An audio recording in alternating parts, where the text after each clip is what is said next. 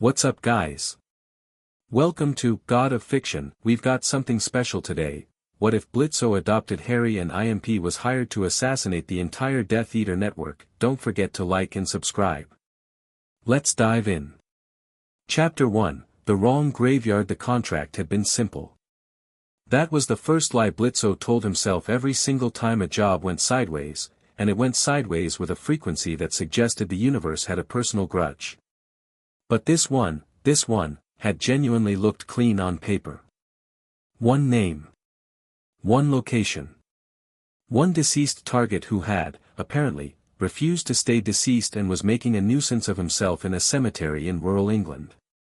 The client, a minor demon lord with a grudge and an overinflated sense of his own importance, which described roughly 80% of I.M.P.'s clientele, had wanted one Frank Bryce, a groundskeeper who had died in a house in Little Hangleton approximately 1 year prior and had since been wandering the graveyard attached to the old Riddle estate with what witnesses described as a troubled expression and an inability to move on.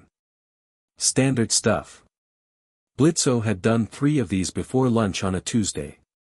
He double-checked the address on his phone. The grimoire's portal was finicky tonight, jumping him 40 feet to the left of where he'd asked to arrive, which meant either Stolas had updated the calibration parameters again without telling anyone or the living world's gravitational interference was being weird. Both were equally likely.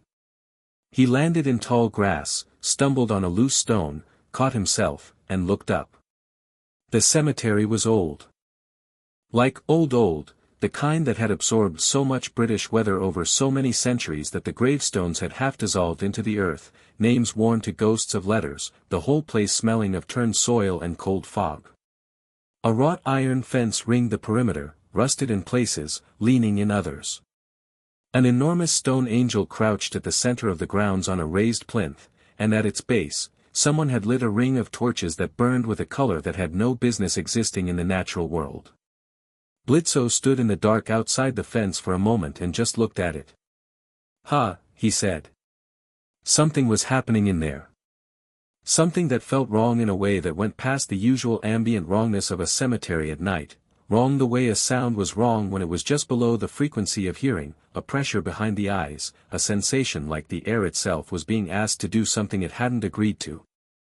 The torches burned in that ugly, greasy, greenish non-color, casting shadows that moved independently of the wind. Blitzø had grown up in hell. He had literally grown up in hell, had seen things that would reduce the average human being to a small, rocking pile of trauma responses, had once shared a bunk with a demon who ate its own face as a nervous habit. He knew wrong when he felt it. This is above my pay grade, he told himself, which was absolutely true. He hopped the fence anyway, because he was already here and Frank Bryce's soul wasn't going to escort itself. He found Frank almost immediately. The old man was standing near the fence line, transparent in the way the newly dead often were, his expression one of profound distress, his attention fixed entirely on whatever was happening at the center of the graveyard. He didn't notice Blitzø until Blitzø tapped him on the shoulder, at which point Frank startled badly and made a sound like a teakettle. Frank Bryce? Blitzø said. Who, what are you? Frank stared at him with wide, white eyes. Not at his face, exactly. More at the general ensemble, the dark clothing, the weapons, the fact that his eyes were currently doing the thing where the pupils went thin and slit-like when he was paying attention. What in God's name? I'm from I.M.P, I'm here for you, this is going to take like 10 minutes, you're going to a pretty decent afterlife, the client is paying extra for expedited processing, you don't have to worry about the big thing. Blitzø glanced toward the center of the graveyard, where the torchlight had intensified, where voices were rising in some kind of chant, where there was a stone cauldron, and 2 figures, and something wrapped in cloth, and what appeared to be a bound teenager. Whatever the big thing is. That is not my department. Frank grabbed at him, which was impressive for a ghost, and suggested he'd been at this long enough to develop some corporeal traction. There are children, he said, and his voice was the specific voice of a man who had lived a very quiet life and been murdered for the crime of witnessing something he wasn't meant to see. There are children in there, and those men, whatever they're doing, Blitzø looked. There were, in fact, children. One child. A teenager, bound to the base of that stone angel with thick rope, head hanging forward, either unconscious or doing an excellent impression of it. Dark hair. Small for his age. The torchlight painted him in green and shadow, and the two figures moving around the cauldron paid him about as much attention as you'd pay a chair. Blitzø looked at Frank. Frank looked at Blitzø. That, Blitzø said carefully, is still not my department. The chanting reached a crescendo. One of the figures, small, barely the size of a child itself, wrapped in robes, with a face that made Blitzø's instincts do something very unpleasant, produced what looked like a knife. The other figure, taller and dressed in black, moved toward the cauldron with a particular purposefulness that Blitzø recognized as the body language of someone completing a ritual they had waited a very long time to complete. The small wrapped thing said something in a high, clear voice, and the words hit the air and stayed there, crystallized, wrong. The bound teenager raised his head. His eyes, behind glasses that sat crooked on his nose, caught the torchlight. He was awake. He had been awake the whole time. He was looking directly at the cauldron, and his jaw was set, and his eyes were the specific shade of green of someone who had decided they were not going to give anyone the satisfaction of seeing them be afraid even though they absolutely were. Blitzø had been that person. A very long time ago. In a very different context. He had made that exact face in the mirror for years before he figured out how to actually mean it. He pressed his fingers to his earpiece. Moxie. Static. Then, you're in a dead zone. What did I say about dead zones? I said check signal coverage before deployment. I sent a memo, Moxie, I need a small tactical situation assessed. You're in the middle of a job, the job is fine, the job is Frank Bryce. Frank is right here and he's coming with me, but there is an adjacent situation that I would describe as, Moxie, would you call a magic ritual involving a cauldron and what looks like a blood sacrifice a small or a large tactical situation? Silence. Then, in a very different voice, how large is the cauldron? Pretty large. How many participants? 2.5. There's a thing wrapped in robes that I'm generously counting as a participant. Is there a victim? Blitzø looked at the boy tied to the angel. The boy who was still watching with that same hard green stare, head up now, some blood on his face from what looked like a cut on his arm, his hands flexing against the rope in small, useless motions. Yeah, Blitzø said. There's a victim. Blitzø, I know. The contract is Frank Bryce. The contract is specifically and only Frank Bryce. I know, Moxie. We are not authorized for additional, I know. Blitzø snapped, quiet enough that the figures at the cauldron didn't hear it. He stood in the shadow of the fence and looked at Frank, who was watching him with an expression that was somehow both hopeless and hopeful at the same time, and then looked back at the kid. The small wrapped thing dropped into the cauldron. The fire went from green to white. Blitzø moved. He was not, by any measure, a subtle operator. He knew this about himself. Moxie was subtle. Moxie could plan 3 contingencies into any engagement and execute them in order while maintaining situational awareness and filing the correct paperwork afterward. Millie was a force of nature but a directed one.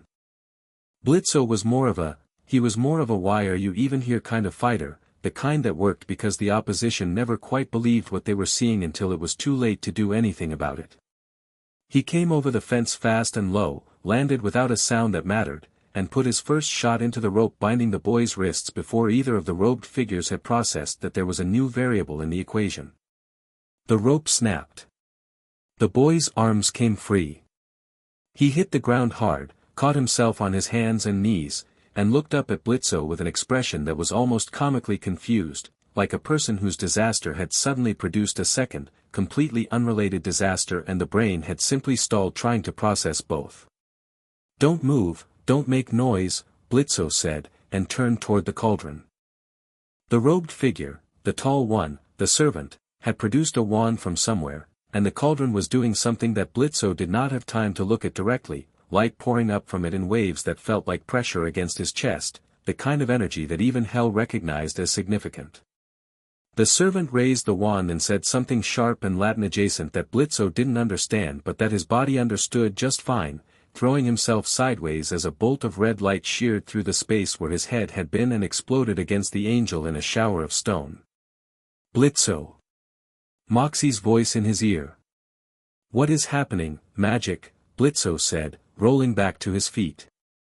He shot twice, precisely, not center mass, not a kill shot, deliberate choices that shattered the servant's one hand and dropped him to his knees screaming.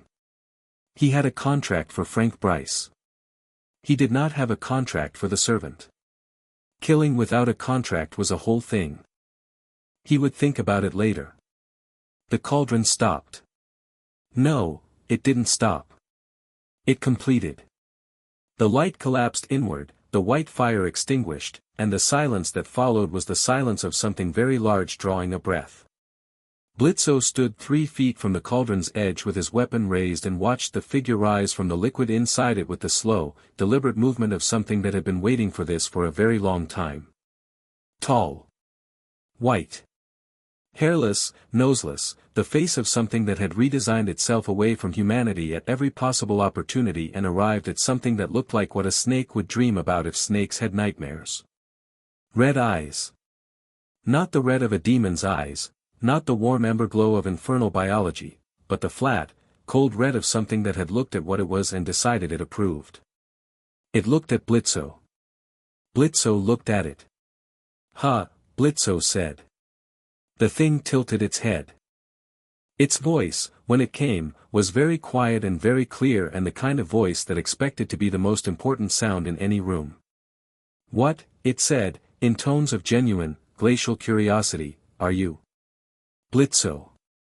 I.M.P. I was here for a Frank Bryce, I don't have a card on me, sorry.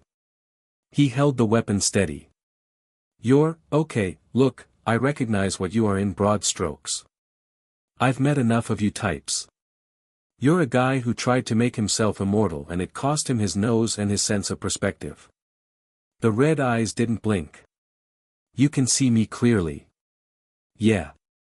Wormtail screams of an intruder and yet you stand here speaking to me as if, the thing, the man, Blitzø clocked it now as a man, just barely, just the ghost of humanity in the way it held itself, reached toward the prostrate servant with a pale hand. Give me my wand. I'd really prefer if you didn't do that, Blitzø said, and shot the wand. The explosion knocked him backward 6 feet and lit the sky above the graveyard in white. Blitzø hit the ground, rolled, came up on one knee. The Voldemort, because it had to be, because nothing else fit this particular shape of wrong, had been thrown sideways by the blast and landed half against the cauldron, and for one instant, one tiny fraction of a second, there was something in those red eyes that Blitzø recognized with professional clarity. Surprise. And beneath it, something that had not expected to exist this night and wasn't sure what to do about it. Fear. Harry. Blitzø shouted. The boy, Harry, was already moving. Not running, which was what any sensible person should have been doing. He had picked up a wand from the ground, not his own, something he'd grabbed from the grass near the base of the angel, and he was pointing it at the writhing servant with an expression like controlled thunder, the kind of anger that had been compressed into something precise and functional. That's not mine, Harry said, about the wand. Does it work? Harry did something with it that turned the servant's leg into a sort of temporary structural failure. Apparently. Good enough.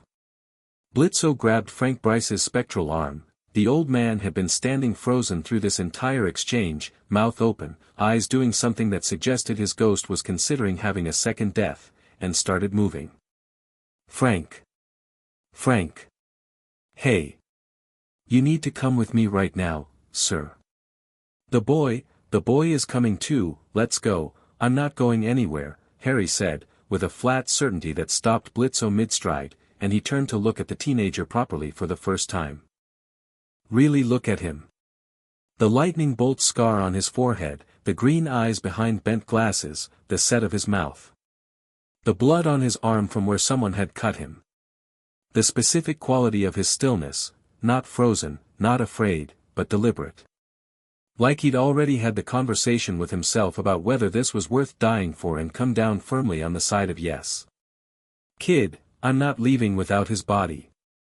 Harry's voice didn't shake. It didn't shake even a little. He was looking past Blitzø at something on the ground, and Blitzø turned and saw another teenager. Blonde, broad-shouldered, lying in the grass near the entrance path with the specific boneless quality of someone who had been hit with something they had no defense against. A wand still loosely held in one hand. Not moving. Harry's jaw was tight.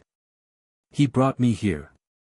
It was a trap for me, the whole tournament was a trap, and Cedric, he just touched the port key and he stopped." His grip on the borrowed wand was white-knuckled. "I'm not leaving him here." Blitzø looked at the boy on the ground. He looked at Harry. He looked at Voldemort, who was pulling himself upright against the cauldron with the particular deliberateness of something reassembling its dignity after an indignity, the red eyes already calculating, already pivoting, already becoming dangerous again. He made a decision that was going to cost him considerably. "Moxie," he said into the earpiece. "Emergency portal, Little Hangleton, my coordinates, right now. Bring the van. We don't have authorization for emergency portal, Moxie." A pause. Then, in the voice of a man who knew exactly how much paperwork this was going to generate, "Millie, fire up the van." Voldemort raised a hand, wandless, but the air moved in response to it, bent and crackled, and Blitzø felt it coming as a vibration in his chest and threw himself sideways, Harry copying him with a reflexive speed that suggested he had spent considerable time learning to move when someone pointed magic at him. The curse hit the stone angel and it exploded, granite shards filling the air like shrapnel, and Blitzø came up from his roll with both weapons drawn firing in controlled pairs that Voldemort threw off with what looked like casual irritation, the bullets deflecting into the earth, and Blitzø registered clearly that he was in a straight fight against something that was at least partially made of very bad magic and only partially mortal, which was a new experience even by his standards. "How do you stop him?" he called to Harry. "I don't know how to stop him permanently." Harry was moving between headstones, using cover with an instinctiveness that was either trained or viciously earned. "Tonight? He's new. He's weak. He just came back, he needs his wand, without it, great." Blitzø ran directly at Voldemort. This surprised Voldemort. This was the goal. He got inside the wandless curse range by going straight through it, felt it clip him across the shoulder and light his arm on fire in a way that suggested he was going to have a very unpleasant scar, caught Voldemort by the throat with one hand, and put the barrel of his weapon directly against that pale, noseless face. The red eyes were very close. Very calm. Looking at him with an attention that was almost like interest. "I don't have a contract on you," Blitzø said. "Yet. So I'm going to leave you here alive tonight, and you're going to do me the courtesy of giving me 30 seconds. And we're both going to agree that this conversation happened, because I need you to understand something." He had Voldemort's full attention. That was the thing about certain kinds of evil, the intelligent, patient kind, the kind that had survived and rebuilt and waited, they were always watching. Always listening. Even now. Even with a weapon barrel against their face.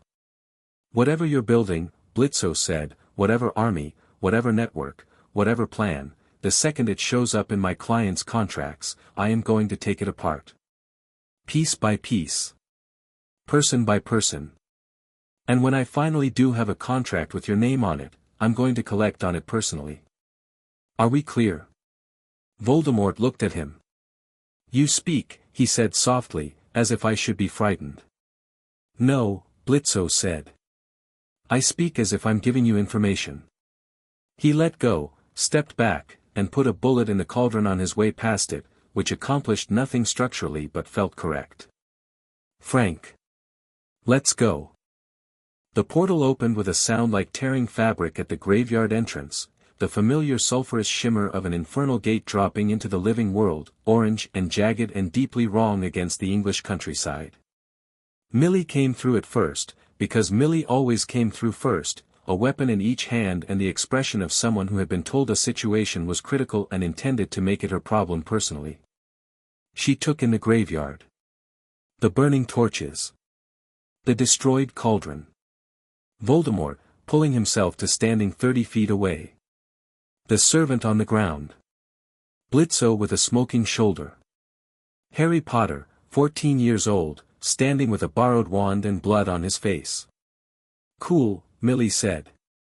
Which one do I hit? None of them, Blitzø said. Get the blonde kid on the ground, get Frank, get Harry, go. The blonde kid is, I know. He said it quieter than he meant to. I know. Get him anyway. Millie looked at him for 1 second with dark eyes that had seen enough of death to understand what get him anyway meant, and then she moved, fast and precise and completely without hesitation, the way she always moved, the way that made Blitzø feel something that wasn't quite pride but was in the same neighborhood, and had Cedric Diggory in her arms and was back through the portal before Voldemort had covered half the distance between them. Moxie came through after her, looked at everything with the specific expression of a man whose worst predictions had been conservative, grabbed Frank Bryce's spectral arm with practiced efficiency, and said, Harry Potter, please come with me, sir, I am going to need you to not ask questions for approximately 2 minutes. Harry looked at Blitzø. Blitzø looked at Harry. Go, Blitzø said. Who are you? Harry asked, because of course he did, because even bloodied and shaken and 14 years old he was the kind of person who needed to know the shape of what was happening to him before he'd agree to move. Blitzø. I told you. That's not an answer. I'll give you a better one when we're not in a graveyard with Voldemort 30 feet away, how does that sound? Harry looked past him at Voldemort, who had stopped moving, who was simply standing with those red eyes fixed on Blitzø's back. Like he was memorizing something. Like he was filing it away for later with a patience that had survived death and was in no particular hurry. Then Harry went through the portal. Blitzø went through last, and as the gate sealed behind him with a sound like a slap, he caught one final glimpse of the graveyard, the ruined cauldron, the burned torches, the servants still on the ground, and that tall pale figure standing utterly still among the gravestones, already watching, already calculating, already beginning whatever came next. The portal closed. The van smelled like takeout containers and gun oil and whatever Luna had spilled on the back seat 3 weeks ago and never fully cleaned up, and Harry Potter sat wedged between a pile of contract folders and what appeared to be an industrial-sized bag of beef jerky, staring at the ceiling with the expression of someone attempting to process several very large pieces of information simultaneously. Millie had laid Cedric down in the back with a gentleness that was incongruous with every other thing about her, his yellow and black Hogwarts tie folded under his head, his wand placed carefully beside him. She sat near him with her hands in her lap, the weapons put away, her expression quieter than it usually was. Moxie was in the passenger seat, already typing on something, his stylus moving with the frantic efficiency of a man building a paper trail for a situation that did not have a paper trail. Frank Bryce's ghost hovered near the back window with the dazed contentment of someone who had waited a very long time for something to happen and had gotten considerably more than he bargained for. Blitzø drove. He drove because it was something to do with his hands, because the portal had deposited them on the outskirts of some dark Somerset field and he needed to get them, somewhere. He drove and he didn't say anything for a full 4 minutes, which was unusual for him and which Moxie clearly noticed because Moxie kept glancing over with the eyes of a man who wanted to say something and was choosing his moment. His name was Cedric Diggory, Harry said, to no one in particular or maybe to the ceiling. His voice was steady in the way that things are steady when they're being held in place by something that won't last. He was 17. He was good. He wasn't even supposed to be there, none of it was all set up to get me, and he just grabbed the port key because I asked him to. Nobody said anything. Millie put her hand on Cedric's arm, very gently. He can't go back to his parents like that, Harry said. He won't, Millie said. I promise.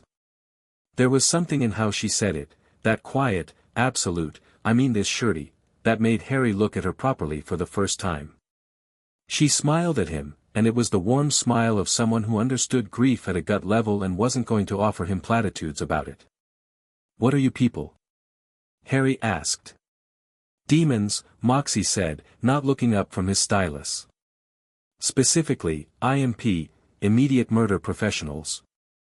We are a licensed assassination and soul collection service operating out of Hell's Wrath, Pentagram City, the Sinner District."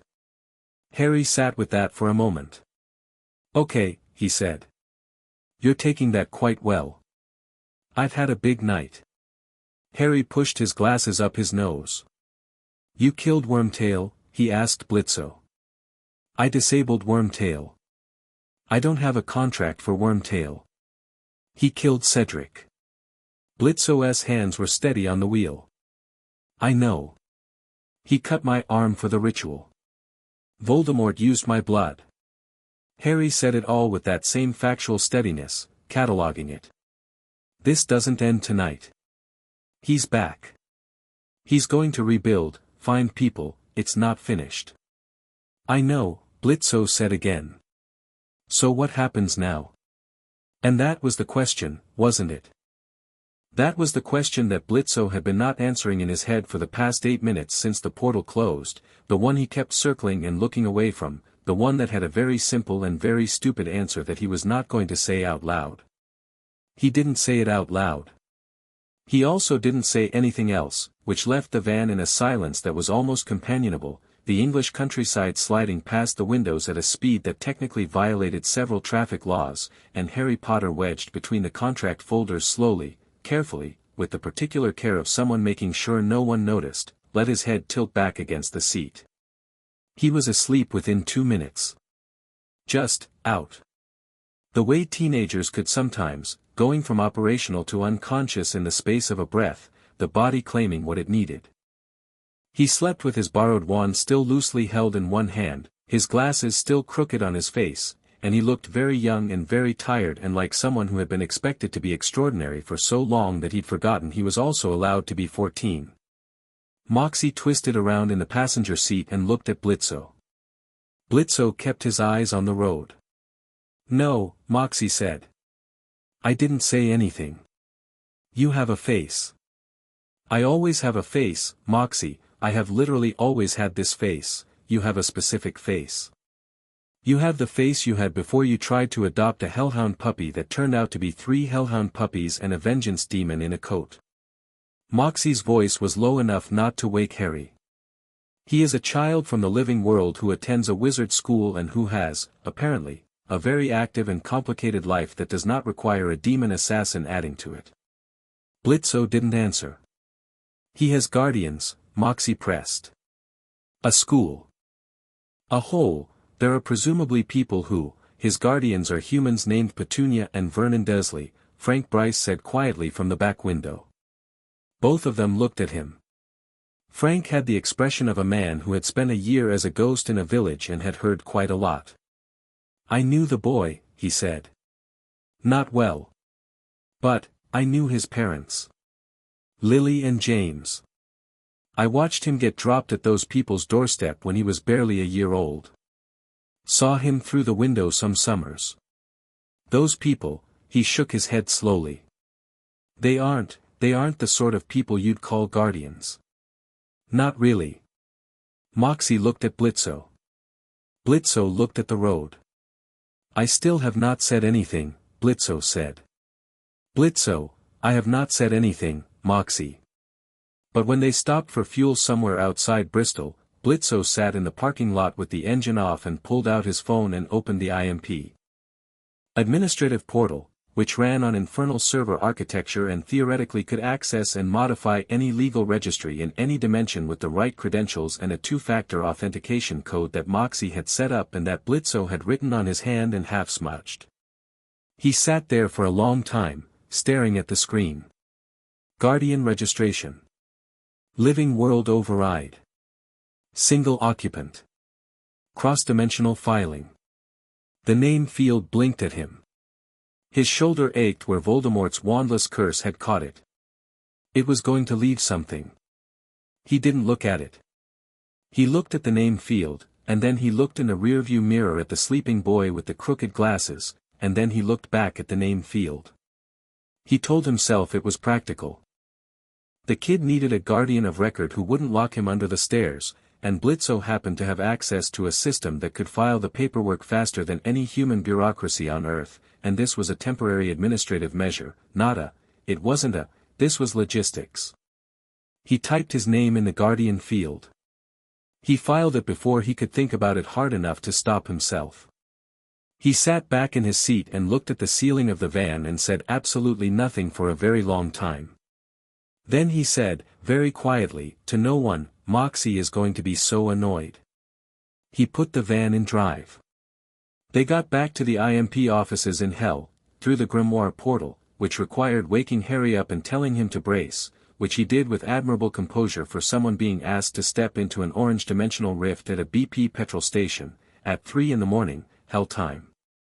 The office lights were off except for the emergency strip along the floor, casting everything in the familiar red-tinged dark of Pentagram City at night. The sounds of the Sinner district drifted up from outside, distant and strange and entirely unlike anything Harry had ever heard, presumably.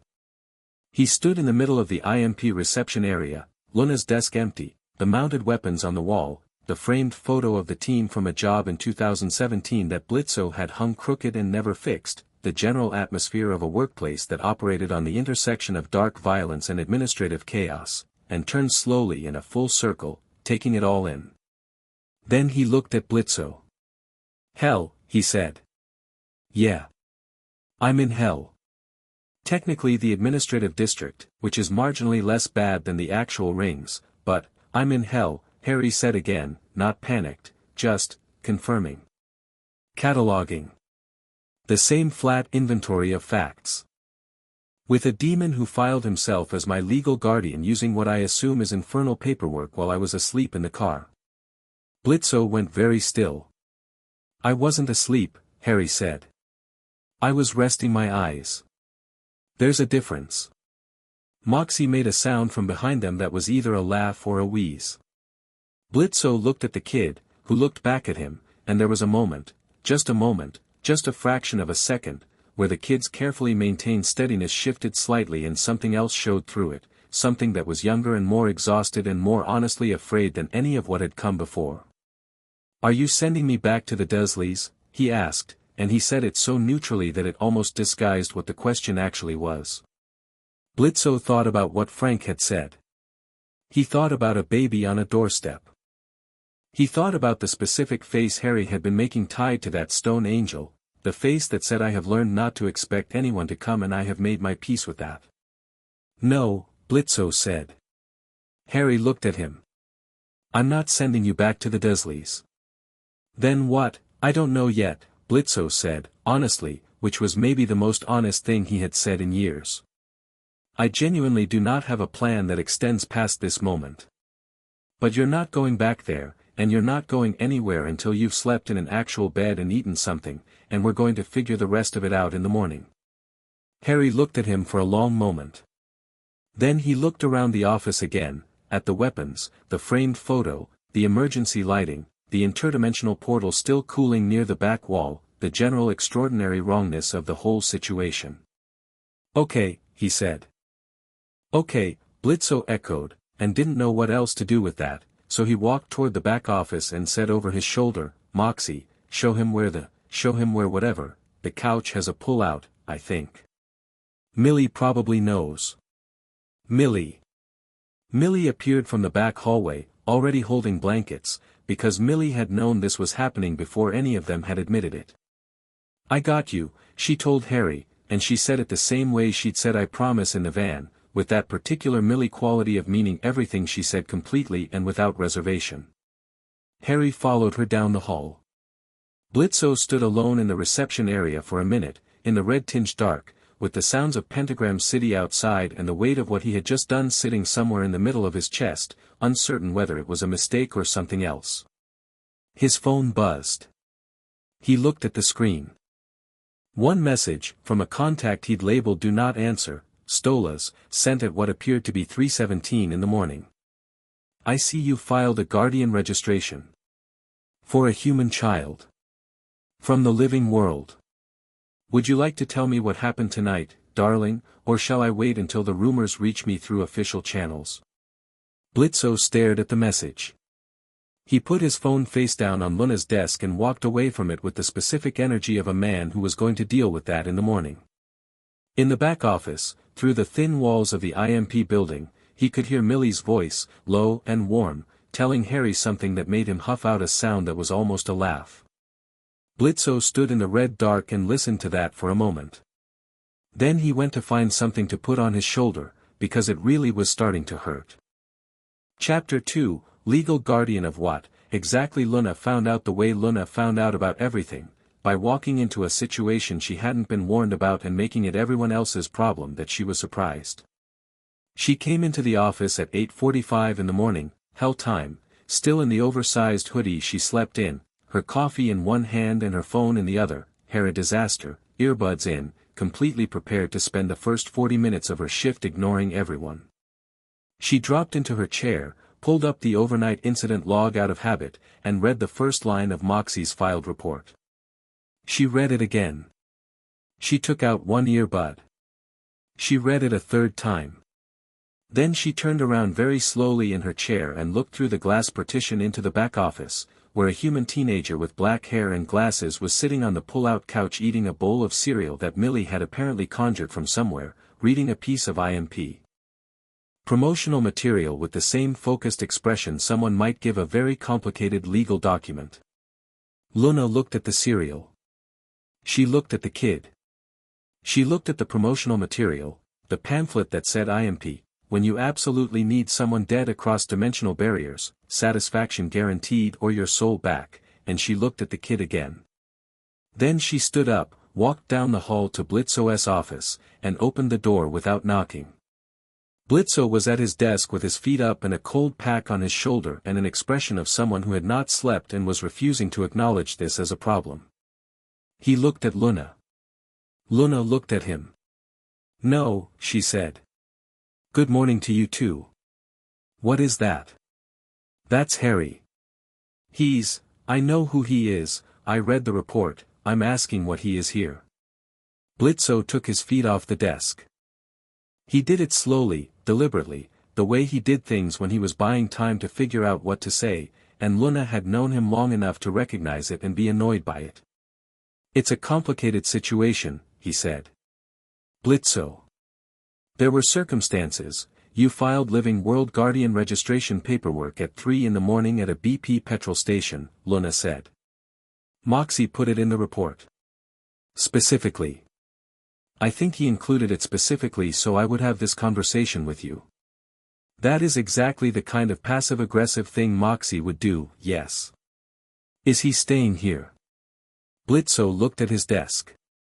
His desk had several things on it, old contracts, a half-empty coffee mug, a stapler that didn't work but that he kept for sentimental reasons he'd never explained, and now, sitting on top of everything like it had been placed there by the universe specifically to make his morning worse, a fresh document stamped with the infernal registry seal. Guardian confirmation.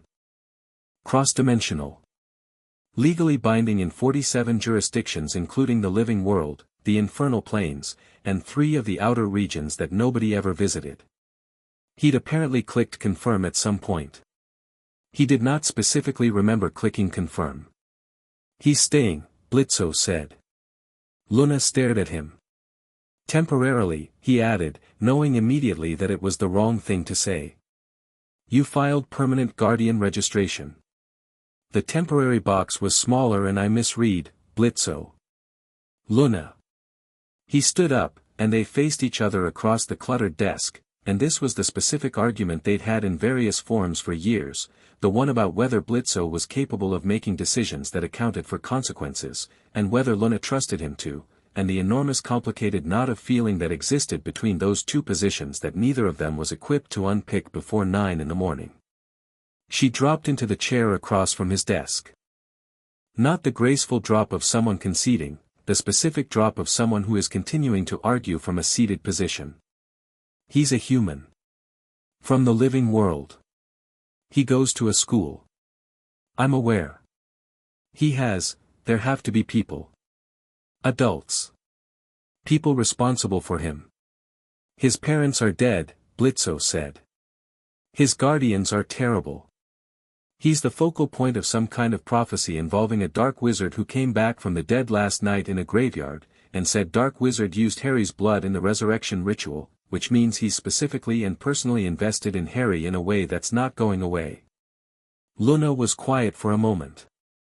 And you think the right solution to that is, she gestured expansively at the space around them, at the weapons on the walls and the demonic architecture and the general fact of being in hell.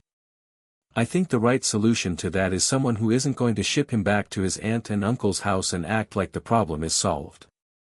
Blitzø said it flat and even and without particular heat, the way he said things he'd already decided about. I saw his face in that graveyard, Luna. He was tied to a statue while some noseless freak conducted a blood ritual and he was not scared enough. You know what I mean? He wasn't scared enough. He was used to it. Luna's jaw was tight. That's not, she stopped. Started again. That's not a reason to become someone's legal guardian, that's a reason to call child services. Child services doesn't cover interdimensional dark wizard resurrection situations, weirdly. Blitzø picked up the confirmation document and looked at it. It's done, Luna. It's filed. I'm not unfiling it. You can't unfile it, it's infernal registry, I know. She looked at him with the particular expression she used when she was processing something large and complex and emotional and trying to route it through her default output of irritation, which was a face he knew very well because he'd probably taught it to her. You're serious, she said, like she was confirming it for herself. You're actually serious. I'm actually serious. She sat with that. Then she stood up. She was at the door before she stopped, not quite turning around. He needs real food, she said, to the door. Not that stuff Millie gave him. I don't know what that was. It was cereal, Blitzø said. It was infernal cereal, it doesn't have the same nutritional content as, she stopped herself. I'll order something. She left. Blitzø sat back down in his desk chair and looked at the Guardian confirmation document for another long moment. Then he put it in his desk drawer under the non-functional stapler and went to make coffee. Harry was still reading the I.M.P. pamphlet when Blitzø came into the back office, and he'd apparently gotten to the pricing section because the look on his face was the specific look of a person reading something that was both completely absurd and somehow internally consistent. He looked up when Blitzø came in, tracking him with those sharp green eyes in a way that reminded Blitzø, uncomfortably, pointedly, of someone paying very close attention. You charge extra for political figures, Harry said. Insurance premium. The paperwork is a nightmare. It says here there's a sole return guarantee. Yeah, that's, Blitzø poured himself a coffee from the break room machine, which made a sound like it was suffering. That's mostly a legal thing. We've never actually had to honor it. Mostly. There was one situation. We don't talk about the one situation. Harry looked back at the pamphlet. He'd changed out of the Hogwarts robes at some point, was wearing what looked like a spare I.M.P. shirt that Millie had found, black, too large for him, with the company logo on the chest, and joggers that were slightly too short. He looked like a teenager who had been comprehensively derailed from his normal life and was choosing to be functional about it. How's the shoulder? He asked, without looking up. Fine.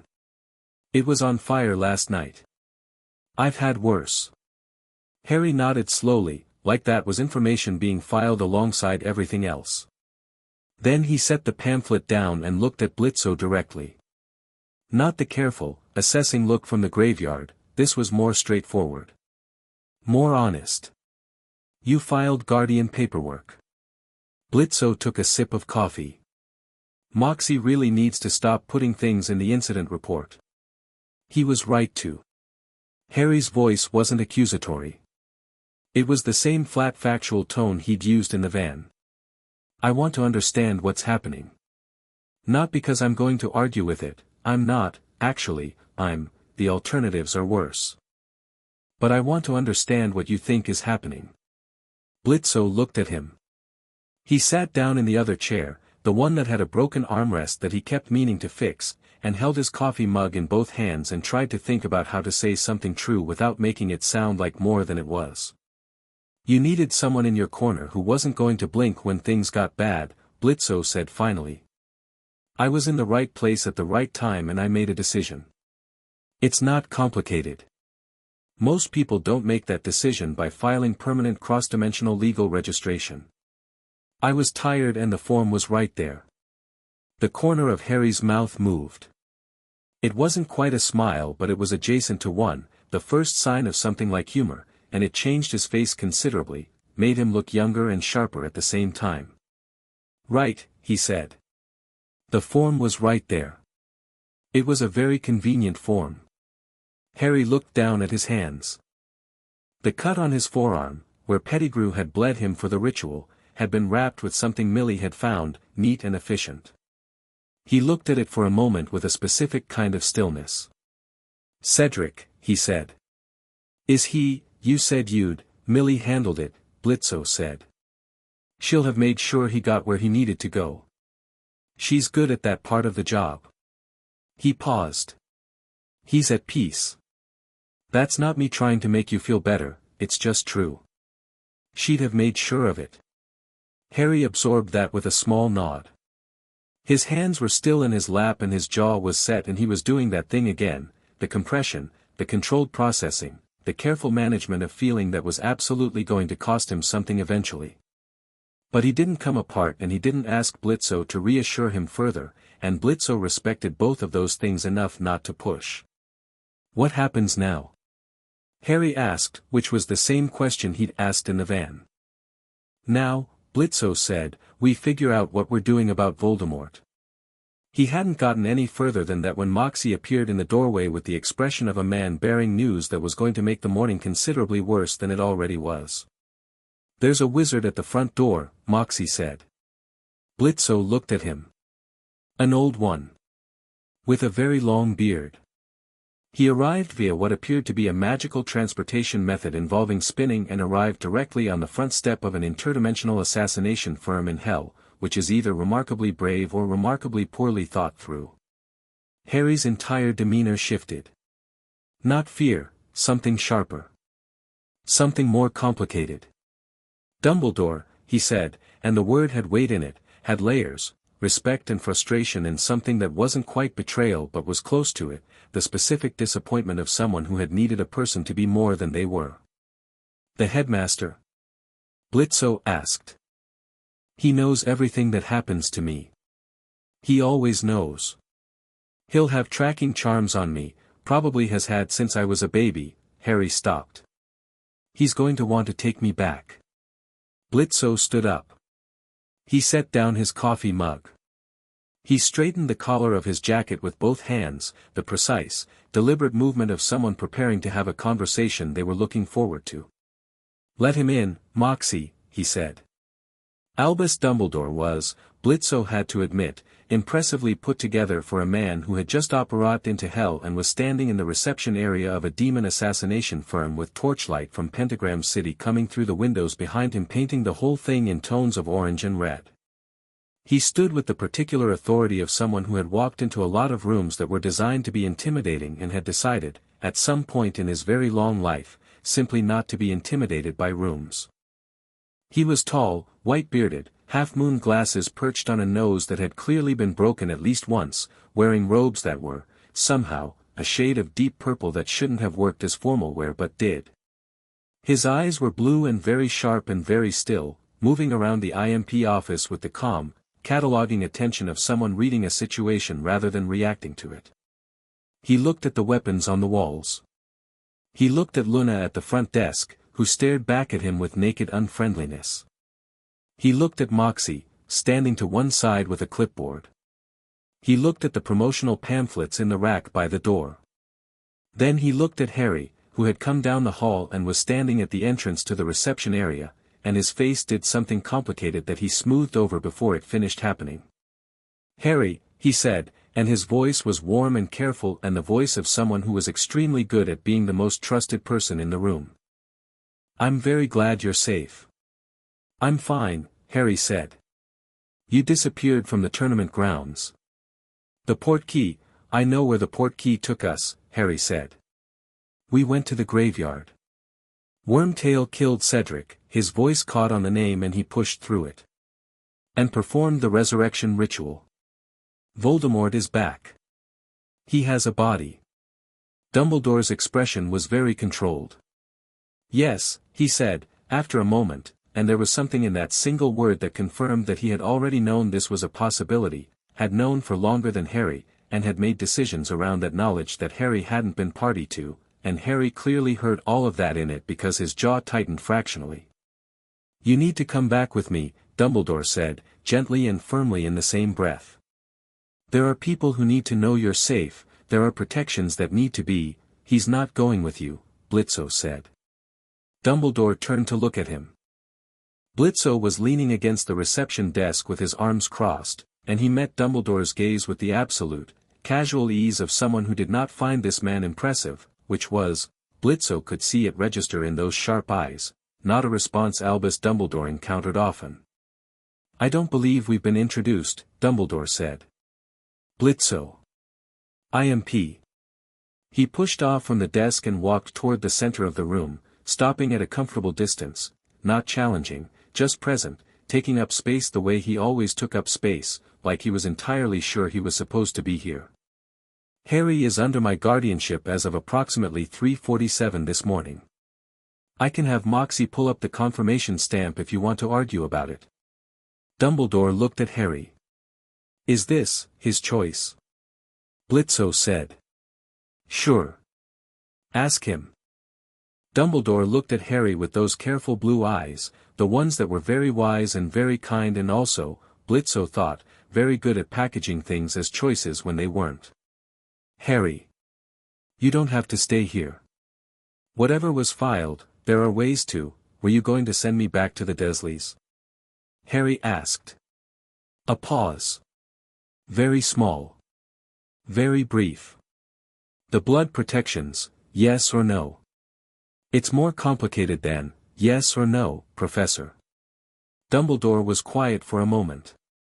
"Yes," he said, and he said it with the particular tone of someone who had decided that honesty was better than comfort, which Blitzø actually respected, but which also made very clear which side of this argument he was on. "The protections your mother placed, he's not going," Blitzø said again. Dumbledore's eyes moved back to him with that sharp, still attention. He was reading Blitzø the way he'd been reading The Office, taking inventory, building a model, assessing. "You are a demon," he said. "An infernal entity, operating in the living world, who has, for reasons I do not yet understand, taken it upon himself to insert himself into the life of a child who is, whether he likes it or not, at the center of a prophecy that, Professor," Blitzø said, pleasantly, "I was there last night. I was there, in that graveyard, with your prophecy boy, while the thing you've been trying to manage and plan around stood up out of a cauldron. While your kid was tied to a statue bleeding. I was there." He tilted his head. "Where were you?" The room was quiet. Dumbledore absorbed this without flinching, which was impressive. He also didn't answer it, which was telling. The silence stretched out with something uncomfortable in it, not a defeat exactly, but an acknowledgement, and Blitzø watched the old wizard work through whatever internal process governed how he responded to things he couldn't immediately counter. "You are not equipped," Dumbledore said finally, carefully, "to protect him from what's coming. You don't understand the nature of the threat, the history, the political structures." "Then brief me," Blitzø said simply. "I'm a fast learner and I have a team that has never failed a contract. This is not a contract, no, but the Death Eater network is about to be." Blitzø let that land, watched Dumbledore's eyes sharpen. "Someone's going to commission it. Maybe the Ministry, maybe private clients, I don't know. But a network of magical assassins working for a dark wizard who just came back from the dead. That's going to generate contracts. That is exactly the kind of thing my clients want handled." He paused. So let's save some time. You tell me what I need to know. I'll handle the network. Harry stays here, under my guardianship, where he is not at the Dursleys' house and not at a school that has tried to kill him 4 years running. That is a significant mischaracterization, and we can work together on the big picture, or you can go back through whatever spinning transportation thing you used to get here and we can do this the hard way. Your choice, Professor. Dumbledore looked at him for a long time with those half-moon glasses and those carefully neutral eyes and whatever was behind them that was thinking 7 things at once. Then he looked at Harry again, and Harry looked back, and something passed between them, something unresolved and complicated and affectionate and genuinely painful, the relationship of a mentor and a student who had loved each other in the context of circumstances that had not always allowed love to look like love. I would like to speak with Harry, Dumbledore said, privately. Sure, Blitzø said. He looked at Harry. You want that? Harry nodded. Conference rooms down the hall. Moxie, make tea. Blitzø turned back to his office. He was at the door before he added, without looking back, conference room has a listening enchantment, by the way. Left over from a client meeting. Just so we're all being honest with each other. He walked into his office and closed the door. The conversation in the conference room lasted 40 minutes. Blitzø did not listen to it. The listening enchantment had been a bluff, the conference room had no such thing, and he had said it specifically to tell Dumbledore 2 things, that he was paying attention, and that he was willing to play the same game of managed information if they were going to be adversarial. He had enough respect for the old wizard to actually give him the privacy he'd asked for. He spent those 40 minutes in his office reading everything he could find, through the infernal internet and through 2 calls to contacts who operated in the living world's magical communities, about the Death Eater network, Voldemort's history, and the political landscape of British wizarding society. It was not reassuring reading. Moxie came in halfway through with a fresh coffee and a printout. Moxie had had the same idea and had been significantly more organized about it, and sat in the chair across from Blitzø's desk and walked him through it with the brisk efficiency of a man who was very unhappy about what he'd found and felt that unhappiness should be communicated through comprehensive documentation. The Ministry of Magic is compromised, Moxie said. Not entirely, but significantly. Several senior figures are either confirmed Death Eaters who received pardons after the First War by claiming Imperius Curse, or are, I would describe them as ideologically sympathetic. There's a propaganda machine already in place and it's been running long enough that the public infrastructure is primed for it. How many in the network? Moxie consulted his printout. Active Death Eaters, people who were confirmed participants in the First War and are still living, somewhere between 30 and 50. That's not counting sympathizers, minor affiliates, or the ones who've gone underground since the war ended. If Voldemort is actively recruiting as of last night, which we have to assume he is, that number is going to grow. And the Horcruxes? Moxie looked up from the printout with the specific expression of a man who had read something that had genuinely unsettled him, which was a significant threshold given Moxie's professional exposure to genuinely unsettling things. Fragments of his soul. Placed in objects. The theory is, and the infernal sources are consistent on this, that as long as any Horcrux survives, the soul cannot fully die. It will reconstitute. Which means that even a terminal engagement with Voldemort himself doesn't, even if we complete a contract on him, he comes back. Unless the Horcruxes are destroyed first. Moxie set down the printout. Which requires locating them, identifying them, and then, he seemed to be working through the mechanics. Apparently standard destruction methods don't work. The soul fragment resists them. You need something infernal, Blitzø said. Moxie blinked. I hadn't gotten there yet. Weapons made in hell can destroy things that normal methods can't. It's the whole point of half our catalog. Blitzø leaned back in his chair. We have the means to destroy them. We just need the locations. Which Dumbledore presumably has. Or can find. Blitzø picked up his coffee. Which is leverage. Moxie was quiet for a moment. Outside the office, through the thin walls, Blitzø could hear the conference room door open, could hear footsteps in the hall. He didn't move. "Blitzø," Moxie said, and his voice was the careful voice, the one he used when he was about to say something that he expected to be received badly and was going to say it anyway because he was Moxie. "Is this about the contract?" Blitzø looked at him. "Harry, I mean." Moxie met his eyes evenly. "Because if it's actually about Harry, if it's about what you said to Luna this morning, which she told me about, which is the real reason you filed that paperwork at a petrol station at 3 in the morning, he paused.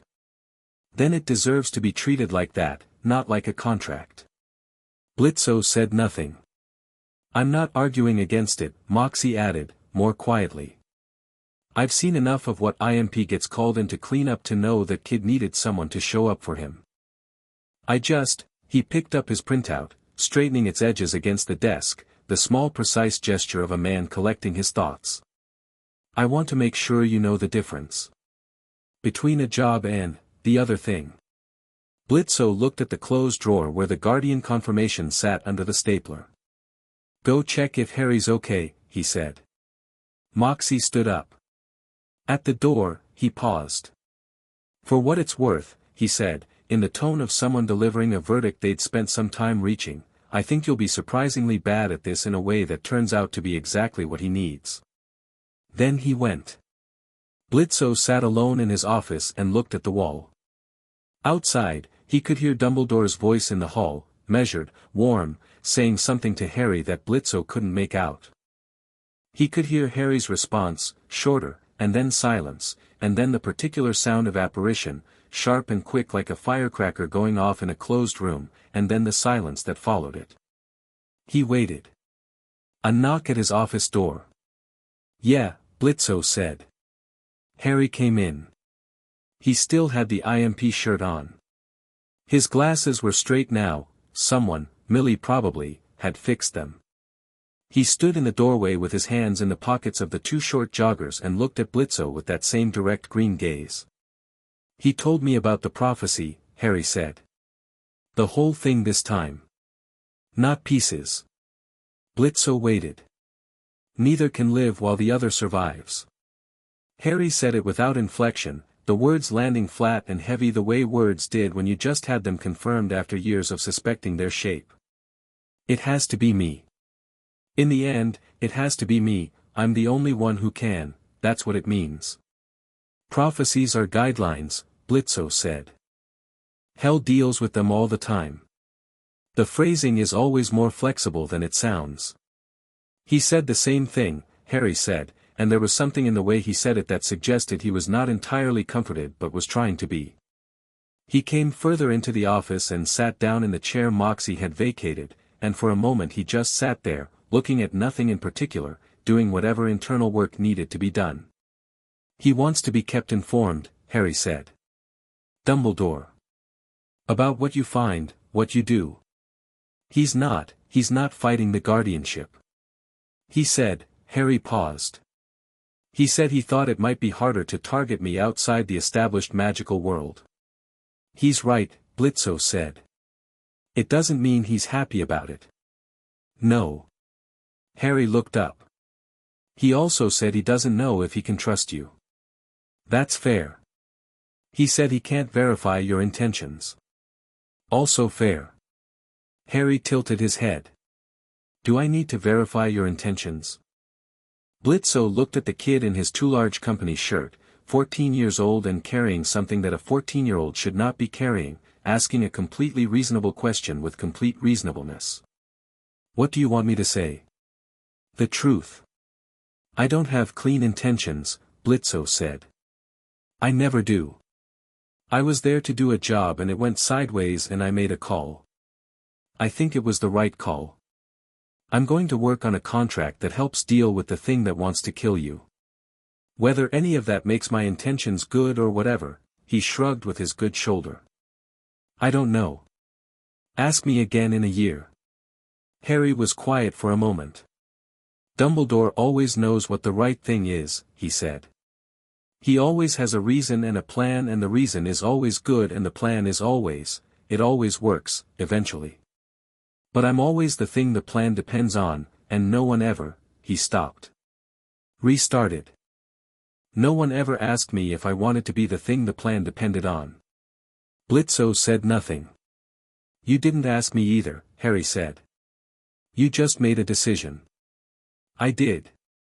But it was a different kind of decision. He seemed to be working through the distinction in real time. You didn't decide I was important. You decided I was, you made a decision for me, not for the prophecy. There's a difference. Blitzø had not thought about it in exactly those terms, but hearing it said he recognized that it was correct. He had not been thinking about prophecies in that graveyard.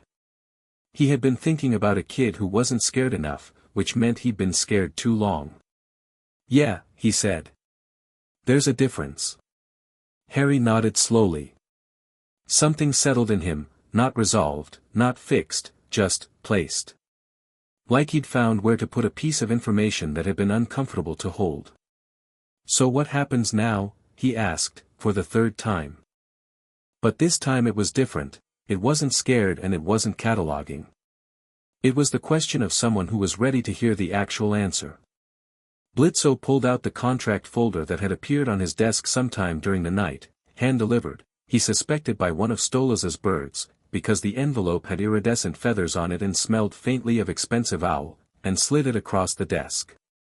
Harry picked it up and read it. His eyebrows climbed steadily toward his hairline as he read.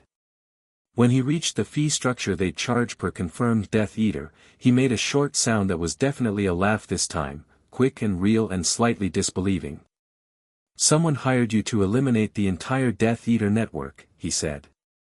Apparently there's a faction in hell that has a vested interest in Voldemort not building a new empire, Blitzø said. He made deals during the First War. Made promises. Didn't deliver. You know how hell feels about unkept promises. So it's business. It's always business. Blitzø paused. It also happens to solve your problem. Harry set the folder down. He looked at it for a moment. Then he looked at Blitzø. I want to be part of it, he said. No. I should be, you're 14. I survived tonight. You survived tonight because I was there, and you are, Blitzø stopped, because he'd been about to say you are not going into the field with a finality that surprised him slightly, coming from a place that wasn't about the contract. He recalibrated. You need to be able to handle yourself before you go anywhere near a Death Eater. That's not a no, that's a not yet. Harry's chin was up. He was doing the thing again, the hard, bright refusal to accept limitation that was both admirable and exhausting. I can fight. I can do magic that, I'm sure you can. We're still going to train you first. Blitzø met his eyes. Non-negotiable. Harry held the stare for a moment longer than was comfortable, and Blitzø held it back without difficulty, and eventually Harry's jaw unclenched by maybe half a degree and he said, fine. Great. But I want updates. On every target. We'll see. That means yes. It means we'll see. Harry looked like he wanted to argue further and then decided not to, which was, Blitzø thought, probably the most tactically mature thing he'd done all morning. He stood up, picked up the contract folder, and then set it back down. Can I keep the shirt? He asked. What? He gestured at the I.M.P shirt he was wearing. Blitzø looked at it. It was 3 sizes too large. The logo was slightly faded. It was not, by any metric, a shirt worth keeping. Yeah, he said. You can keep the shirt. Harry went back out into the hall, and Blitzø heard him a moment later asking Millie where the kitchen was, heard Millie's response, bright and immediate, heard the two of them moving down the hall together.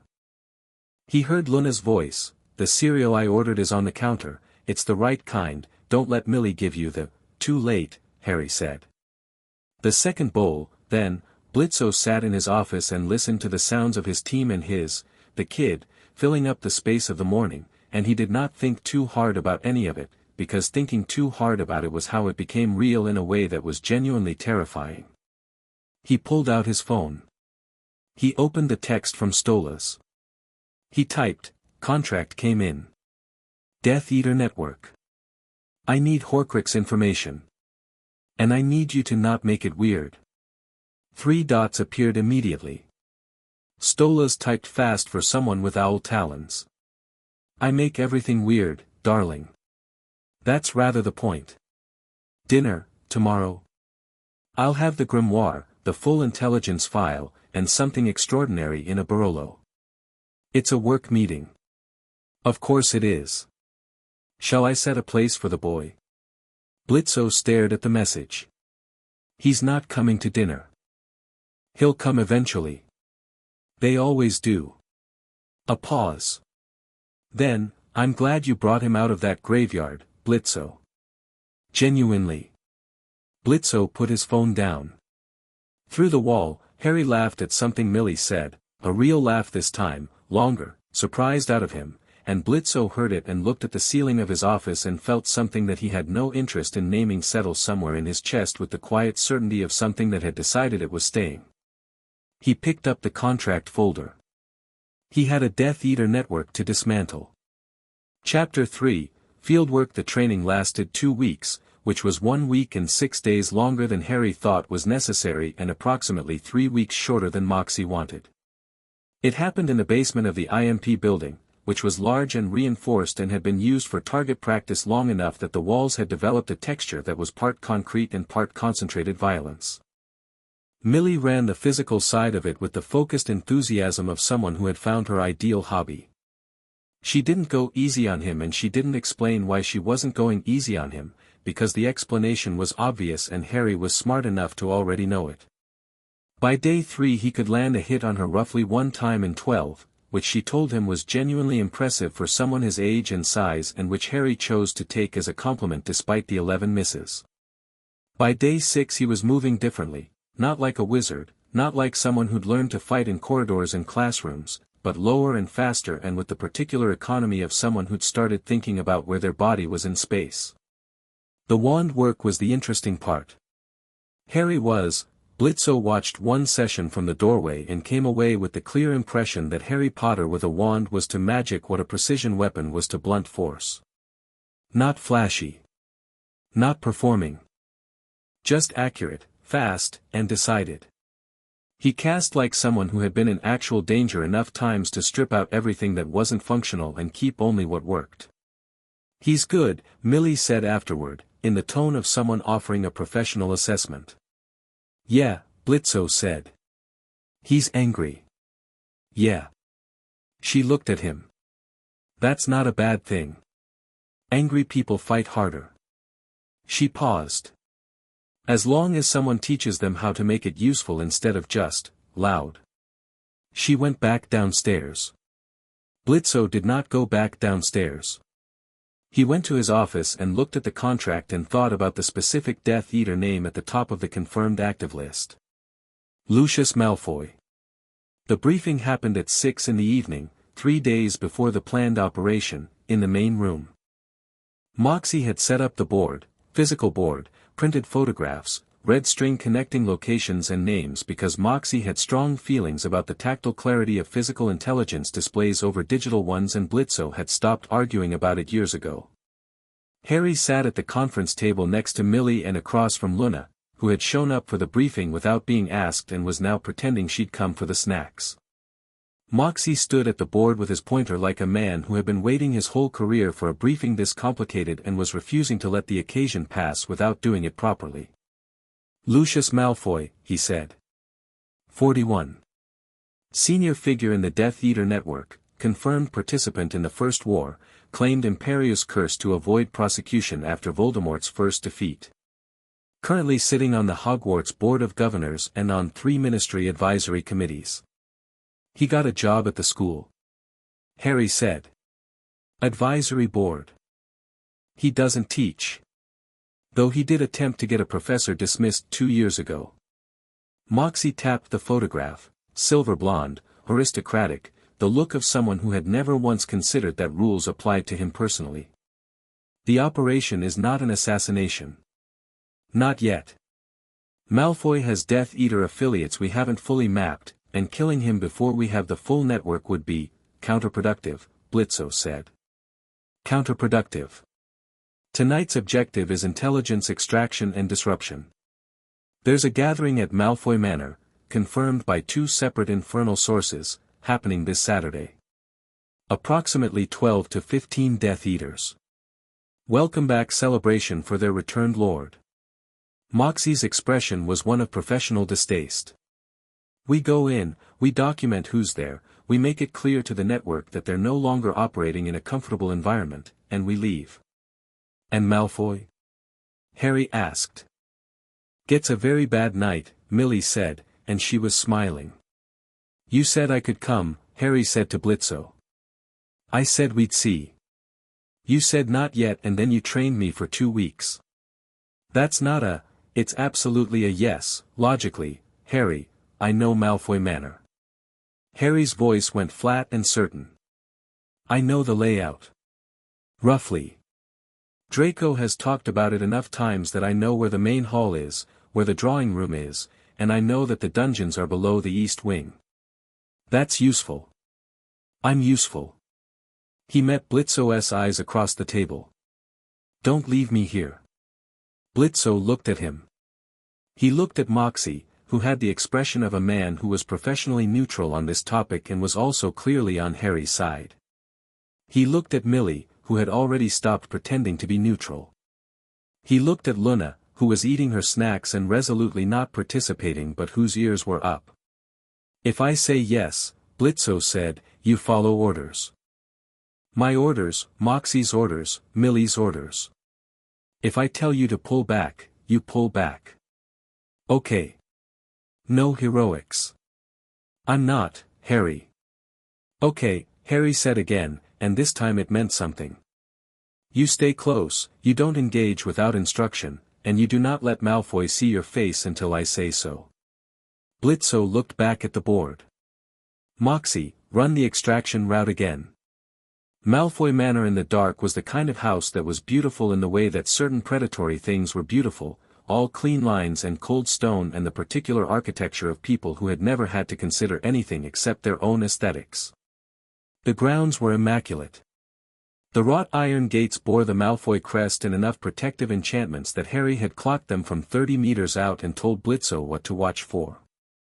They came in through the east wall, below the dungeon level, through a gap in the stone that hadn't been maintained in years because no one had ever considered approaching from underground. Blitzø's contact in the Infernal Cartography Division had pulled the structural plans from the manor's original architect, a warlock who had died in 1743 and had, in the afterlife, been delighted to share the blueprints in exchange for a reduced sentence review. The gap let them into a cellar that smelled of cold stone and old magic and something damp and particular that Harry clocked before any of them did and said, very quietly, dark artifacts. Storage. Don't touch anything with a cloth over it. Why? Millie whispered. Because the last person who did spent a week convinced they were a teaspoon. Millie stepped carefully around the shrouded objects with an expression of pure delight. They moved up through the cellar stairs, Blitzø first, Moxie on the rear, Millie in the middle with Harry beside her.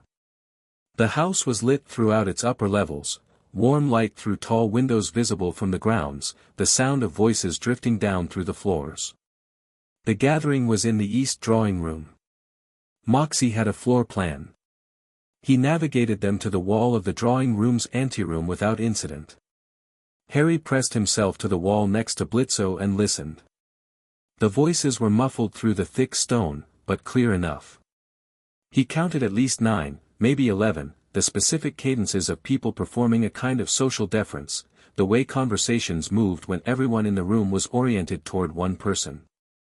He's there, Harry said, barely audible. Blitzø glanced at him. Voldemort. That's, you can feel it. He has there's a thing, when he's near, like pressure in the scar. Harry touched his forehead briefly, a small unconscious gesture. He's in that room. Blitzø revised the plan in real time, which was something he was very good at. The plan had been observation and disruption. The plan had not included Voldemort being present. He weighed the options with the speed of someone who had learned to think fast or not think at all. New objective, he said. We still document everyone we can identify. But we're not disrupting tonight. We pull the intelligence and we leave clean. That's the smart call, Moxie said, and the fact that he said so without argument meant it was. I want to hear what they're saying, Harry said. Blitzø looked at him. Harry looked back with those serious green eyes, and Blitzø recognized that this wasn't curiosity, this was intelligence gathering. Was Harry understanding instinctively that what was said in that room tonight was more valuable than anything they could get from the outside? He pulled a small device from his jacket, infernal manufacture, audio capture, looked like nothing in particular, and handed it to Moxie. Moxie found a seam in the wall. Pressed the device to it. Clicked it on. The voices came through clearly. Lucius Malfoy's voice, smooth and precisely controlled. My lord, the ministry, a pause. Then the voice that Blitzø recognized from the graveyard, high, clear, with a patience behind it that was deeply cold. The ministry will fall into place when I require it to. Lucius, you have been cautious for 13 years. Caution has its place. But we are past the moment for caution. Of course, my lord. The boy. A shift in the quality of the silence. He was extracted from the graveyard before I could address him. By something that was not human, and not one of you. The thin voice acquired an edge. I want to know what it was. Quiet. Something operating out of the infernal planes. Not a demon of rank. A mercenary class. But with access to the grimoire portals. Another silence. Someone has hired them. The timing is not coincidental. Harry's hand had closed into a fist at his side without him seeming to notice. Find the contract, Voldemort said. Find who filed it. And find the boy. Lucius Malfoy, he'll return to Hogwarts in September. He is not at Hogwarts. Absolute certainty in that voice. He's been moved. I can feel it in the connection between us. He is not in the living world. A pause that had something in it that was almost like frustration. He is being kept. Someone is keeping him. Through the wall, in the cold anteroom, Harry and Blitzø looked at each other. Then something happened that none of them had planned for. The door to the anteroom opened. Narcissa Malfoy stood in the doorway in dove-grey robes with her silver blonde hair drawn back and the wand already in her hand, and she had clearly come to retrieve something from the anteroom and had clearly not expected to find 4 people pressed against the wall in the dark, and she did what anyone in that situation would do who was also a trained witch from one of the oldest families in British magical history. She opened her mouth. Millie crossed the room in approximately 1.5 seconds and put her hand very carefully over Narcissa's mouth, not harshly, just firmly, with the particular precision of someone who had done a great deal of this and knew the exact force required to prevent noise without causing harm. Narcissa's wand snapped up and Moxie caught her wrist, equally careful, equally precise. Narcissa Malfoy stood pinned and stared at Millie with ice-blue eyes that were furious and calculating and not, notably, frightened. Millie held her gaze. She was smiling the small, genuine smile she wore when she was doing something she was very good at. Narcissa looked at her for a long moment, and then looked past her at Blitzø, and then her gaze stopped. It stopped on Harry. Harry met her eyes, and something moved across her face, something complicated and fast and almost entirely internal, a woman doing rapid invisible calculations. Her eyes moved over him, the scar, the green eyes, the I.M.P shirt, all of it, and then she did something that none of them anticipated. She stopped fighting. Just went still. Deliberately. Communicating something with the specific, trained stillness of a woman who had survived 30 years in magical high society by knowing when to let a situation develop instead of forcing it. Moxie raised an eyebrow at Blitzø. Blitzø looked at Narcissa Malfoy, at the calculation in those pale eyes, at the set of her jaw, at whatever she was working through in the silence, and made a decision that surprised him slightly. If she doesn't scream, he said, we don't have a problem. Millie carefully removed her hand. Narcissa Malfoy stood in her anteroom and straightened her robes with both hands and looked at the 4 people who had broken into her house, and what she said, low and quick and utterly controlled, was, "My son is not in that room tonight." Moxie blinked. "Draco is at school," she said. "He was not called. He does not know what is happening here." Her eyes moved to Harry again. "Whatever you're doing, whatever contract you've been given, my son is not part of it." Nobody said anything for a moment. "We're not here for your son," Blitzø said. "I know what I.M.P. is," Narcissa said, and she said it with the crisp certainty of someone who had done their research, which told Blitzø that Voldemort's inquiry in the drawing room had been preceded by an inquiry elsewhere. "I know what kind of work you do. I know who filed the contract." Her voice was completely level. "Draco is 16 years old. He's not on our list," Blitzø said. "Neither are you." Something shifted in her expression. Just slightly. "I want your word," she said. "Whatever happens to this network. Whatever you're taking apart. Draco is not touched. I can't give you a word about what shows up in future contracts, your word that you personally will not, Lady," Blitzø said, "your kid is a schoolboy. He's not in the field. He's not a target." He held her eyes. "But the people in that room? That's a different conversation." She absorbed this. "Then have it somewhere else," she said. "Not in my house. Not tonight." Her eyes cut to the wall through which her husband's voice was still audible, distant. "Go. And don't come back until you have what you need to finish it quickly." The 5 of them stood in the anteroom with that sitting in the air between them. "She just told us to leave," Moxie said, very quietly. "Yeah," Blitzø said. "We did get the audio. We did.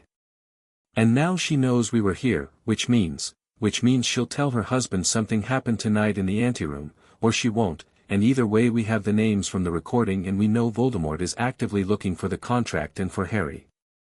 Blitzø looked at Narcissa one more time. She looked back without blinking. "We good," he said. "Leave," she said. They left. The extraction went clean, back through the cellar, through the wall gap, across the grounds below the enchantment line with Harry moving quietly beside Millie and Moxie on the rear and Blitzø watching the upper windows until the last moment before the port key snapped them back to the I.M.P building with a lurch and a sulphurous pop. Harry sat down on the floor of the main room immediately. Not from injury, it was the specific sitting down of someone whose legs had made a unilateral decision while the rest of them was still processing. He sat cross-legged with his wand across his knees and looked at nothing for a moment. "He knows you have me," he said. "Yeah," Blitzø said. "He knows someone filed a contract on the network. He suspected. Now he knows." Harry looked up. "Does that change things?" "Makes it faster," Blitzø said. "Which is fine. Faster is better for us." He crouched down to Harry's level, something he almost never did for anyone, and looked at him directly. "He knows you're somewhere he can't easily reach. That means you're safer than you were last week. The cost is that he knows we exist and he's going to prepare for us. Which means we need to move before he finishes preparing." "How long?" "The recording from tonight gives us 12 names. Moxie's cross-referencing them against our existing list right now. We'll have a confirmed target order by morning." Blitzø stood up. "First real field operation is in 4 days." Harry stood up too, because of course he did. "I want in. We talked about this. We talked about tonight. Tonight was reconnaissance. 4 days is the real thing, and I know the targets, I know the magical landscape, I know what they can do in ways that, Harry." Blitzø said it the way he meant it. Harry went quiet. "You're going to be part of this. Every step of it. I'm not hiding you from it, and I'm not sidelining you because of a prophecy or because anyone wants to manage the situation. You will be there. He paused.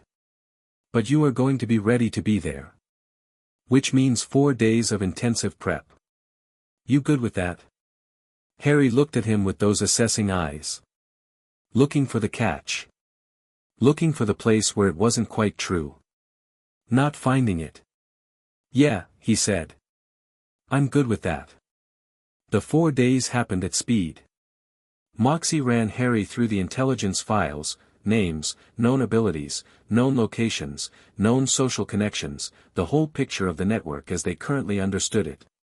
Harry absorbed it with a focused efficiency that Moxie found genuinely impressive and commented on exactly once before going back to being clinically professional about it. Millie ran the combat prep. She pushed harder than the first 2 weeks, and Harry pushed back, and by the 3rd day they had developed a rhythm together that was less teacher and student and more a very violent form of conversation, each of them responding to what the other did with an intuitive immediacy that Blitzø watched once and did not watch again because watching it made him feel something in the region of his chest that he didn't have vocabulary for. Luna, who was officially not participating in any of this, spent approximately 6 hours on the 3rd day teaching Harry the basics of infernal navigation, where portals opened, how to read the signs that dimensional barriers were thin or thick, what to do if a portal closed behind you. She delivered this information with extreme matter-of-factness and no warmth whatsoever and tested him afterward by quizzing him while she ignored him, and Harry passed with a score that made her make a short HM sound that was the highest praise she gave anyone. The night before the operation, Blitzø found Harry in the kitchen at 2 in the morning. He was sitting at the counter with a glass of water and a manila folder of target photographs, not looking at the photographs, just sitting. He had the look of someone who wasn't sleeping not from anxiety but from thinking, turning something over, examining it, putting it down and picking it up again. Blitzø got himself water too and sat across from him at the counter and didn't say anything, because sometimes the useful thing wasn't saying anything, which was a skill he developed late and at significant personal cost. McNair, Harry said, eventually. He tapped one of the photographs. He was an executioner for the ministry. Executed magical creatures. His voice was even. He came to Hogwarts 3rd year to execute a hippogriff who'd attacked Draco. The hippogriff hadn't attacked him, Draco provoked it. McNair was just, he was there to swing the axe and he was cheerful about it. Blitzø looked at the photograph. Middle-aged, flat-faced, with the eyes of someone who had made a profession out of being told what to kill. He's confirmed at 3 meetings on the recording, Harry said. He's active. He's on the list, Blitzø said. Harry nodded. He was quiet again for a moment. Moxie said I'd need to make a decision, he said. Before we go in. About whether I can, if it comes to it. Whether I can. Moxie had said that. Blitzø had been there. It had been the measured, honest conversation that Moxie was the only member of the team capable of having, the one about what it meant to participate in a lethal operation and what you needed to decide in advance so that you didn't have to decide it in the moment when it mattered. Can you? Blitzø asked. Harry's hands were flat on the counter. He looked at them. I don't know, he said, which was an honest answer and the correct one. I know what they've done. I know what they'll do. I know Cedric is dead because of what they built and maintained and what they gave Voldemort. He paused. But I don't know if knowing that is enough to, you don't have to know tonight, Blitzø said. You'll know when you're there. Harry looked up. It's different in the moment than it is in your head. Your body knows things your brain hasn't caught up to. That's not a bad thing, it's just how it works. Blitzø turned his water glass in his hands. And if you get there and you can't, that's also information. Not failure. Just information. Harry was quiet for a long time. Did you always know you could? Blitzø thought about being very young and very angry in a world that hadn't asked him what he wanted and had taken everything he'd had and had then looked at him like he should be grateful for what was left. No, he said. It was a choice I made once and then kept making. Harry absorbed that. Then he said, with a slight shift in register, the one that meant he was changing subjects deliberately, Luna taught me a secondary portal close this afternoon. I heard. She explained it wrong the first time and then explained it correctly and then told me that if I told anyone she'd explained it wrong she'd deny it. She would.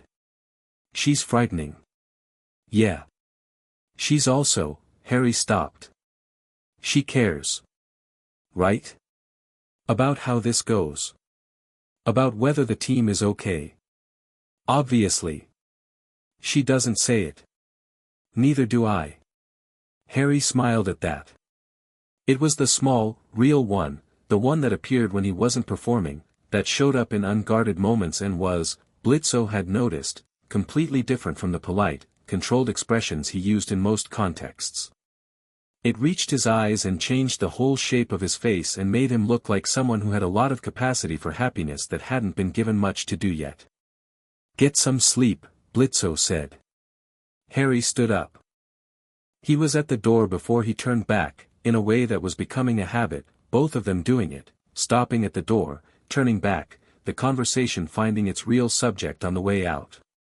Hey, Harry said. Yeah. When Dumbledore said the prophecy has to end with me, that I'm the only one who can finish it, he framed it carefully. You don't believe that. Do you? Blitzø looked at him. You didn't plan the operation around protecting me from the center of it. You planned it around me being useful in it. That's different. Yes, Blitzø said. Why? Because prophecies are about what will happen, Blitzø said, an ideal in what can happen. Those aren't the same thing. And because, he paused, and this was the part he hadn't said out loud before. Because you deserve to be the one who decides what your life is about. Not a piece of verse from a divination class. Harry stood in the doorway with that, and then he said, okay. And went to bed. Blitzø sat in the kitchen alone with his water glass and the target photographs and the clock on the wall reading 2:47 in the morning, and he sat there until it hit 3, and then he went to get ready for the operation. The Rookwood operation was not the first Death Eater engagement, it was preceded by a quick, surgical strike on a confirmation meeting in Wiltshire 3 days earlier that Blitzø and Millie had run while Moxie and Harry held the extraction point, which had resulted in 2 confirmed Death Eaters acquiring significant incentives to reconsider their life choices and one Augustus Rookwood learning that his owl post had been intercepted for the past 6 days. But it was the first time Harry was fully in the field, and it was the first time the team ran as 5 instead of 4, and it was the first time that Blitzø watched Harry Potter operate and understood clearly what he was looking at. Rookwood was in a safe house outside Edinburgh, the kind of safe house maintained by old money and old networks, a narrow townhouse on a cobbled street with anti-muggle charms thick enough that Blitzø could feel them as physical pressure. He and Moxie went in the front, which was the obvious approach and therefore the correct one because no one defended the obvious. Millie and Luna, who had come without being asked and had preempted any discussion of this by simply being in the van when Blitzø came down, took the rear. Harry took the roof. This had been Blitzø's instruction and Harry had received it without comment, because the roof gave him sightlines and because Blitzø had been very specific about the sequence, and the sequence required someone on the roof at step 3 who could move fast and quiet and who knew what Rookwood looked like well enough to identify him in a hurry. Step 1 and 2 happened in approximately 90 seconds. Moxie disabled the magical wards on the front with an infernal counter-frequency device that he had built himself and that he had explained to Blitzø at length and that Blitzø had understood as a box that made the magic stop, which was enough. Blitzø went through the front door and Rookwood's 2 guards had exactly the amount of time to realize something was wrong that it took for Millie to come through the back wall, which was none. Harry came through the skylight at step 3. He came through clean, dropped the distance in silence, absorbed the landing, came up in a stance that was low and ready, and had Rookwood, who was at the desk, reaching for his wand, locked in a full bodybind hex before the man's fingers made contact with the wand handle. The room went quiet. Rookwood lay rigid on the floor with the expression of a man who had been preparing for many potential threats and had not prepared sufficiently for this particular combination. Harry stood over him with his wand out and looked at him with those green eyes, and there was no heat in it, no performance, just the flat certainty of someone who had made their decision somewhere between 2:47 and 3 in the morning and had arrived here clear. "Hi," Harry said. Rookwood could not respond, being bound. "You're going to tell us who else was at the meeting on Saturday," Harry said. "Not because I'm threatening you specifically. Because Blitzø is going to come through the front door in about 15 seconds and the conversation you have with him is going to go much better if you've already decided to cooperate." He crouched down to Rookwood's level, balanced easily on his heels. "I'm giving you the 15 seconds as a kindness. Because I'm a nicer person than most people in this situation would be." Blitzø came through the front door. He looked at Harry. He looked at Rookwood on the floor. He looked at the wand, still out of reach on the desk. He looked at Harry again with the specific expression of someone recalibrating an assessment upward. "You good?" he said. "Yeah," Harry said, and stood up.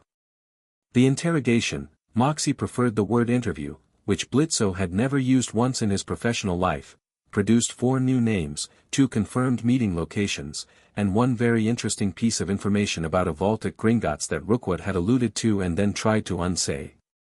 Moxie had it on recording. He flagged it immediately. "Vault," Moxie said in the van on the way back, his stylus moving. He said his object when he mentioned it and then immediately corrected to his assets. He started to say object. "Horcrux," Harry said, with the flat certainty of someone connecting a piece of existing knowledge to new data. "Possibly. We'd need to. Bellatrix Lestrange has a vault at Gringotts," Harry said. "I don't know the number but I know it exists and I know she's the most fanatical of them. She's been in Azkaban for 13 years and she never broke. If Voldemort gave any of them something to keep, it would be her." He looked at Blitzø. "Gringotts is going to be a problem." "Every problem has a solution," Blitzø said. "Gringotts is run by goblins who have extensive security including dragon guards and curse-locked vaults and, Harry." "What?" "I said every problem has a solution." Harry looked at him for a moment. "Then, you have a goblin contact." "I have a contact who has a goblin contact." "That's Stola's," Moxie said. "That's Stola's," Blitzø confirmed. "Which means dinner is going to happen whether I want it to or not." Millie was grinning in the back seat. Luna, riding shotgun, was looking out the window with the expression of someone who was not commenting on anything that was happening. Harry leaned back in his seat and looked up at the van ceiling. The borrowed wand, he still hadn't gotten his own back, it was at Hogwarts in his dormitory, and Blitzø had a call into Dumbledore about it, was in his hand, turned slowly. He was thinking. He had that particular quality of stillness that happened when he was working something through. "Bellatrix Lestrange tortured 2 Aurors into insanity when she was caught," he said, to the ceiling. "Neville Longbottom, he's in my year, he's my friend, his parents are in St. Mungo's because of her. They don't recognize him." A pause. "She's going to be on the list." Nobody said anything. "I'm not going to have a problem with that one," Harry said. The van was quiet. Outside, the Scottish countryside rolled past in the dark. The portal back to hell was 40 minutes away at current speed. Blitzø drove and thought about 12 names and a vault and a dinner with Stola's that was going to be 3 times as complicated as it needed to be, and he thought about the kid in the back seat who had decided, somewhere between a graveyard in Little Hangleton and a safe house in Edinburgh, who he was going to be in all of this. He thought Millie had been right. The anger was going to be very useful. As long as someone made sure it stayed useful and didn't become something else. That, he thought, driving through the dark, might actually be something he knew how to do. He kept driving. Chapter 4, What Fathers Do. The thing about living in hell, Harry discovered, was that it normalized fast. Not the violence or the architecture or the particular quality of the light, that deep reddish orange that came through the windows at all hours, like permanent sunset, like the sky couldn't decide whether it was ending or beginning. Not the sounds of Pentagram City outside, which were the sounds of a city that had never developed the concept of quiet hours and appeared to be actively opposed to them. Not the demons on the street below, the general ambient strangeness of being somewhere that human beings were not designed to be. What normalized fast was the routine. Breakfast at 7, which Millie cooked because nobody else made anything edible, and Harry had volunteered once and produced something that Luna described as an aggressive solid with aspirations toward food. Moxie's briefings at 9, which always started precisely on time and which Harry attended with a focus that Moxie had, after 2 weeks, stopped commenting on and started relying on. Training in the afternoon. Evenings that varied, sometimes more briefings, sometimes Millie teaching Harry card games he'd never heard of that appeared to have been invented in hell specifically to be confusing, sometimes the particular comfortable quiet of shared space where nobody needed to fill it. He slept better here than he had slept in years. He didn't think too hard about what that meant. What he did think about, on a Thursday evening 3 weeks after Malfoy Manor, sitting on the roof of the I.M.P. building with his legs hanging over the edge and the lights of Pentagram City below him in all their chaotic infernal glory, was the fact that nobody here expected anything from him. Not nothing, there were expectations. Show up to the briefing. Pull your weight in the field. Don't leave weapons on the kitchen counter. Moxie had sent a very thorough memo about this. Learn what you needed to learn, do what you said you'd do, be honest about what you couldn't handle yet. But nobody expected him to be special. Nobody looked at him with that particular weight of expectation that he'd grown up under, that pressure that was really a kind of hope, the hope of people who needed you to be the answer to something. Moxie respected his intelligence. Millie respected his physicality. Luna had, in her own particular Luna way, decided he wasn't useless, which was functionally identical to warmth. Blitzø was a different and more complicated thing that Harry was also not thinking too hard about. He heard the roof access door open behind him and didn't turn around, because he'd learned the sound of different people moving by now. Blitzø moved quietly but with a particular quality of presence, like the space knew he was there before you did. Blitzø sat down next to him at the roof edge. Not close, not far. Left a gap that was comfortable rather than distant. He had a mug of something and he looked out at the city with the expression of someone who had lived here long enough that the strangeness had worn off and left something that was just home. They sat in silence for a while, which was also something Harry had learned about him. Blitzø talked constantly, in the operational context, fast, efficient, sharp-edged, with a humor that appeared without warning and was always funnier than it had any right to be. But in the in-between moments he could be very quiet, and the quiet didn't feel like absence, it felt like him choosing not to spend words on something that didn't need them. The Gringotts meeting is tomorrow, Harry said. Yeah. You nervous about Stolas? Blitzø made a sound that was not quite dismissive. I'm not nervous about Stolas. Stolas and I have a complicated, we have a thing. It's a whole thing. It's fine. Moxie described it as a prolonged mutual emotional crisis with good wine. Blitzø turned to look at him. Moxie needs to stop talking to you. Moxie talks to me all the time. I think he's relieved to have someone who asks follow-up questions. He talks to you because you're 16 and impressionable, and he's trying to make sure at least one person in this building files paperwork correctly. I'm 15, Harry said. You look 16. I'm 15. He said it matter-of-factly. My birthday is July 31st. I turn 16 in about a month. Blitzø looked at him for a moment. Something moved across his face that he didn't quite suppress, quick and complicated and tucked away before Harry could fully read it. Right, he said. You didn't know that. I knew approximately when your birthday was. You filed guardian registration paperwork and you didn't know how old I was. I knew you were a teenager. Teenagers are 14 to 18, it was somewhere in there, Blitzø. What? That's very funny, Harry said, and he wasn't performing the amusement, it was just there, genuine, because it actually was funny in the specific way things were funny when they were also completely characteristic. Blitzø looked out at the city again. I'll remember it, he said, which wasn't quite an apology and wasn't trying to be. July 31st. You don't have to, I'll remember it. He said it with a flatness that closed the subject. Harry let it close. He looked out at Pentagram City, at the towers of the Sins districts in the distance, at the shifting colors of the sky, at the particular beautiful wrongness of a place that had developed its own aesthetics entirely without reference to anything human. "Can I ask you something?" he said. "You're going to regardless. Why did you actually keep me?" The question sat in the air between them.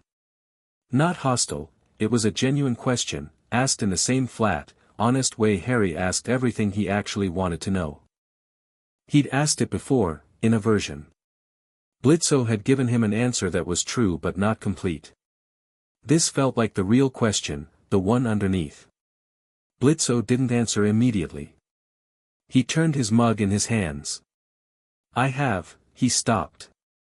Started again. I have a habit of not finishing things. Not in the field. In the field I'm fine. But, people. Relationships. Things that require showing up consistently over time. He looked out at the city. I had a partner once. Business partner. And a friend. And it went badly because showing up consistently was something I did until it was hard and then I stopped. He paused. I have a daughter who I spent years not being present for because being present it required something I kept deciding I didn't have. Harry was very still. Listening the way he listened when something mattered, completely, without moving. And I was in that graveyard, Blitzø said, and there was a kid who was expecting nothing. Who had calibrated himself to expect nothing, from adults, from people who were supposed to, who had that face. He glanced at Harry briefly. And I think I filed the paperwork because if I didn't, I'd leave. Because that's what I do. I leave. And I didn't want to leave. The city moved below them.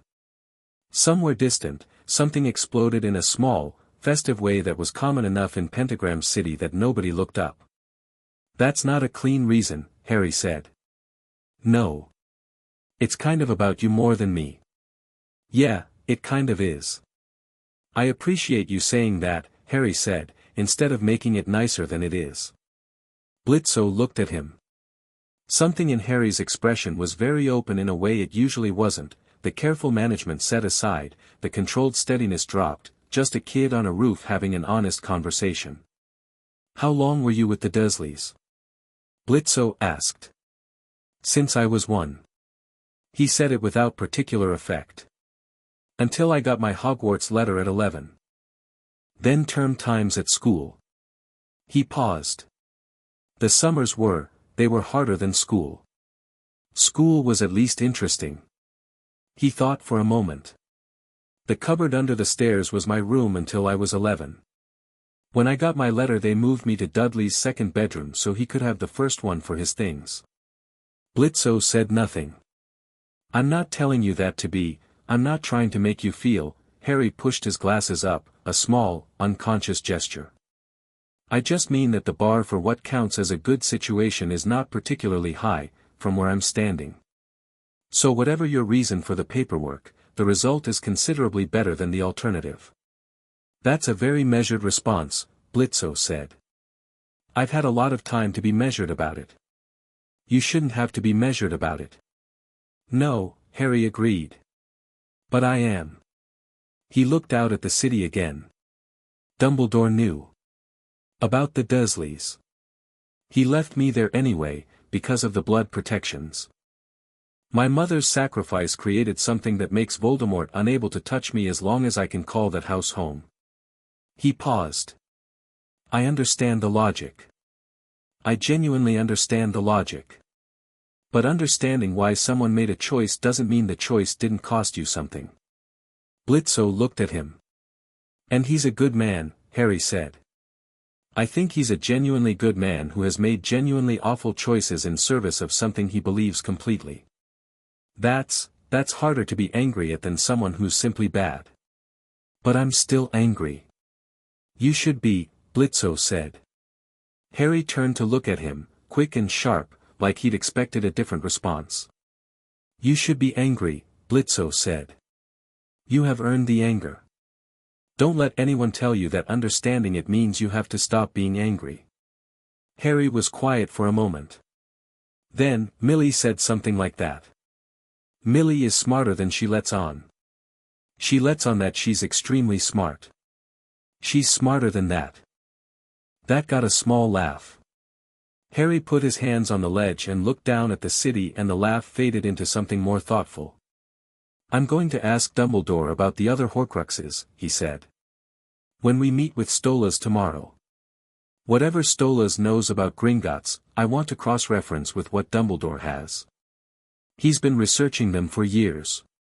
He knows things about Voldemort's history that, already scheduled, Blitzø said. Harry turned. What? Dumbledore's coming to the Stolas meeting. He paused at Harry's expression. I know. You invited Dumbledore to dinner with a demon owl prince. Stolas is a demon owl prince, yes. Dumbledore didn't have a strong reaction to that, which tells you a lot about Dumbledore. Blitzø finished his mug. I need them in the same room with the same intelligence. We're past the point where keeping them separate is useful. The Horcrux list is the mission now, the network is secondary. You can't end this without the Horcruxes, so everything else is noise. Harry absorbed this in silence. Then, you planned this without telling me. I'm telling you now. That's not the same, Harry. Blitzø looked at him, level and direct. I'm not going to run every operational decision by you before I make it. I'll tell you what I'm doing and why. I'll listen when you have a different read. But I'm not going to pretend we're equals in experience just to make you feel included. He held the gaze. You're good. You're going to be better. But right now I have 20 years on you in this specific kind of work, and you need to let me use them. Harry looked back at him with a complicated expression, the frustration of someone who was used to being left out of decisions and couldn't fully separate that from the frustration of this being a different thing. Working through it visibly, which was something he did, the visible processing, and Blitzø had noticed it was what Harry did instead of reacting first. Okay, Harry said.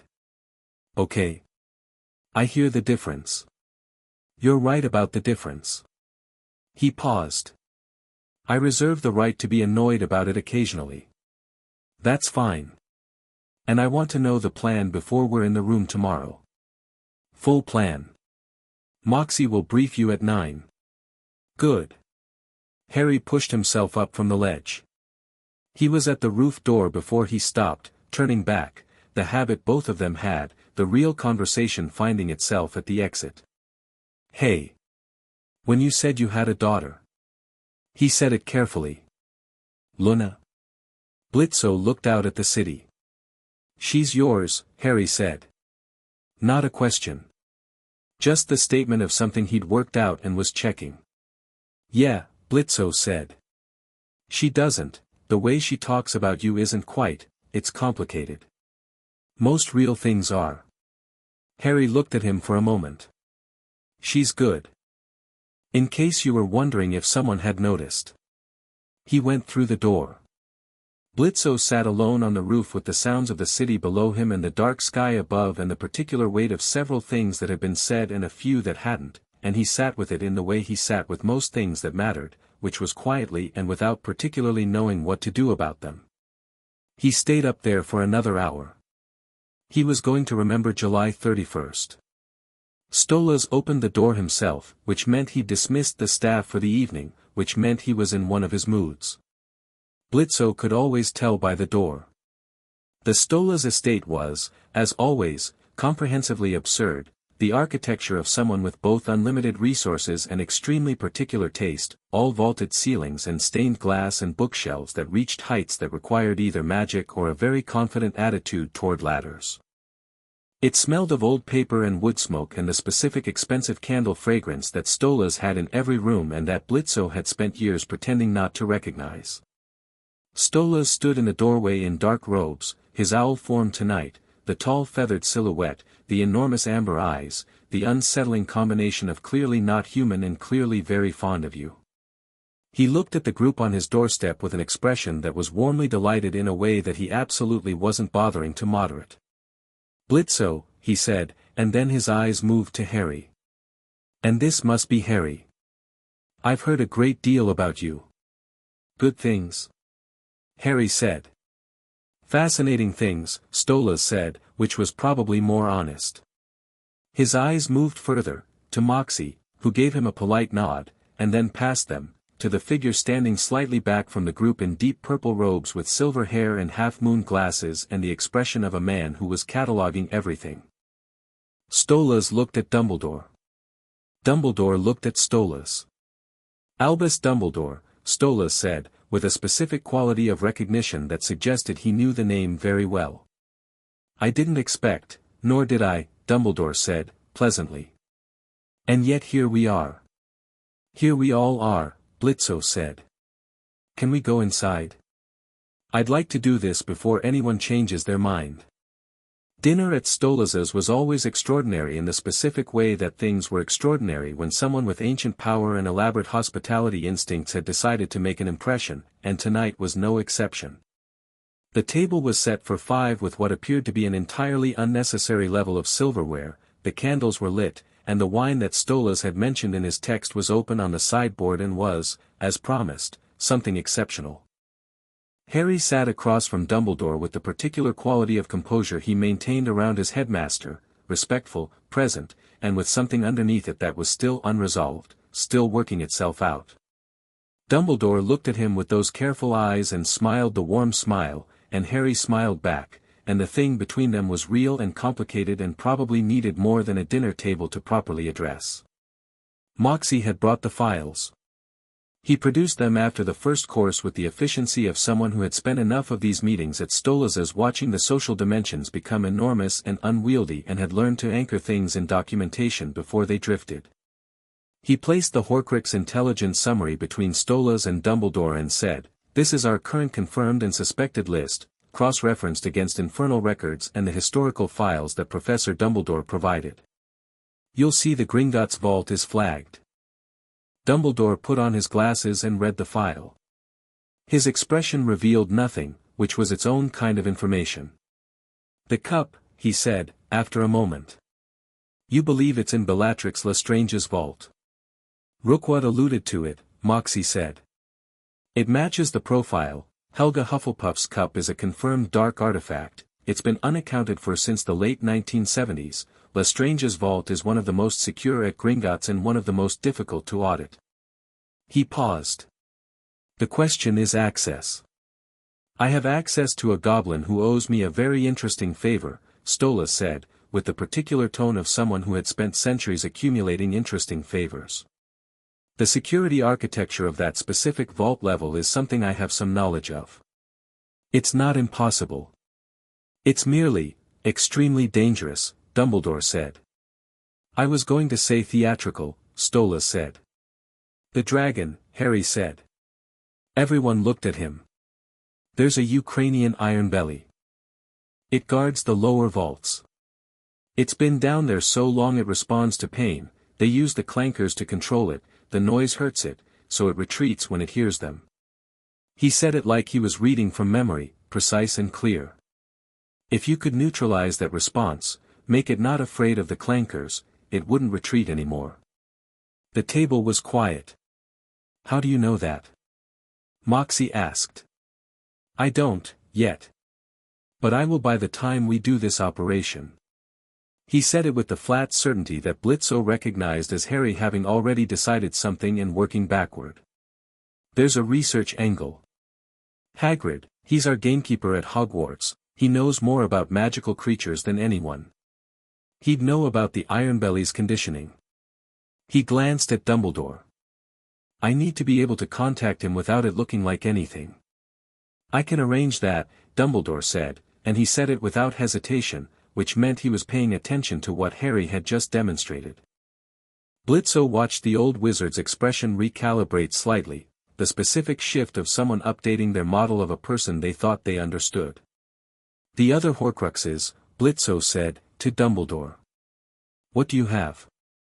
Dumbledore set down his wine glass. He had the look of a man about to do something he'd been holding off on, not reluctant exactly, but deliberate. He reached into his robes and produced a small journal, leather-bound and very old, and placed it on the table. I have been researching Tom Riddle's history for several years, he said. The objects he chose. The timeline of their creation. He opened the journal to a marked page and turned it so the table could see. I believe there are 6 Horcruxes in total. We have confirmed or strongly suspected 2, the cup, and a locket that formerly belonged to Salazar Slytherin. There is a diary, but it was destroyed 2 years ago, by me, Harry said. In the Chamber of Secrets. With a basilisk fawn. Dumbledore paused. Yes. Basilisk venom destroys them, Harry said. I didn't know that was what it was at the time. I just used what was available. Blitzø looked at him. 14, 15 years old in a chamber full of an ancient snake, with a sword and a fang, and he had just used what was available. He filed this away as additional information about the specific shape of Harry Potter. Basilisk venom, Moxie said, and wrote it down, and then looked up. Do we have access to? I have a basilisk fang, Harry said. Several. They're still in the chamber. I can get back in. You can open the Chamber of Secrets, Stolas said, with the delighted tone of someone receiving a genuinely interesting piece of information. I'm a parselmouth. I can speak to snakes. The entrance responds to it. Harry looked around the table with the expression of someone who'd had years to become very matter-of-fact about things that other people found alarming. It's not a big deal. It's rather a big deal, Stolas said. It's useful, Harry said, which was his version of the same thing.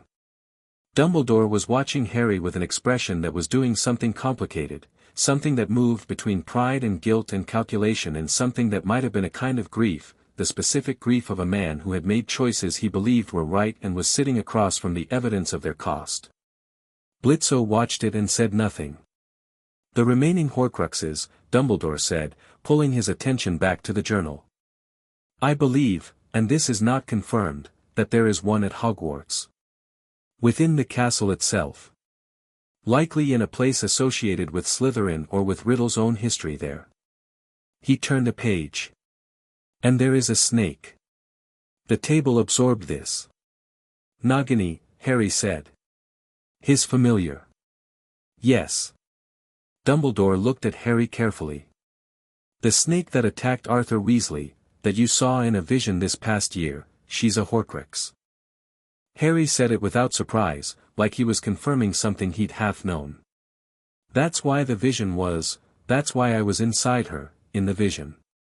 The connection. He touched the scar on his forehead briefly. He put a piece of himself into her. That is my belief, yes.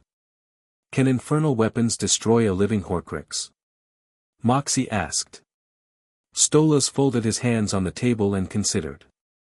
An infernal weapon can damage the soul itself, not merely the vessel. If applied correctly to the snake, he paused. It would need to be a weapon capable of carrying the intent. Not simply destructive. Something that specifically targets the soul fragment. I have something in the catalog, Blitzø said. He said it casually, but Stolas looked at him with a sharp attention that said the comment wasn't casual at all. The Eidolon blade, Stolas said. Yeah. That is a significant piece of, I have it, Blitzø said. It's in the case under my desk. Blitzø, Stolas said, with the tone of someone who was not going to say the rest of the sentence at the dinner table. Not now, Stolas. Dumbledore was looking between them with serene, academic curiosity. I won't ask about the blade, he said, which somehow communicated that he already had a theory and was being polite. But this gives us, if we proceed with the Gringotts operation and locate the locket, and if Harry can access the basilisk fangs, that's 4, Harry said. With Nagini and whatever's in Hogwarts, that's 6. And then, he stopped. The table noticed. Harry, Dumbledore said, quietly. There's a 7th, Harry said. It wasn't a question. He was looking at Dumbledore with those direct green eyes, and whatever he'd worked out was sitting fully formed behind them, and he was asking Dumbledore to confirm it, and Dumbledore's silence was already confirming it before he spoke. "This is not the place," Dumbledore began. "Is there a seventh?" Harry asked, and his voice was very level. The table was completely quiet. Stolas had gone still. Moxie had set down his stylus. Blitzø was watching Dumbledore with the focused attention of someone prepared to hear something they weren't going to like. Dumbledore looked at Harry with those old eyes and the expression of a man who had been waiting for a conversation for years and had discovered the moment had arrived without adequate preparation. "There are things," he said, carefully, "that I am still, there are things I need to confirm before you think it's me," Harry said.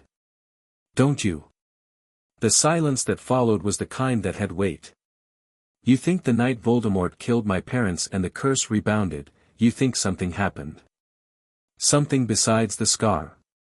Harry's voice was still level. Scrupulously level. "You think some part of him ended up in me. Harry, is that what you think?" Dumbledore was quiet for a long moment. "It is what I fear," he said, finally, and the honesty of it was both the right thing and an awful thing, the way honest things often were. Harry sat with it.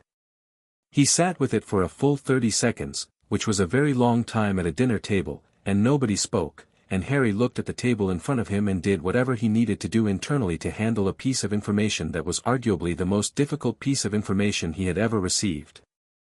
Then he looked up at Blitzø. Not at Dumbledore. At Blitzø. Blitzø looked back at him. "The Eidolon blade," Harry said. "Can it target a specific fragment without, can it take it out without, I don't know yet," Blitzø said. "But that's a solvable problem." "You don't know that." "No. But it's worth trying to solve before we accept the alternative." He held Harry's eyes. "I am not accepting the alternative." Something in Harry's face did something that it didn't do in front of other people. The careful management cracked slightly, just at the edges, and what showed through wasn't fear and wasn't despair, it was something younger and more exhausted and very tired of being asked to carry things. It lasted about 3 seconds before the management reassembled. But it had been there, and Blitzø had seen it, and everyone at the table had seen it. Millie, who was sitting beside Harry and who had been quiet through most of the dinner, put her hand on his arm. "Just put it there, easy and warm, not making a thing of it." Harry looked at her hand and then at her and she gave him the small warm smile and he nodded once, very slightly, and the management reassembled completely. "Okay," he said, to the table. "So we need the Gringotts operation, the Hogwarts object, Nagini, and we need to solve the blade question." "In what order?" "Gringotts first," Moxie said, back to his stylus. "The cup is the most containable target. The others have complications that require preparations," Stolas agreed. "I'll contact my goblin. 2 weeks, I think, to arrange the access properly." He looked at Blitzø. "This is a substantial undertaking. The vault level we'd need to reach is 2 weeks, Blitzø said. "Make it work." Stolas looked at him with those amber eyes and the expression he used when he was deciding whether to say something that was both true and unwelcome. He decided not to. 2 weeks, he said instead. The dinner finished in the way dinners finished when the conversation had covered something enormous, people ate, and talked about smaller things, and the enormous thing sat in the room and was not ignored but was given space, given time to settle into the appropriate compartment. Stolas asked Harry about Hogwarts with genuine curiosity and Harry answered with the particular warmth he had for the castle itself, if not always for what happened there. Dumbledore and Moxie had a conversation about spell documentation that appeared to delight both of them. After, in the entrance hall while coats were being found and portkeys arranged, Dumbledore stopped beside Blitzø. He looked at him for a moment with those half-moon glasses and said, quietly enough that it didn't carry, "You told him it was a solvable problem. Knowing you don't know if it is." "Yeah," Blitzø said. "Was that honesty or comfort?" "Both," Blitzø said. "I genuinely think it's solvable. And I also needed him to hear it." Dumbledore considered this. "That," he said, after a moment, is a very particular skill. It's not a skill, Blitzø said. He watched Harry across the hall, saying something to Stolas that made the Owl Prince tilt his enormous feathered head with delighted interest. I meant it. I'm not going to accept the alternative. Dumbledore looked at him for a long moment with an expression that was warm and complicated and something that might, Blitzø thought, have been the closest Albus Dumbledore came to gratitude for something he couldn't have arranged himself. Neither am I, he said. Though I confess I have spent more time than I should have assuming that, he stopped. Old habits, he said. Of thinking there is only one answer. There's always more than one answer, Blitzø said. Dumbledore smiled, which was a small and genuine thing. I'm beginning to think so, he said, and took his leave. Harry appeared at Blitzø's elbow. He had his borrowed wand in his jacket pocket and his glasses slightly askew again, and he looked at Blitzø with the direct green gaze and said, "Ready?" "Yeah," Blitzø said. They went home. On the portkey back, Harry fell asleep against the side wall of the transit space, just dropped off between one breath and the next the way he did sometimes, the body claiming what it needed. He slept with his arms crossed and his chin dropped, and in sleep the management was entirely gone and he just looked like a kid. Just a kid who was tired. Blitzø looked at him for a moment. He looked at his own hands, the hands that had filed a form at a petrol station in Bristol for reasons he hadn't been able to explain cleanly to Luna or to Harry or to himself, in the exact language of feeling, which was not a language he was fluent in. He tried in bits and pieces. I didn't want to leave, he'd said on the roof, which was true but was also a kind of deflection, a way of talking about himself instead of about Harry, because talking about Harry would have required saying something that was harder. That he'd sat in that graveyard and watched a kid nobody was coming for, and he hadn't been able to walk away from it, not because of what Harry was to a prophecy or to history or to a battle he'd been drafted into before he could walk, but because of the specific, particular, irreplaceable reality of this kid. This specific, difficult, devastatingly competent and also profoundly lonely human being. That he had looked at Harry Potter and thought, without planning to, I'm not leaving you here. Not as a mission. Not as a contract. As a choice. The portkey landed. Blitzø got up, and nudged Harry awake with the back of his hand against the kid's shoulder, and said, "We're home," and meant it without thinking about it. Harry blinked awake. Uncrossed his arms. Stood up. Looked around. "Good meeting," he said, still half asleep. "Yeah," Blitzø said. "Good meeting." They went inside. Chapter 5, The Horcrux Problem. The Gringotts' job almost went perfectly. Almost was doing a lot of work in that sentence, and Moxie would later produce a 14-page incident report about the specific ways in which almost was insufficient and what they could learn from the gap between almost and entirely, but in the room, in the moment, when they were standing in the vault corridor with the cup in hand and the alarm shrieking and the Ukrainian Iron Belly turning to face them with the full weight of a dragon that was no longer conditioned to retreat, in that moment, almost felt pretty good actually. The preparation had been thorough. Stolas's goblin contact, a senior vault assessor named Griphook who had a grudge against the Lestrange family that predated the current crisis by approximately 40 years and who had agreed to provide access in exchange for something that Stolas had negotiated in private and that nobody else at I.M.P. had been briefed on, which Moxie found professionally troubling, had provided the vault schematics, the security rotation, and crucially, the specific frequency of the clankers that the Iron Belly had been conditioned to fear. Harry had spent 4 days on the phone with Hagrid, which were 4 days of what Harry described as, trying to ask specific questions without explaining why I'm asking, and which produced, eventually, a very detailed understanding of the Iron Belly's behavioral conditioning, its sensory range, and the fact that it had been in that vault level so long that it was effectively blind in its left eye. Approach from the left, Harry had said, at the final briefing. And we don't use the clankers at all. If we use them it retreats to the back of the corridor, which blocks the extraction route. We need it to stay in its position until we're through. Moxie had adjusted the extraction route. Millie had listened to the dragon behavioral briefing with the concentrated attention she gave anything that she might need to fight. Luna had pointed out that the vault access point from below, a maintenance shaft that Griphook had identified and that appeared on no official Gringotts map, was navigable by someone of approximately her dimensions, and had then been deeply annoyed when Blitzø told her she was the one going in through the maintenance shaft. "I said it was navigable," she'd said. "I didn't say I wanted to do it. You identified it. That means you know it best. That is the most aggravating logical leap, Luna." She had gone in through the maintenance shaft. The team split at the Gringotts' lower levels, Griphook guiding Blitzø and Harry through the cart system at speed, the tracks dropping into the cold underground dark, the vault doors passing in a blur of iron and stone and old magic. Moxie had the infernal counter-frequency device tuned to the clanker signal, ready to cancel it if needed.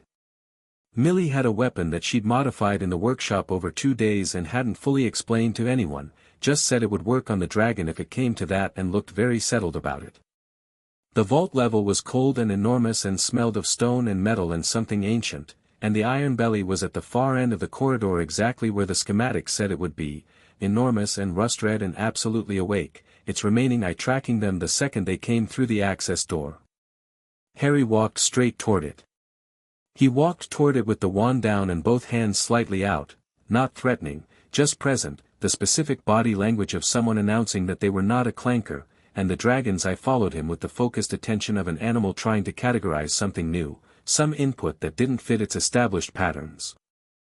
Harry stopped about 15 feet from it and just stood there. The dragon breathed. The team waited. Then Harry spoke, and what came out of him was not English. It was something low and sibilant and complex, a language that moved through the consonants in a way that human tongues weren't designed for and that Harry apparently produced without effort, and the Ironbelly's eye did something. It didn't stop watching him. But the quality of its attention shifted, from assessment to something more like recognition, or the closest approximation a dragon had to recognition. It pulled its head back slightly. Not retreating. Making space. "Go," Harry said, quietly, not breaking whatever he was doing with his posture and his presence. Blitzø went. The vault was at the far end of the corridor behind the dragon's position, and passing within 4 feet of the Ironbelly's flank it was a lot, even for someone who had grown up in hell, the sheer physical mass of the thing, the heat radiating off its scales, the smell of something combustible. Blitzø moved past it with the speed and economy of someone who had learned the hard way that rapid and calm were not opposites and that the worst thing you could do near an apex predator was communicate fear. The vault door responded to Griphook. The cup was there, small, gold, badger on the handle, radiating the specific wrongness that Blitzø was starting to recognize as the signature of a soul fragment, a cold pressure against his chest like standing near something that wanted very badly to not be disturbed. He took it. The alarm started the instant his hand closed around it, because of course it did, because vault security in the oldest bank in the magical world wasn't going to be defeated entirely by a goblin and a sideline dragon. "Go!" Blitzø called. Harry turned from the dragon and ran, and the dragon turned with him, and Millie materialized from the side corridor and hit the iron belly in its blind spot with the modified weapon that produced something that was less an impact and more a suggestion, a concentrated infernal frequency that told the dragon's nervous system that the direction it wanted to go was elsewhere, and the iron belly turned away from the exit with ponderous confusion rather than aggression. Luna came out of the maintenance shaft at a full sprint, for standing on end, eyes bright with the specific aliveness of someone who had just done something they were extremely not telling the story of immediately, and she hit the exit running without slowing down or looking at anyone. They made the extraction with 30 seconds to spare before the goblin response team hit the vault level, and the port key snapped them out from the maintenance shaft exit into a Bristol alley at 7 in the morning with a cold cup in Blitzø's hand and Moxie already typing on his phone and Harry bent slightly at the waist catching his breath with the bright eyes and flushed face of someone who had just run from a dragon. He straightened up. He looked at Blitzø. He said, he paused. "That was actually quite good." "Don't sound so surprised," Blitzø said. "I'm not surprised. I'm calibrating." Harry looked at the cup in Blitzø's hand. The gold caught the early morning light and the wrongness of it was palpable now, something that made Harry's scar itch faintly, a dull pressure. What do we do with it? Chamber of Secrets, Blitzø said. You said there were basilisk fangs. I said I could get in. Getting in requires going back to Hogwarts. Which you can do. You're still enrolled. Blitzø pocketed the cup in a specially lined case that Moxie produced from his bag. We'll set it up. Dumbledore knows we're working toward it. Harry looked at the case. 2 down, he said. 4 to go. The drive back to the London portal point was quiet. Luna, in the passenger seat, had still not explained the maintenance shaft, and her expression made absolutely clear that she was not going to. Millie had fallen asleep in the back with the easy grace of someone whose adrenaline metabolism worked very quickly. Moxie was doing the incident report in real time, which was technically above and beyond but was also just how Moxie was. Harry was looking out the window at early London sliding past, and Blitzø watched him in the rearview mirror for a moment, the quiet, thoughtful profile, the scar catching the morning light. The Parselmouth thing, Blitzø said. Where'd it come from? Harry looked at the mirror and found Blitzø's eyes. Voldemort, he said. When the curse hit him and bounced, whatever transferred, the Parselmouth ability came with it. He paused. I didn't know that's where it came from until recently. Does it bother you? Harry thought about it genuinely rather than reflexively. It used to, he said. Second year, everyone thought it meant that there was something wrong with me.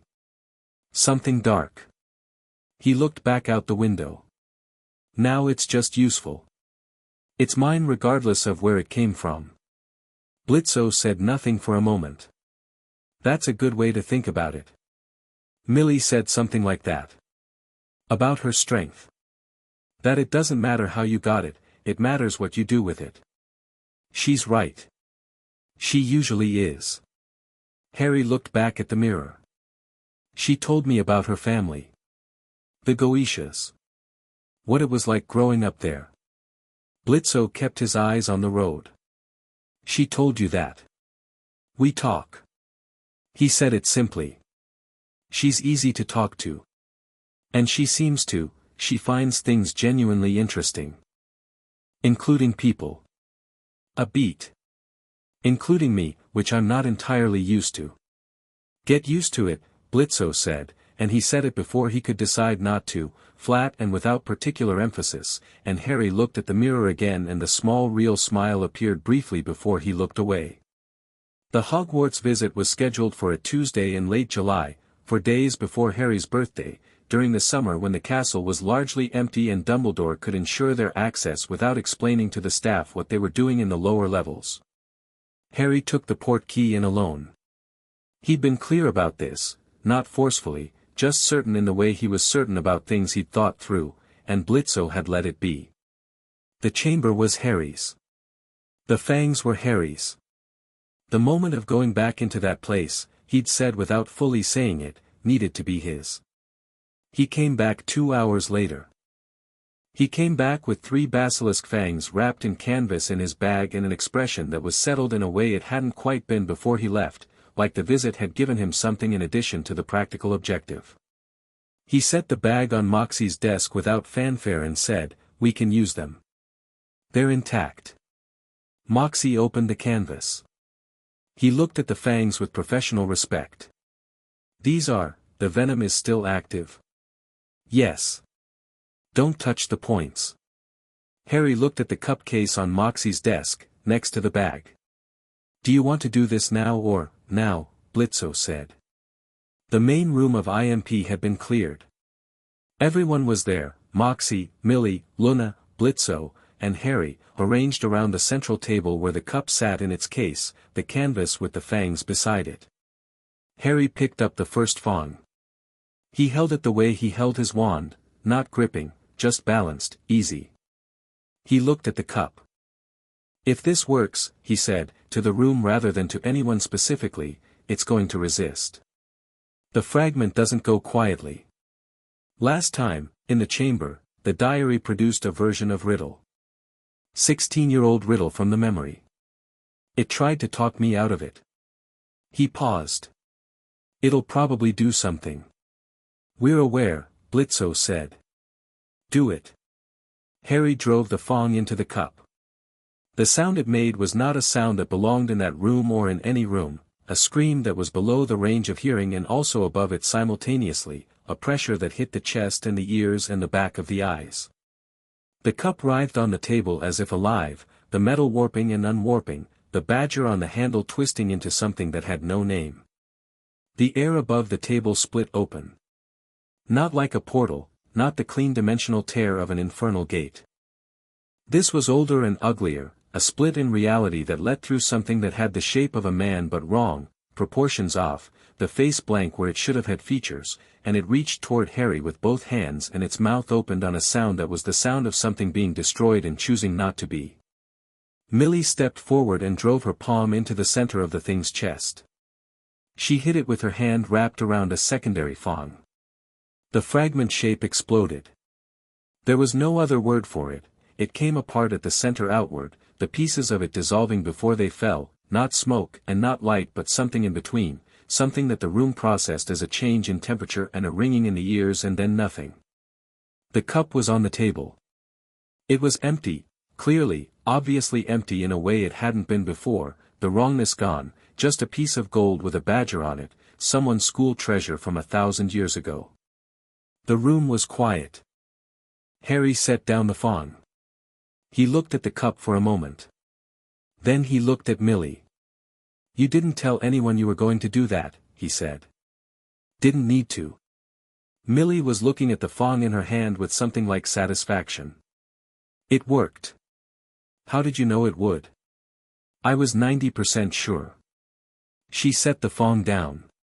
Good enough.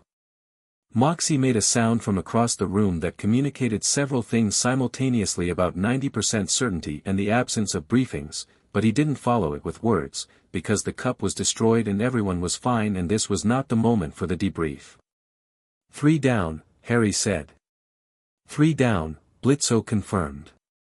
Harry sat down in the nearest chair and looked at the ceiling with his hands on his knees.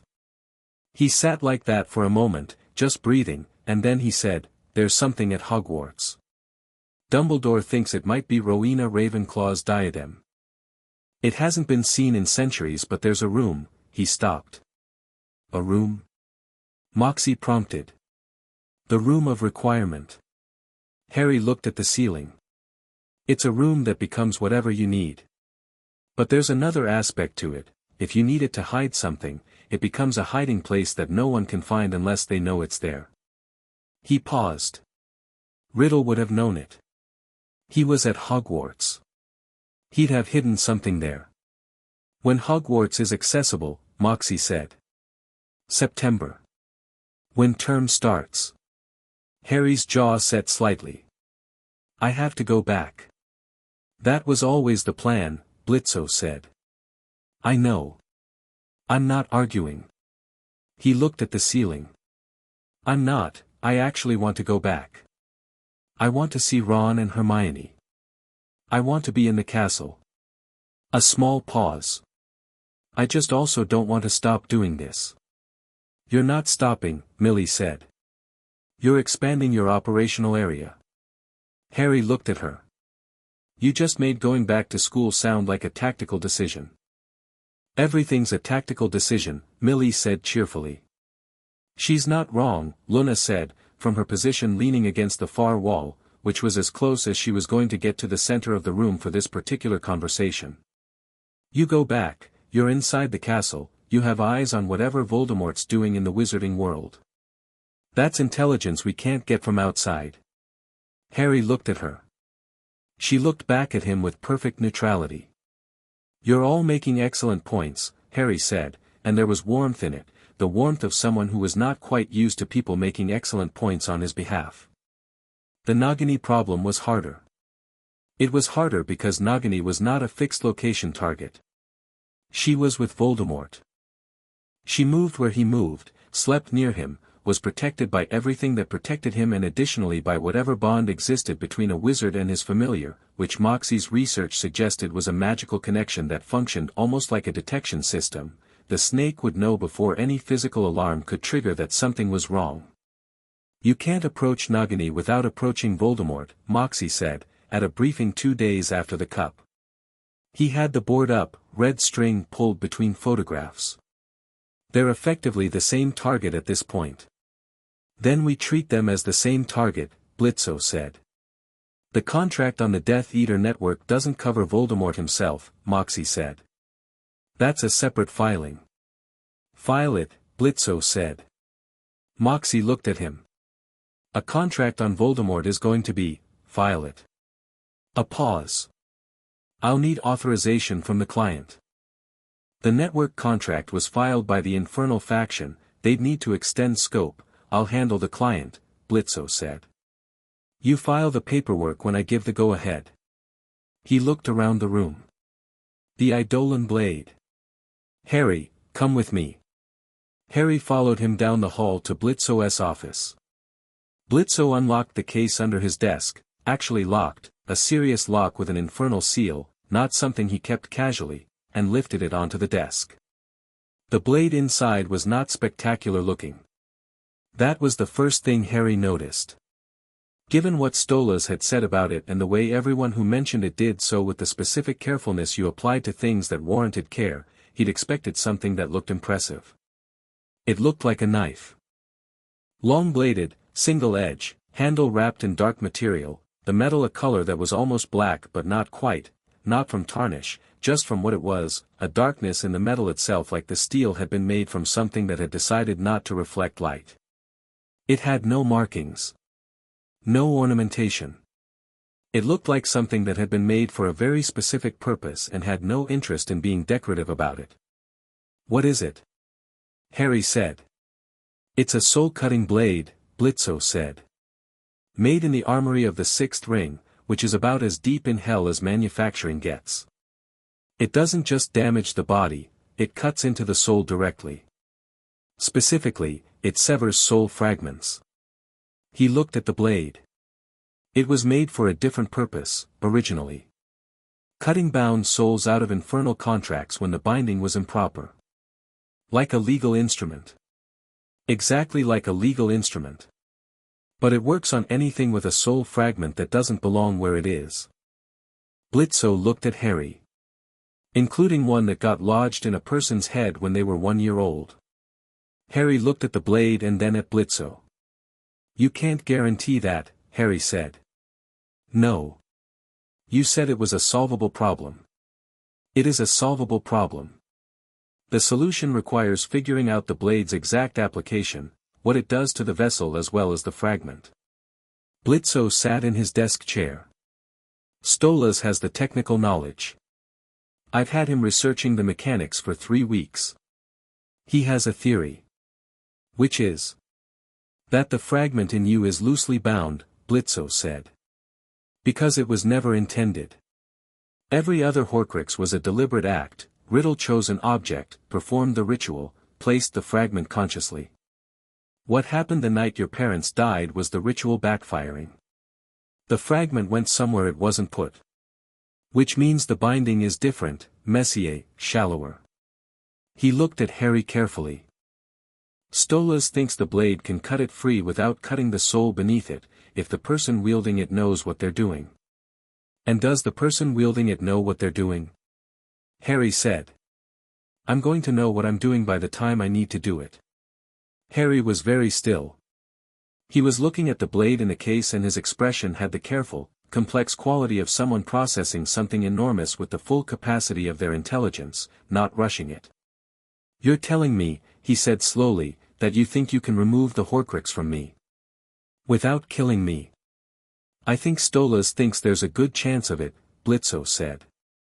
"And I think Stolas is very rarely wrong about infernal instruments when he has 3 weeks of research and a personal investment in the outcome."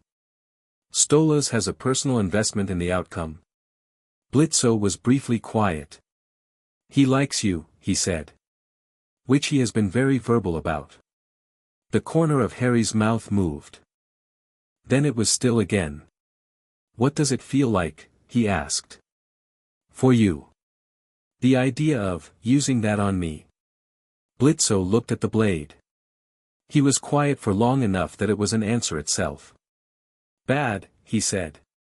"It feels bad." He met Harry's eyes. "Which is why I'm not doing it until I am completely certain. And I'm not doing it on a timetable that anyone else sets. We do the network, we deal with Nagini, we get the Hogwarts Horcrux, and if we've handled everything else, then we look at this. Not before." Harry nodded slowly. "Okay. Not because I'm protecting you. Because I'm being careful." "I know the difference," Harry said. "You're always careful about things that matter to you." Blitzø locked the case. He put it back under the desk.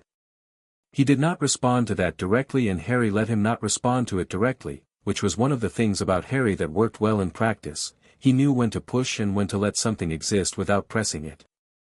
"There's something else," Harry said. "Yeah. Dumbledore sent an owl this morning." Harry reached into his jacket and produced a folded letter. "He thinks Voldemort is attempting to gain access to something at the Department of Mysteries. The Ministry has it, a weapon, or a prophecy sphere, he wasn't entirely clear. He thinks Voldemort is going to try to use me to get it. The connection between us." Blitzø read the letter. He read it twice. "He's going to put a vision in your head," he said. "Something that looks real enough that you'll go there. That's what Dumbledore thinks." "When?" "He doesn't know. Dumbledore's trying to block the connection from his end. Teach me a clemency, it's a mental defense, but he says I'll need to actually practice it, not just be told about it." Harry paused. "Which means someone needs to teach me properly." "That sounds like another trip to Stola's," Blitzø said. "Stola's knows a clemency. Stola's knows everything. It's very annoying." Blitzø folded the letter and handed it back. "I'll call him." "But Harry, the Department of Mysteries. If Voldemort manages to place a vision convincing enough, I won't go," Harry said. Blitzø looked at him. "I mean it," Harry said. "I understand what he's doing now. I understand that I'm useful to him as long as I'm reactive, as long as I go where he leads. And I know what I told you about Dumbledore. About not being the piece in someone else's plan." He held Blitzø's gaze. "I'm not going to the Department of Mysteries because a vision told me to. And if the vision is about someone you care about?" Harry's jaw went tight. "Then I'm going to tell you about it and we're going to deal with it as a team." Blitzø looked at him for a moment. "That's the right answer," he said. "I know it's the right answer. I also know it's going to be extremely hard to do in the moment." He said it with the honest self-knowledge of someone who had thought it through. "Which is why I'm telling you now. So that when the moment happens, there's someone who knows the plan and can hold me to it." Blitzø said nothing for a moment. "You want me to be the person who stops you from doing something self-destructive," he said. "I want you to be the person who reminds me of what we decided," Harry said. "That's different." It was different. Blitzø sat with the distinction and found it accurate. "Fine," he said. "I'll hold you to it." "Good." Harry stood up. "Moxie wants to run the Lestrange file this afternoon. She's next on the confirmed list. Tell him I'll be there." Harry went back down the hall, and Blitzø sat alone in his office for a moment with the locked case under his desk and the folded letter and the particular weight of being the person someone trusted to hold them to something. He wasn't sure he'd ever been that to anyone before. Not reliably. Not as a given. He found he meant to be. He had his phone out and was halfway through a text to Stola's about a clemency when Millie appeared in his doorway with the specific brightness that meant she had news. "The locket," she said. He looked up. Moxie's infernal source came through. "The locket of Slytherin, it's been sold, changed hands 3 times since the First War. Current holder is a man named Mundungus Fletcher. He's a wizard, small-time thief, runs a market out of Knockturn Alley. She paused. He sold it to someone who wanted it specifically. Someone who knew what it was. Who?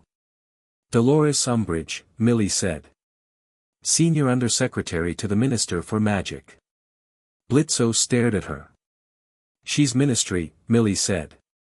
High-ranking. She bought a Horcrux off a fence in Nocturne Alley, which means either she doesn't know what it is or she does, Blitzø said, and she wanted it specifically.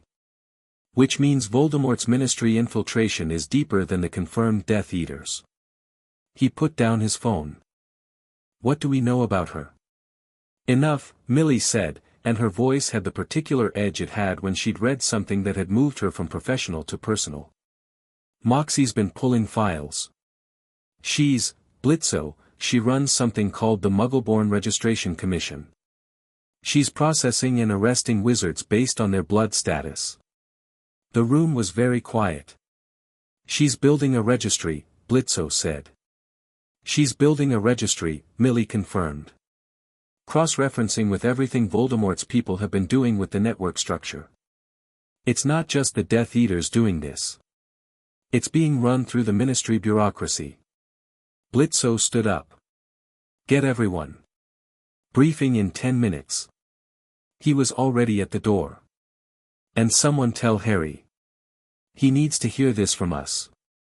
Millie stepped aside to let him through. He's not going to like it. No, Blitzø said. He's going to be furious. He was already moving down the hall. Good. He should be. The briefing was fast and dense and nobody spoke much while Moxie ran through the Umbridge file, because the file was the kind of file that had a specific effect on rooms, the kind that didn't need commentary to communicate what it meant, just needed to be read. Harry read it without interrupting. He sat at the conference table with the file in front of him and read every page, and his face was completely still the entire time. Not the controlled stillness of processing, the specific stillness that happened when something had landed and the response was being held carefully because the room wasn't the right place for the actual response. When he finished, he set it down. He looked at the table. She's going to be at the Ministry, he said. The locket is probably in her office. Or on her person, Moxie said. She wears a lot of jewelry. The Ministry is difficult terrain for us, Blitzø said. It's warded, staffed, and any engagement there is in public. We need a controlled moment. I can get access, Harry said. Blitzø looked at him. I know the Ministry layout. And I have friends who can help. Hermione especially. She's been looking at the Ministry structure for months. She had concerns about the blood status legislation before we knew about the Horcrux connection. He looked up. She doesn't know about I.M.P. She doesn't know about any of this. But she's been watching. She has information we don't. You'd have to tell her, Blitzø said. I know. How do you think she'll respond? Harry thought about it. She'll spend about 10 minutes processing the demon thing, he said. Then she'll want documentation, she'll have follow-up questions, and then she'll help. He paused. She's pragmatic in the direction of useful. Ron? Millie asked. The smallest smile crossed Harry's face. Ron will immediately ask if Millie wants to arm wrestle him. Millie's expression lit up. So we bring them in, Blitzø said.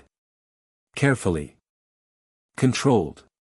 You introduce the situation, I'll speak to them directly if they want, they'll want, Harry said. Hermione will want. Fine. Blitzø looked at the Umbridge file on the table. We plan the Ministry operation after you've talked to them. After Hogwarts in September, when you can reach them in person. He looked at Harry.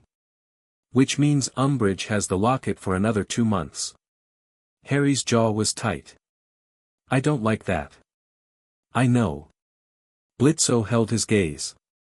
But the Ministry operation requires precision that we don't have yet. Rushing it costs us more than the wait.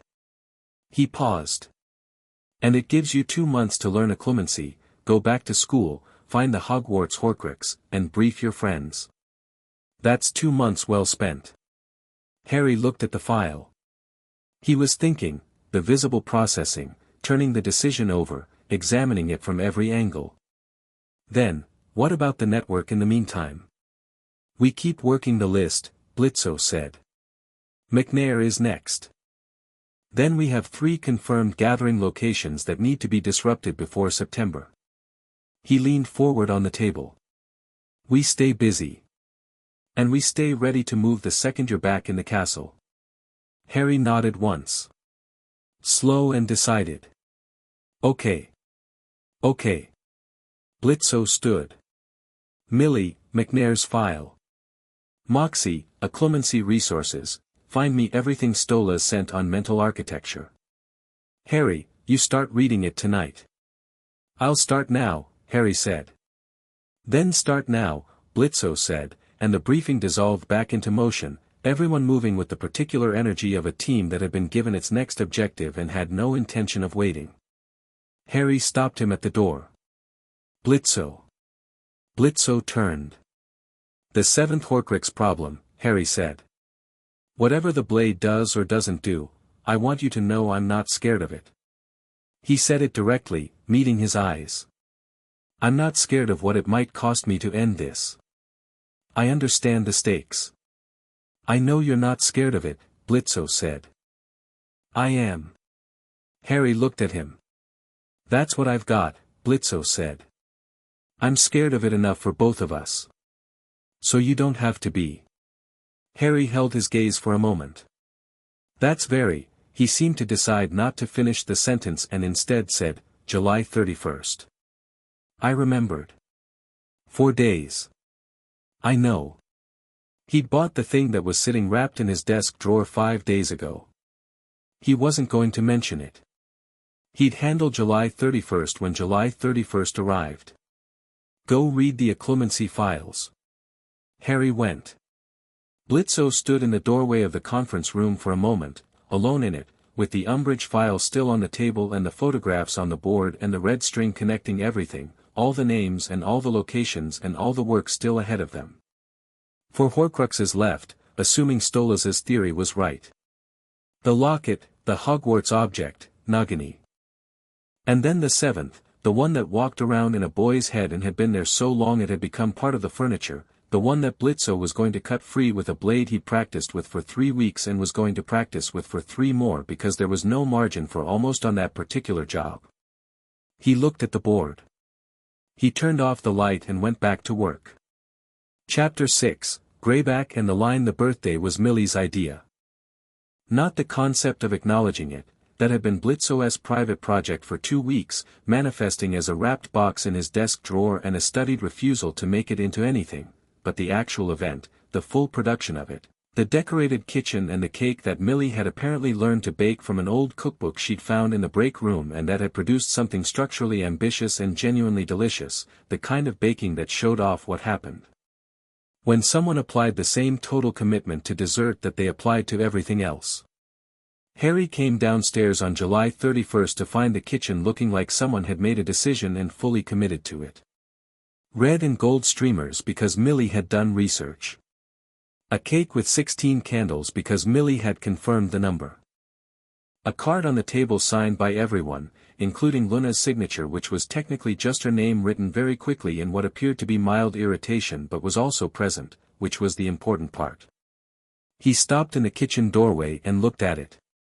Millie was at the counter with a coffee, watching him with the expression she used when she was pleased with herself but trying to be moderate about showing it.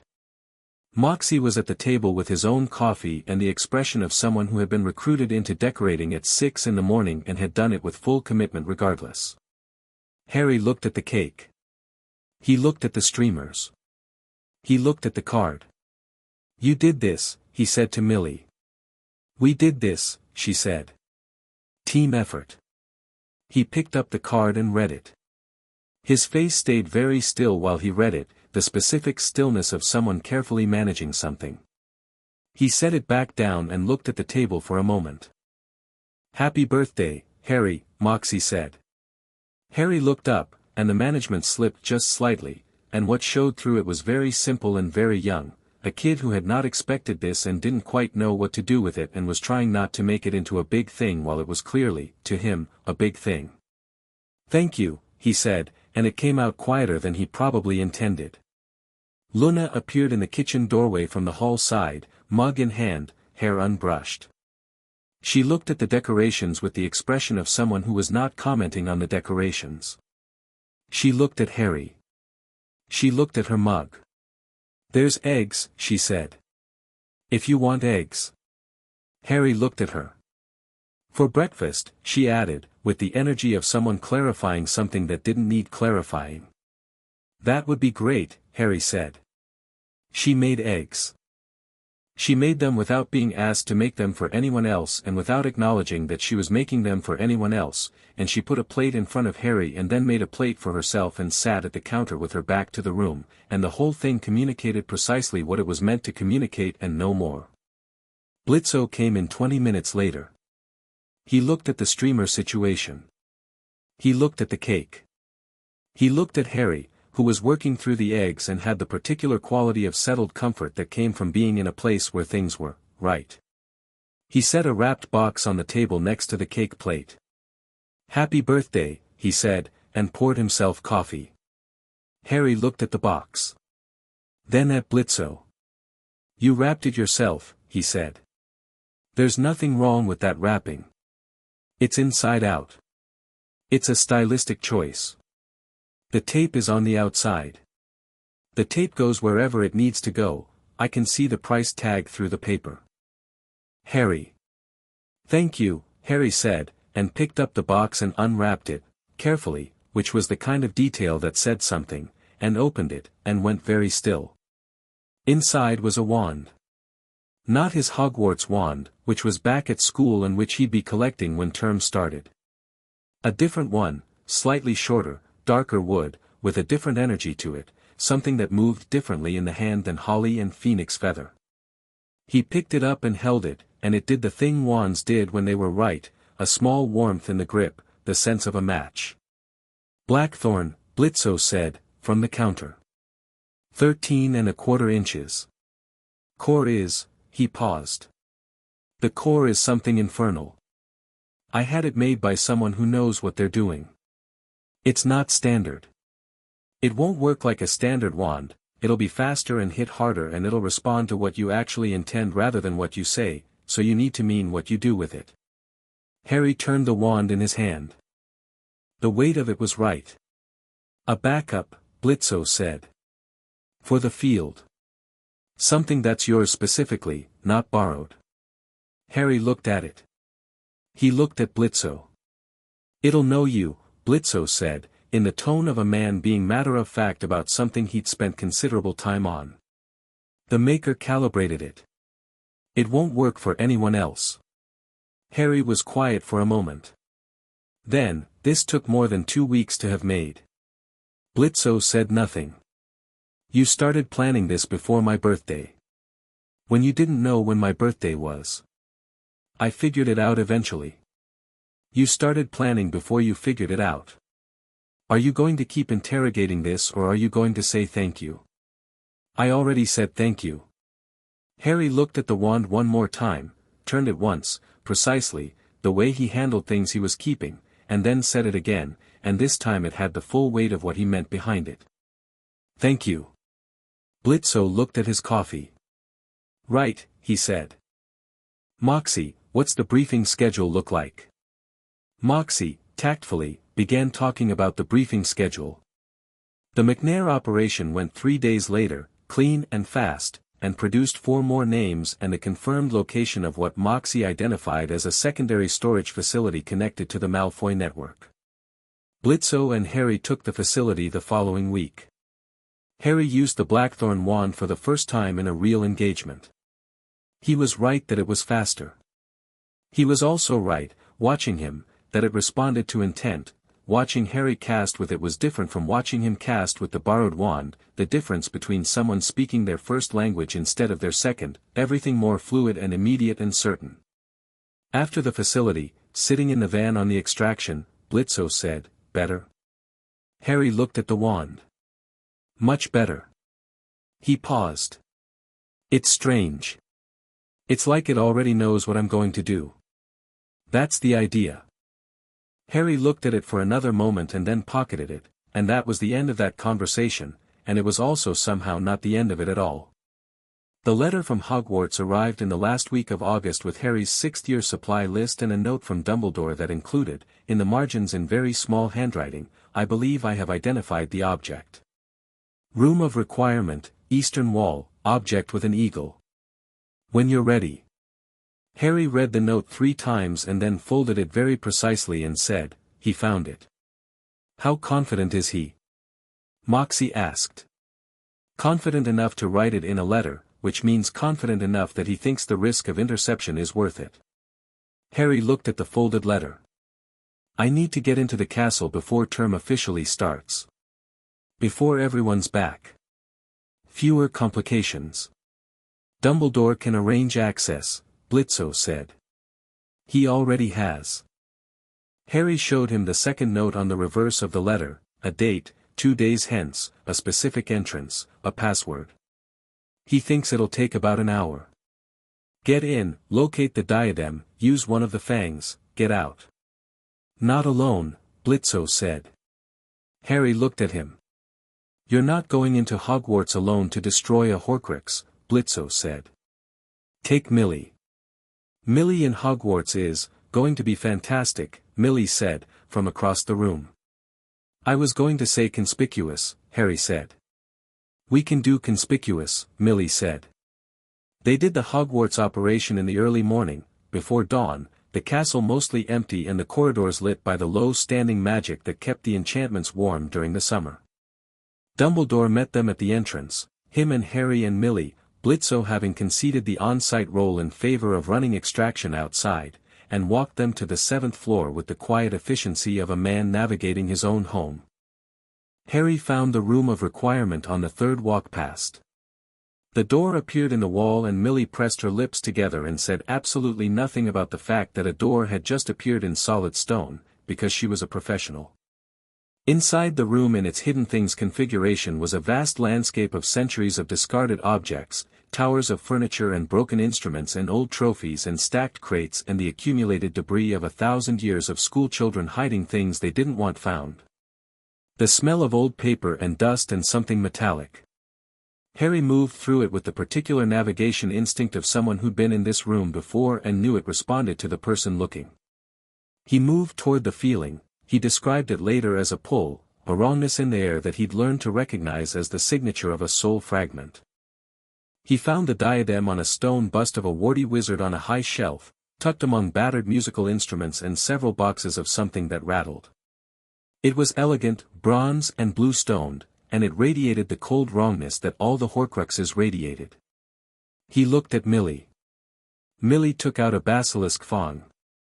"Stand back," she said, and Harry stepped back, and Millie drove the fang through the diadem with the focused precision of someone who had done this before and didn't need a run-up. The response was uglier this time. The fragment shape that erupted was larger, more defined, more coherent, something that might have been a face above the dissolving non-body, a mouth opening on the same destroying sound. It reached toward Harry and Harry held his ground with the blackthorn wand raised in a look of complete unflinching steadiness, and Millie hit it from the other side with her free hand in a closed fist and it came apart the same way the cup had, the same explosion into nothing, the same sudden empty silence. The diadem was a piece of metal on the floor. "5 down," Harry said. "5 down," Millie confirmed, and she was grinning. On the walk back through the castle, Dumbledore stopped them at the 3rd floor landing. He looked at Harry with those careful eyes and said, very quietly, "There is one thing I need to tell you. That I have been preparing to tell you." Harry looked at him. "The wand," Dumbledore said. "The Elder Wand. Voldemort is seeking it. He believes its power is what he needs to overcome whatever," he paused. "Whatever interference he encountered in Little Hangleton in June. He believes a weapon of that magnitude changes his strategic position." "Where is it?" Harry asked. Dumbledore was quiet for a moment. "Currently in my possession," he said. And I intend it to die with me, which would neutralize its line of allegiance. But Voldemort knows where it is. He will come for it. He met Harry's eyes. I'm telling you because Blitzø needs to know. If Voldemort moves on Hogwarts in pursuit of the wand, the situation changes significantly. Harry nodded. I'll tell him. Dumbledore looked at him for a moment with the complicated affectionate expression. You seem, he considered the word. Steadier than you were in June. I am steadier than I was in June, Harry said, simply. Dumbledore smiled, the small genuine one. Good, he said, and that was all he said, and it was the right amount. They extracted clean. September came, and Harry went back to Hogwarts. He went with the Blackthorn wand in his inside pocket and a set of protocols he and Blitzø had worked out for communication, infernal frequency messaging that ran through a two-way mirror Stolas had modified, which looked like a normal hand mirror and which Hermione, when shown it, immediately demanded a full technical explanation of, which Stolas had delightedly provided via a 3-page letter that Hermione had read twice and annotated. Ron had responded to the demon revelation with a silence of approximately 45 seconds, then, are they hiring? Millie had, upon hearing this report, laughed for an entire minute. Harry settled back into Hogwarts the way water settled into a space, finding the edges of it, filling in the familiar shape of routine, transfiguration and defense and the Great Hall at mealtimes and the Gryffindor common room at night with Ron and Hermione on either side of him. But it was different now. He was different. He held himself differently, lower in the shoulders, less braced against things, less like someone waiting for the next thing to hit. The Umbridge operation was planned over 3 weeks of messaging through the mirror, Hermione on one end in the Hogwarts library pulling ministry records and access schedules, Moxie on the other end cross-referencing with infernal intelligence. It was the most bureaucratically rigorous operation planning Blitzø had ever participated in, and he said so, and Moxie looked briefly and intensely pleased about this. They hit the ministry on a Thursday in October when Umbridge was confirmed to be in her office through Hermione's contact on the Wisengamot support staff. Harry, Ron, and Hermione went through the front, using the polyjuice potion that Hermione had been preparing for 3 weeks. Millie and Blitzø went through the maintenance access that Moxie had pulled from the ministry's 1974 structural renovation records. Umbridge's office was pink. Remarkably, aggressively pink, in the way of someone who had decided that aesthetic softness and the capacity for cruelty were not mutually exclusive and had leaned into the combination fully. Blitzø looked at the pink walls and the decorative plates with kittens and said, "Huh." "I know," Harry said, through the polyjuice disguise. The locket was around her neck. Harry had expected this. He'd told Moxie he expected this, because Moxie had called it a 50-50 proposition and Harry had said, no, it's on her person, she knows what it is. She wears it because she can feel it doing something to her and she likes it, which is more information about Dolores Umbridge than anyone needed but that Hermione had confirmed with a shudder was completely believable. The extraction of the locket was the fastest part of the operation. Millie came through the office door from the maintenance corridor while Umbridge was distracted by what she believed was a standard inquiry meeting from 3 ministry clerks who were actually a 15-year-old, a 16-year-old, and someone with a genuinely extraordinary ability to be steady under pressure, and Millie crossed the room with a speed that the polyjuice versions of Ron and Hermione tracked with wide eyes, unclasped the locket from around Umbridge's throat with one hand while the other hand did something that put Umbridge on the floor and made it very clear she was not getting up immediately, and turned around with the locket in her palm. Umbridge made a sound. Harry looked down at her. She looked up at him with the specific expression of someone who had, in a very short time, found the situation entirely outside her management, the pink room and the organizational capacity and the careful bureaucratic architecture of her authority all utterly irrelevant. He didn't say anything to her. He'd thought about whether to say something. He'd decided there was nothing worth saying. He looked at her for one moment with the green eyes and the blackthorn wand and the settled, certain posture of someone who had decided who they were and what they were doing, and then he turned and walked out. Ron, behind him, did say something. It was brief and pointed and accurate, and Hermione told him immediately that it was inappropriate, and he said he stood by it, and Harry said nothing because he agreed with Ron completely. The locket was destroyed in the van on the way out of London. Millie, a basilisk Fong, the same controlled violence, the same erupting fragment shape, the same ending. Hermione watched the destruction process with the expression of a scientist witnessing a phenomenon that was both deeply disturbing and profoundly interesting. Ron watched it with pure, uncomplicated fascination. "Six down," Harry said. The van was quiet. "Nagini," Moxie said. "Nagini," Blitzø confirmed. "Which means Voldemort." The warning came from Luna. She was monitoring the infernal intelligence networks, the feeds she maintained through contacts in the lower rings, the informants she'd spent 2 years cultivating and that nobody else at I.M.P knew the full scope of, and she brought it to Blitzø's office on a Tuesday evening in November with the expression of someone who had just read something they were very unhappy about. She set her phone on his desk face up. The message on the screen was from an infernal source in the Living World Monitoring Network, a demon in the lower contract enforcement tier, reliable, had never once given false intelligence in 4 years of working with Luna. The message said, "Target Harry Potter. Living World Assignment. Client, Fenrir Greyback. Purpose, extraction/bait. Method, approach the Guardian through the child, or approach the child directly to draw the Guardian. Payment, favor from Voldemort on restoration of Pact territory post-victory. Greyback has been tracking the I.M.P Guardian registration since August." Blitzø read it.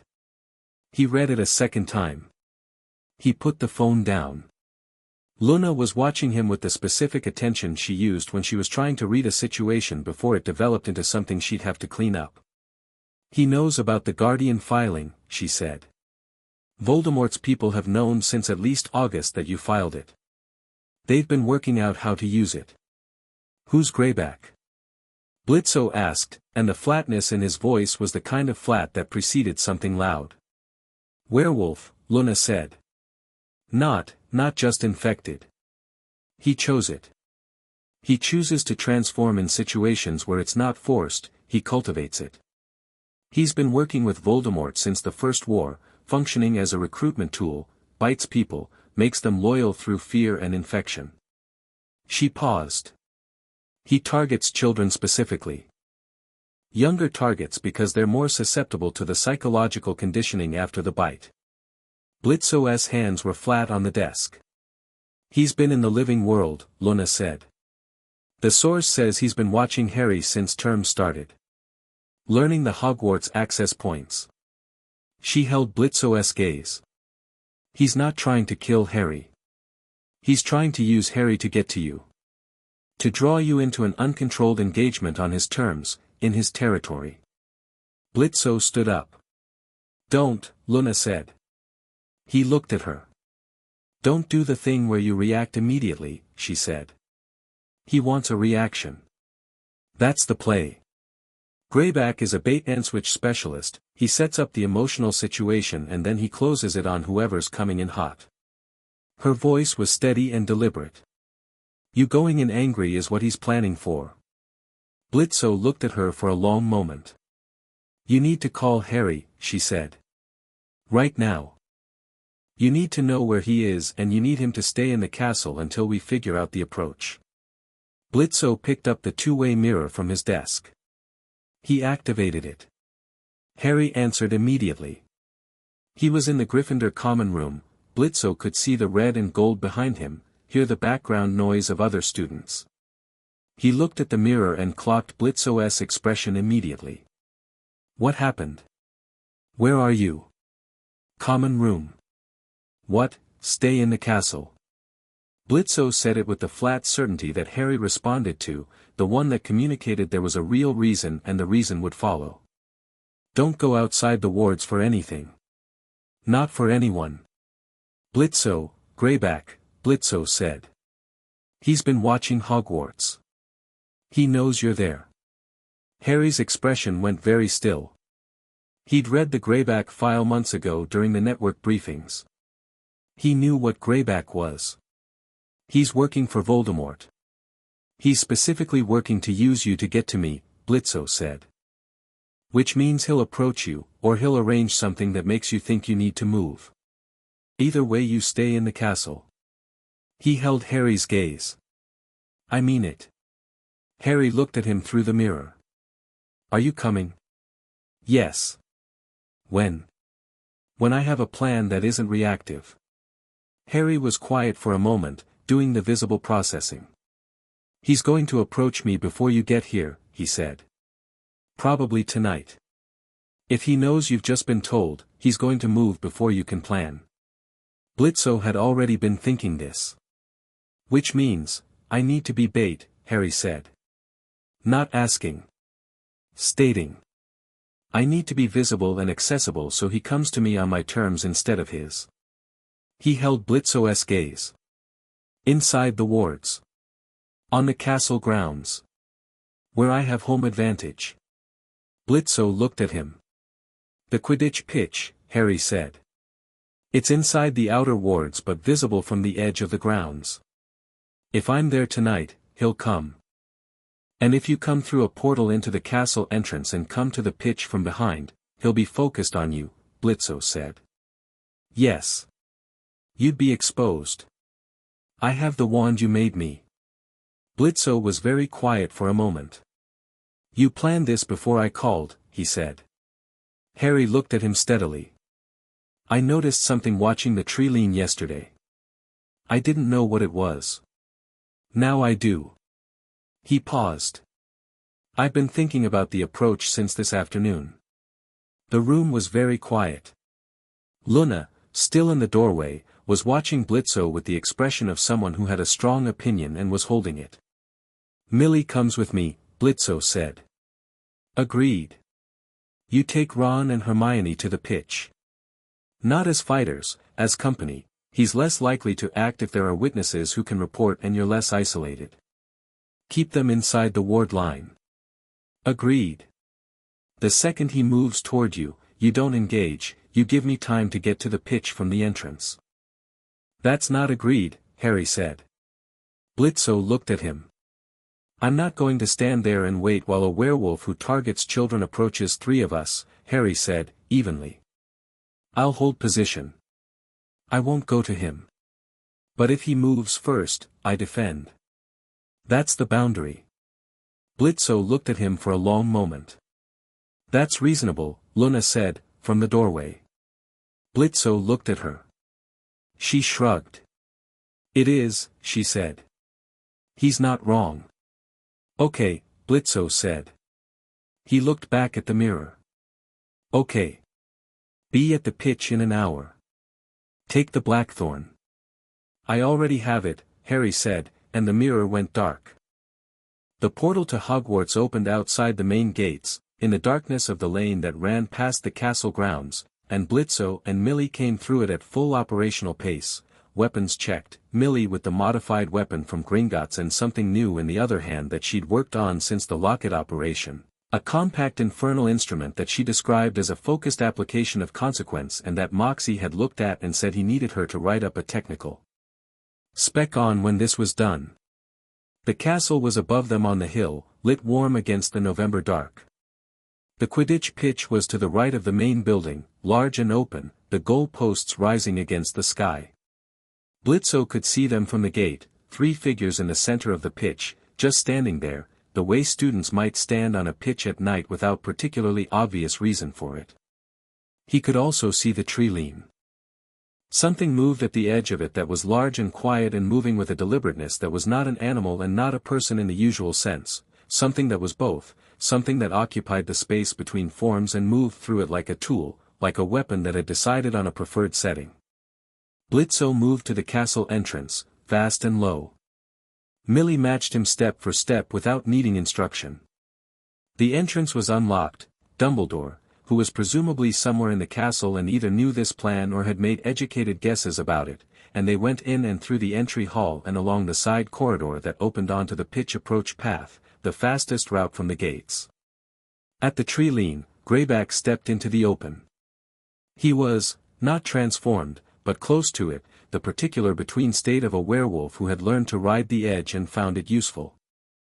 Large, gray-haired, built with a kind of excess that suggested mass was a point of pride.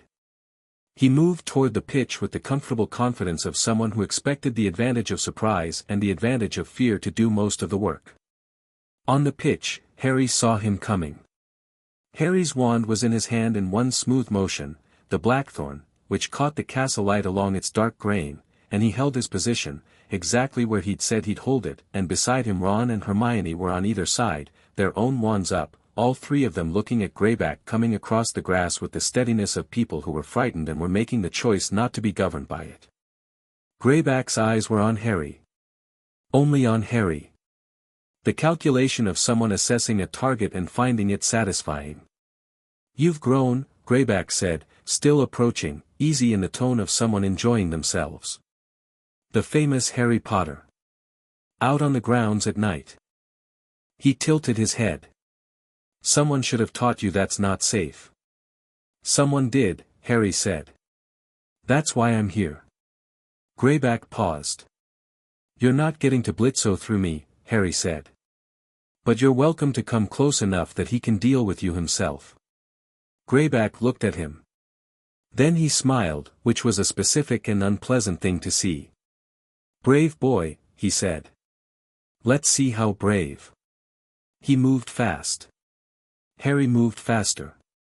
The blackthorn wand responded before Harry finished the intention, a blasting hex that hit Greyback square in the chest and knocked him backward 5 feet and expressed itself differently than standard hexes did, with the particular deeper impact of something that hit the soul as well as the body, the infernal core in the wand doing exactly what Blitzø had said it would do.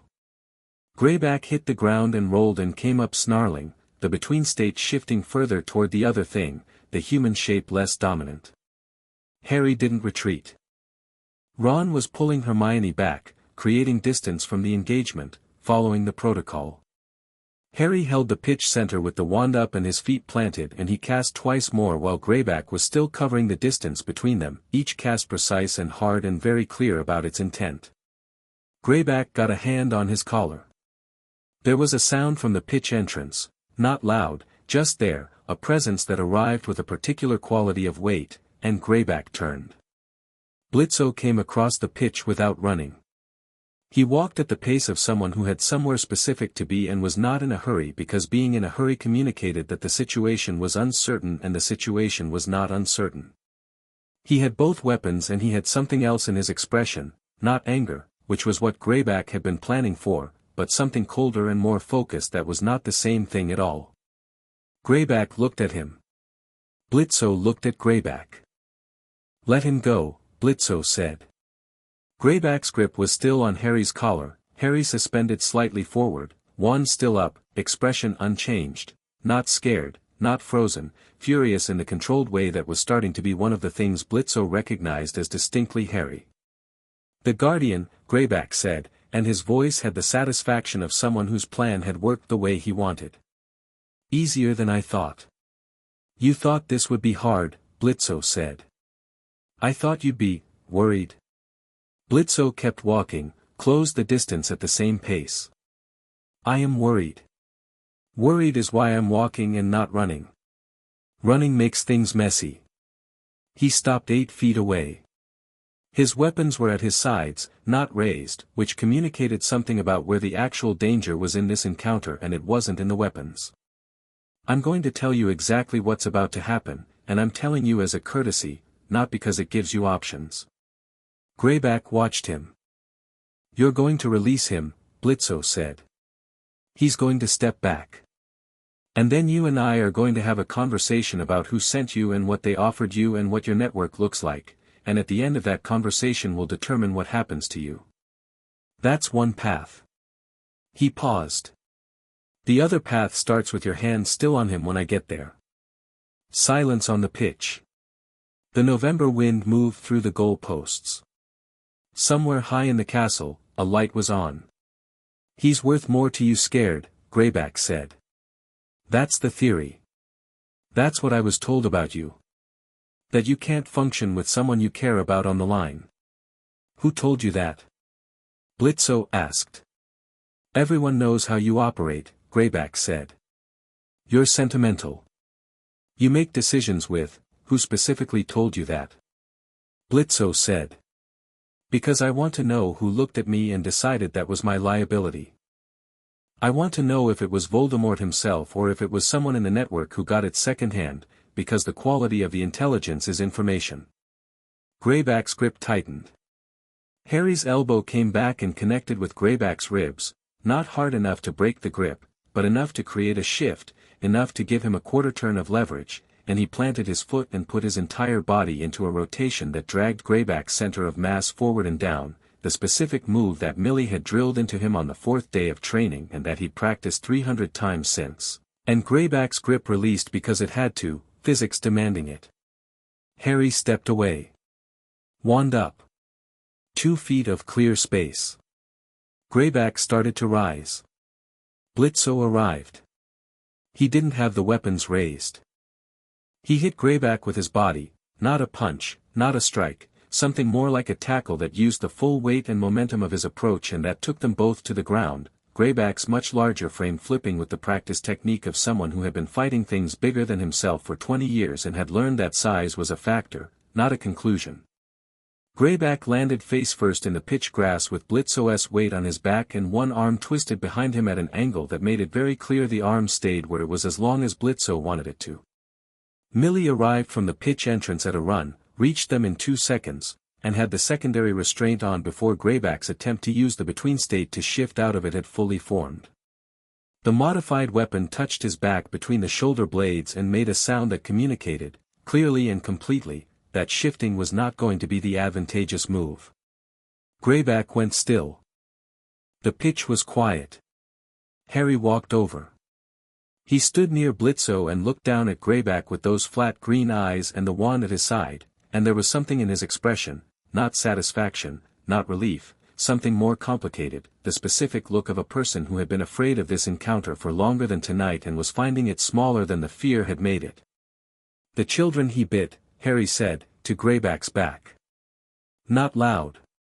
Remus Lupin was 5 years old when you bit him. Greyback said nothing. I know what it cost him, Harry said. His whole life. Every month. The isolation and the fear and he stopped. I'm not asking you to respond. He looked at Blitzø. I just needed to say that out loud. Blitzø looked up at him from his position over Greyback. Okay, he said.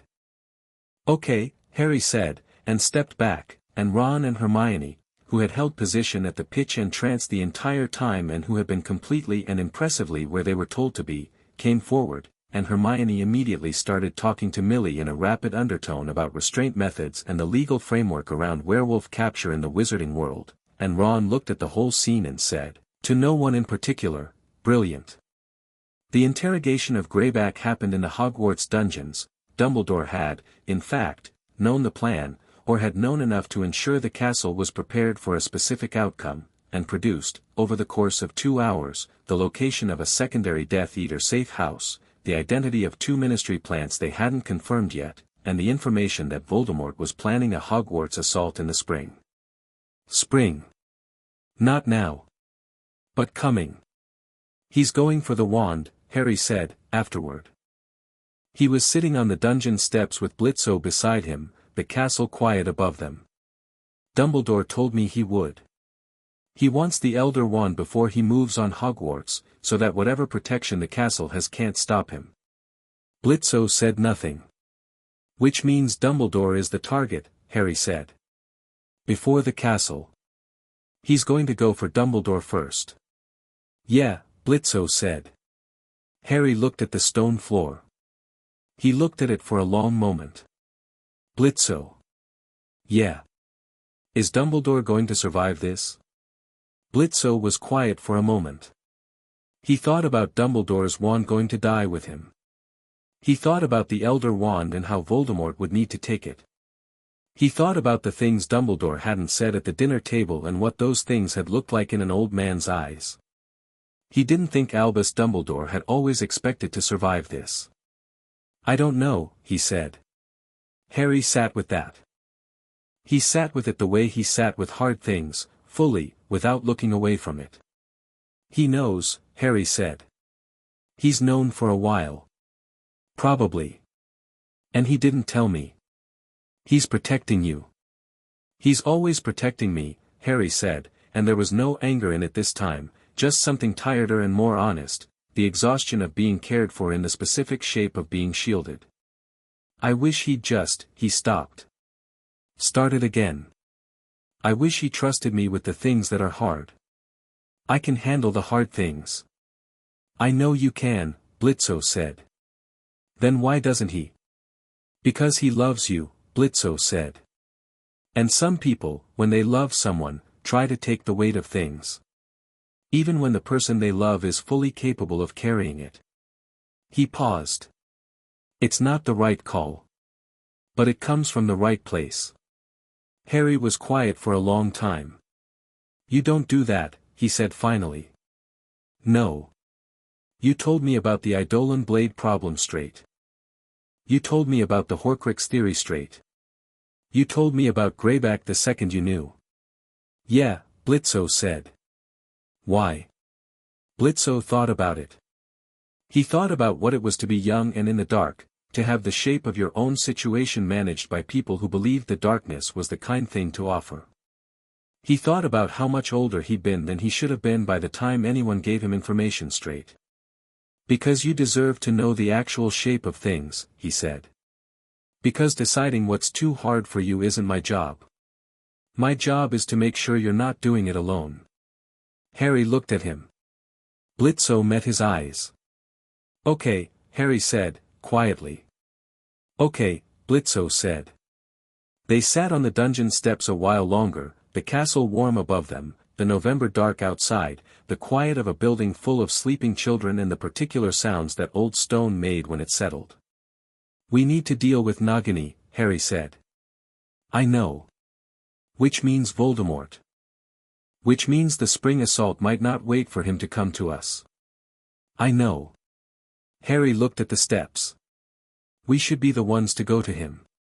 Yeah, Blitzø said. We should. He leaned back against the dungeon wall.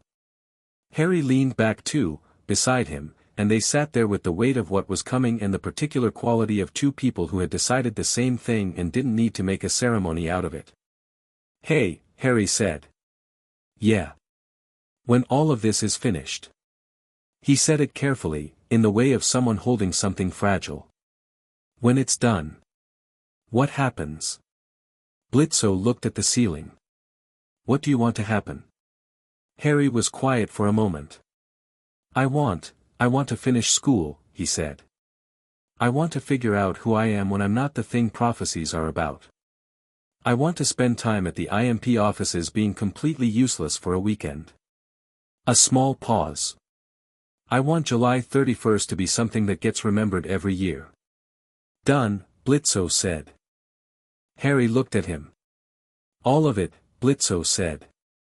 Done. He said it with the flat certainty of someone making a promise they intended to keep, not because it was easy but because it was decided. You're going to be impossible to live with when you're not fighting something, you know that? Harry laughed, the real one, surprised out of him. Probably. Absolutely. You'd know, Harry said. You're impossible to live with right now and you're actively fighting something. That's fair, Blitzø said. They got up eventually, went back upstairs into the castle's warmth, back to the others who were waiting. Blitzø took the portal home at 2 a.m, leaving Harry at the Gryffindor Tower entrance with the castle at his back. At the entrance, turning back, the habit, both of them, the real thing said at the exit, Harry said, Blitzø. Blitzø turned. Thank you, Harry said. For tonight. For the plan. For all of it. Blitzø looked at him for a moment. 15 years old and standing in the warm light of a castle that had been trying to be his home for 5 years, the blackthorn wand in his pocket and the glasses straight, looking at Blitzø with the open expression he only had in unguarded moments. I'll see you at the weekend, Blitzø said. Harry nodded. See you at the weekend. He went inside. Blitzø stepped through the portal. He went home. Chapter 7, Voldemort's last miscalculation. The contract on Voldemort came through on a Wednesday morning in February, stamped with the infernal seal of the client faction and marked urgent in 3 languages, 2 of which were technically dead. Moxie brought it to Blitzø's office with both hands on the folder and the expression of a man delivering something he'd been waiting on and was genuinely not sure how to feel about now that it had arrived. He set it on the desk. He sat down. He put his stylus on his knee and looked at Blitzø. Blitzø opened the folder and read it. He read the terms, the fee structure, the scope of the contract, and the specific language around the soul clause, which was the part of contracts involving magically abnormal targets that required the most careful reading because hell was precise about what it was purchasing and imprecise about it only when trying to create a leverage situation. He read it twice. They want his soul, Blitzø said. The 7 fragments and the anchor, Moxie confirmed. The full collection. They're not interested in a partial. The client wants it specified that the contract is complete only when every fragment is confirmed destroyed and the anchor soul is collected. He paused. Given the Horcrux situation, that's actually strategically aligned with what we need to do anyway. The anchor is what's left of him after the fragments are gone. Correct. Whatever remains of Tom Riddle's soul when the Horcruxes are destroyed, that's what gets collected on completion of the contract. Blitzø set the folder down. He turned it 90 degrees on the desk for no particular reason. He turned it back. Fee. Moxie told him. Blitzø looked at the ceiling for a moment. That's per soul fragment or total? Total, Moxie said. That's an extraordinary amount of money, Moxie. It's an extraordinary contract, Blitzø. Blitzø looked at the folder. He thought about the Eidolon blade under his desk and the 3 weeks of additional practice he'd put in since the birthday and the specific problem of the 7th fragment, the one that wasn't in an object, wasn't in a snake, wasn't in a place they could go without going through Harry first. He thought about the blade and what he knew it could do and the 90% certainty he'd been working toward for months, which was now sitting at something he'd call 97 if he was being honest with himself and 94 if he was being conservative. He thought about what Harry had said on the Hogwarts steps. When all of this is finished. File the acceptance, Blitzø said. Moxie wrote. And get everyone in the briefing room in an hour, Blitzø said. Harry too. Call him through the mirror. The briefing room was full in 45 minutes, which was not an hour but was how these things worked when the team sensed the weight of something in the schedule. Blitzø stood at the board that had been progressively simplified over the past months as names were crossed off, locations marked done, the red string architecture reduced from the sprawling complexity of September to something much leaner and more pointed. 2 red strings remained. One to a photograph of Nagini, the great dark snake, caught in a ministry surveillance image from the previous spring, coiled near a stone floor somewhere cold. One to a photograph of Voldemort himself, tall, white, the red eyes flat and patient in the grainy image, standing in what appeared to be a courtyard, robes dark, the face that had decided to become what it was and arrived somewhere that had no path back. Harry, in the mirror frame propped on the table, looked at the board from his angle in Hogwarts, a quiet corridor, the sound of the school muffled behind him, the 2-way mirror showing his face sharp and attentive, the I.M.P shirt visible under his school robes because he still wore it sometimes and had never acknowledged this directly. Greyback confirmed a spring assault, Blitzø said. We've been working on the assumption that Voldemort moves on Hogwarts to get the Elder Wand before he has the full strength to take the Ministry. What we know now, he looked at the board, is that the assault is planned for late March. We're 6 weeks out. The contract on Voldemort was filed this morning. This is the final operation. Nobody spoke. The room had the specific quality of attention it had when something was completely real. We have 6 Horcruxes down, Blitzø continued. Nagini is the last external one. After Nagini, we move to the anchor. He looked at Harry in the mirror. And before the anchor, we deal with the 7th fragment. Harry's expression didn't change. The blade work is ready, Blitzø said. Stolas confirmed the mechanics last week. We've run the theoretical model twice and the application is, he paused, and this was the pause that had the weight of 3 months of practice and a lot of things he hadn't said out loud. It's ready. Tell me about the operation structure, Harry said. Not asking for reassurance. Asking for the plan. Voldemort is currently at a location we've had confirmed for 2 weeks, a manor in the north of England, skeleton staff, inner circle rotation. He's been consolidating since the Greyback capture, which he'll have interpreted as the first move in our endgame approach. He knows we're coming. He's been waiting, Moxie said. Everything we've learned from the network dismantling, the way he's responded to each operation, he's been building toward a specific counter. He knows the I.M.P structure. He knows the team composition. He's had 7 months to prepare. What counter? Millie asked. The infernal political structure, Blitzø said. The room was quiet. He's been studying hell, Blitzø said. He's made contact, through his Death Eaters who survived, through whatever magical channels he has access to, with 2 of the 7 deadly sins.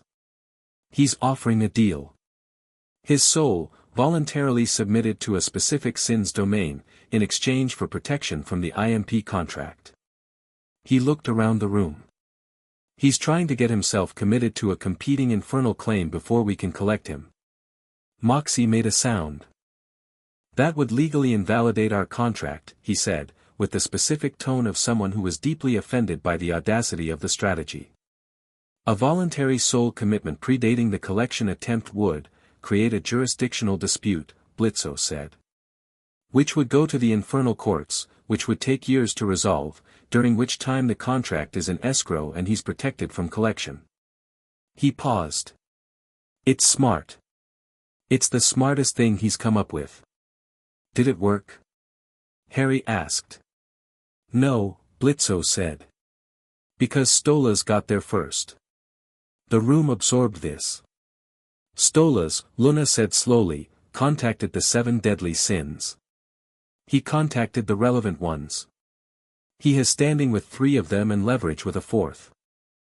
He made it very clear that any deal with Voldemort would be considered, diplomatically speaking, an act of bad faith toward the Ars Goetia, which has implications that the sins found more immediately uncomfortable than whatever Voldemort was offering. Blitzø leaned against the board. Stolas burned through a significant amount of political capital to do it. He didn't ask me first. When did you find out? Harry asked. Yesterday. Blitzø said it simply. He left a message. Said he'd explain at dinner, which is his version of a full briefing. He paused. He also said he was looking forward to meeting Harry properly when this was finished. Harry was quiet for a moment. I'll come to dinner, he said. I know. What does Voldemort do when the political play fails? Millie asked. He does what he was always going to do, Blitzø said. He fights. Which is what we want. A Voldemort who knows he's cornered and knows the political option is off the table is a Voldemort who comes at us directly, which is a fight we can predict and prepare for, versus a Voldemort who's waiting behind layers of infernal legal protection. He looked at the board. He'll come to us or he'll fortify and we go to him. Either way, the Hogwarts assault in March becomes the convergence point. He needs the Elder Wand. He needs Harry, or thinks he does, because of the connection. He's going to be at Hogwarts in late March. Which is where we'll be, Harry said. Which is where we'll be, Blitzø confirmed. He looked around the room. At Moxie, who had his stylus moving, already building the operational timeline. At Millie, who was the specific quality of settled that she achieved when something she'd been working toward was finally in front of her. At Luna, who was leaning on the wall with her arms crossed and the expression that communicated everything important without saying any of it. At Harry in the mirror, 15 years old, watching the board with those green eyes and the expression of someone who had chosen this fully and intended to see it through. 3 phases, Blitzø said. Phase 1, the 7th fragment. We handle that before we're anywhere near Voldemort, before Nagini, while there's still time to, while we have time. Phase 2, Nagini. We separate her from Voldemort before the Hogwarts engagement and we take her out. Phase 3, Voldemort at Hogwarts. Order of 1 and 2. Moxie asked. Blitzø looked at Harry. Harry looked at Blitzø. One first, Harry said. They did it at the I.M.P office, which felt right in the way practical things felt right. It was their space, their ground, controlled and familiar. No ceremony. Harry asked for no ceremony and Blitzø had not offered any. It was a Thursday evening. The team was present because Harry had asked them to be, not because he needed witnesses, but because he'd said, the night before, through the mirror, in the specific quiet voice he used when he'd thought something through and arrived at the real thing, I don't want it to just be the two of us if something goes wrong. I want everyone there. Blitzø had said okay. Everyone was there. Harry sat in the chair in the middle of the main room. He'd eaten dinner, Millie had made it, specifically had made it, the best thing she knew how to make, and Harry had eaten all of it and told her it was brilliant and she'd looked pleased in the way she did when she meant it. He'd talked to Ron and Hermione through the mirror for 20 minutes, ordinary conversation, Ron complaining about Quidditch training and Hermione working through a theory about the Hogwarts wards. And at the end of it Harry had said talk to you tomorrow in the tone of someone who intended it completely and Hermione had said obviously and Ron had said yeah obviously and Harry had ended the call and sat quietly for a moment and then said, all right. Let's do it. Blitzø stood in front of him with the Eidolon blade in his right hand, the grip wrapped in the dark material, the blade that color that wasn't quite black. He'd held it every day for 3 months. He knew its weight precisely, knew the specific angles of application that Stolas had specified in the technical brief that had been revised 4 times and that Blitzø had read until he'd memorized it. Harry looked at the blade. He looked at Blitzø. He was not afraid, had told Blitzø in the kitchen 2 nights ago that he was not afraid of the blade, and meant it, and what he was instead was the particular quality of gathered stillness that preceded something irrevocable. The fragment is shallow, Blitzø said. Saying it again not because Harry didn't know but because saying it out loud was part of the preparation. Unintentional binding. It's close to the surface compared to the deliberate Horcruxes. The blade will find it. I know, Harry said. It'll feel like, Blitzø paused. Cold first, then, Stolas said it's different for everyone. Just stay still. I know, Harry said again. Blitzø looked at him. I'm not scared, Harry said. You're scared. Stop making it yours.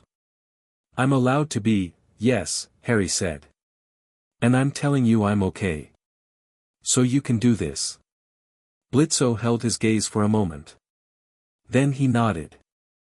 He placed the flat of the blade against Harry's temple, the specific position, the angle Stolas had specified, parallel to the surface rather than perpendicular, because this was surgical and not destructive, and he breathed once, slowly, and he focused the intent through the blade the way he'd practiced, the specific mental action of reaching for one thing and only one thing, a fragment that didn't belong, a piece of something that had been placed wrong and had no right to be where it was.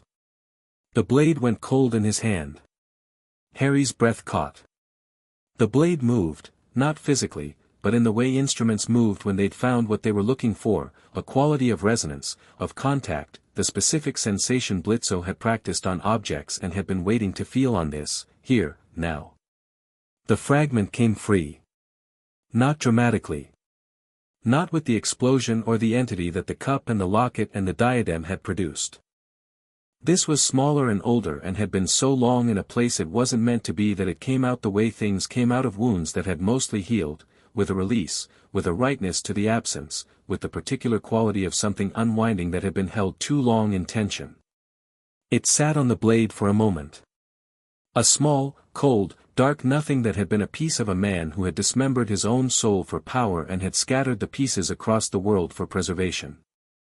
Blitzø closed his intent around it. It dissolved. The room was quiet. Harry sat in the chair with his eyes closed and his hands on his knees and breathed. 1 breath, 2, 3. Then he opened his eyes. The scar on his forehead was there, would always be there, carved in by a curse that had shaped his whole life before he was old enough to understand it. But something behind his eyes was different, immediately and unmistakably different, a quality of clarity that hadn't been there before, like a window that had been dirty so long you'd forgotten what clean glass looked like until the moment it was clean. He looked at Blitzø. Blitzø looked at him. "How do you feel?" Blitzø asked. Harry thought about it genuinely. "Like myself," he said. "Just, like myself. Without the thing that wasn't." Behind them, Millie made a sound that was not quite a word. Moxie was very deliberately looking at his stylus. Luna was looking at the ceiling with her arms crossed and the expression of someone who was absolutely not having a feeling about this. Harry looked at all of them. He looked at Blitzø. The small real smile appeared. "Okay," he said. "What's next?" Nagini was next. The intelligence on her location had been built over 2 weeks of careful monitoring by Moxie's infernal network contacts, cross-referenced with Dumbledore's magical tracking and Hermione's analysis of the Ministry's surveillance gaps. She moved with Voldemort but had a pattern, a specific window, pre-dawn, when Voldemort was engaged in the mental processes that served as his version of sleep and Nagini hunted alone in the grounds of the manor. That window was 45 minutes on average. It had never once extended past an hour. Blitzø and Millie took the manor grounds at 3:40 in the morning on a Tuesday in early March, through a portal that opened in the tree lane at the estate's eastern edge, in the dark and the cold with the kind of quiet that English countryside had at that hour, absolute and clear, the sort of quiet that made everything louder. Nagini was in the east grounds, as predicted, moving through the long grass with the particular silent efficiency of something built for exactly this. Massive, much larger than she appeared in surveillance images, the Horcrux bound into her, making her something more than a snake in the same way the other objects had been more than objects. Millie had the Eidolon blade. Blitzø had given it to her 3 days before the operation. She'd looked at it and turned it once in her hand and said, "This is different from the others." He'd told her how, and she'd listened with the same total focus she gave everything, and she'd practiced the intent focus for 2 days until he'd watched her do it and said, "That's it." She moved on Nagini from downwind, low and fast, the way she moved on everything, with total commitment, total presence, total absence of hesitation. The snake sensed her at 10 feet and turned and was already moving, the speed of something that had spent decades being the most dangerous thing in most rooms, and Millie went inside the strike range rather than away from it, which was the move that worked on things that were faster than you because things that were faster than you expected you to retreat and didn't plan for the opposite. The blade made contact. Nagini's response was violent, the kind of violence that confirmed immediately that the soul fragment inside her recognized the instrument and understood what it meant. She coiled and struck and Millie took the hit across the shoulder, was knocked back, kept her grip on the blade, rolled to her feet before the grass finished moving from the impact. She drove the blade in again. This time it took. The fragment came out differently than Harry's had, this one fought, this one had been deliberately placed and was bound tightly and had been there long enough to be defensive, and the dissolution took longer and produced a sound that wasn't quite sound, a pressure in the air that made Blitzø's teeth ache from 30 feet away. Then it was gone. Nagini, the snake, just the snake, the enormous mundane animal without the soul fragment inside her, without the wrongness that had made her something other, lay still in the grass. Alive. Still breathing, flanks moving slowly. Millie stood over her with the blade and looked at her for a moment. She put the blade down.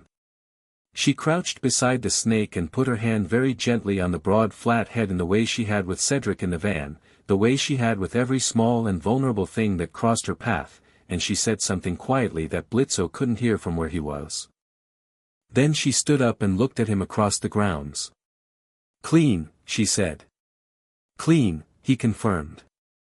They were back through the portal before the dawn. Hogwarts on a late March evening had the particular quality of a place that knew something was coming. The castle didn't have sentience in any formal sense, but it had age and it had memory and it had whatever accumulated weight of hundreds of years of human emotion left in old stone, and standing at the gates in the last of the evening light Blitzø felt it, the castle's specific alertness, the way the wards tightened like a held breath. Voldemort was coming tonight. The intelligence from Moxie's network had been precise, a movement of Death Eaters toward the Scottish Highlands beginning at nightfall, converging on Hogsmeade with the specific formation of a serious assault force rather than a raid. 23 confirmed Death Eaters, including every name still active on their list. Voldemort himself, confirmed moving north from the manor.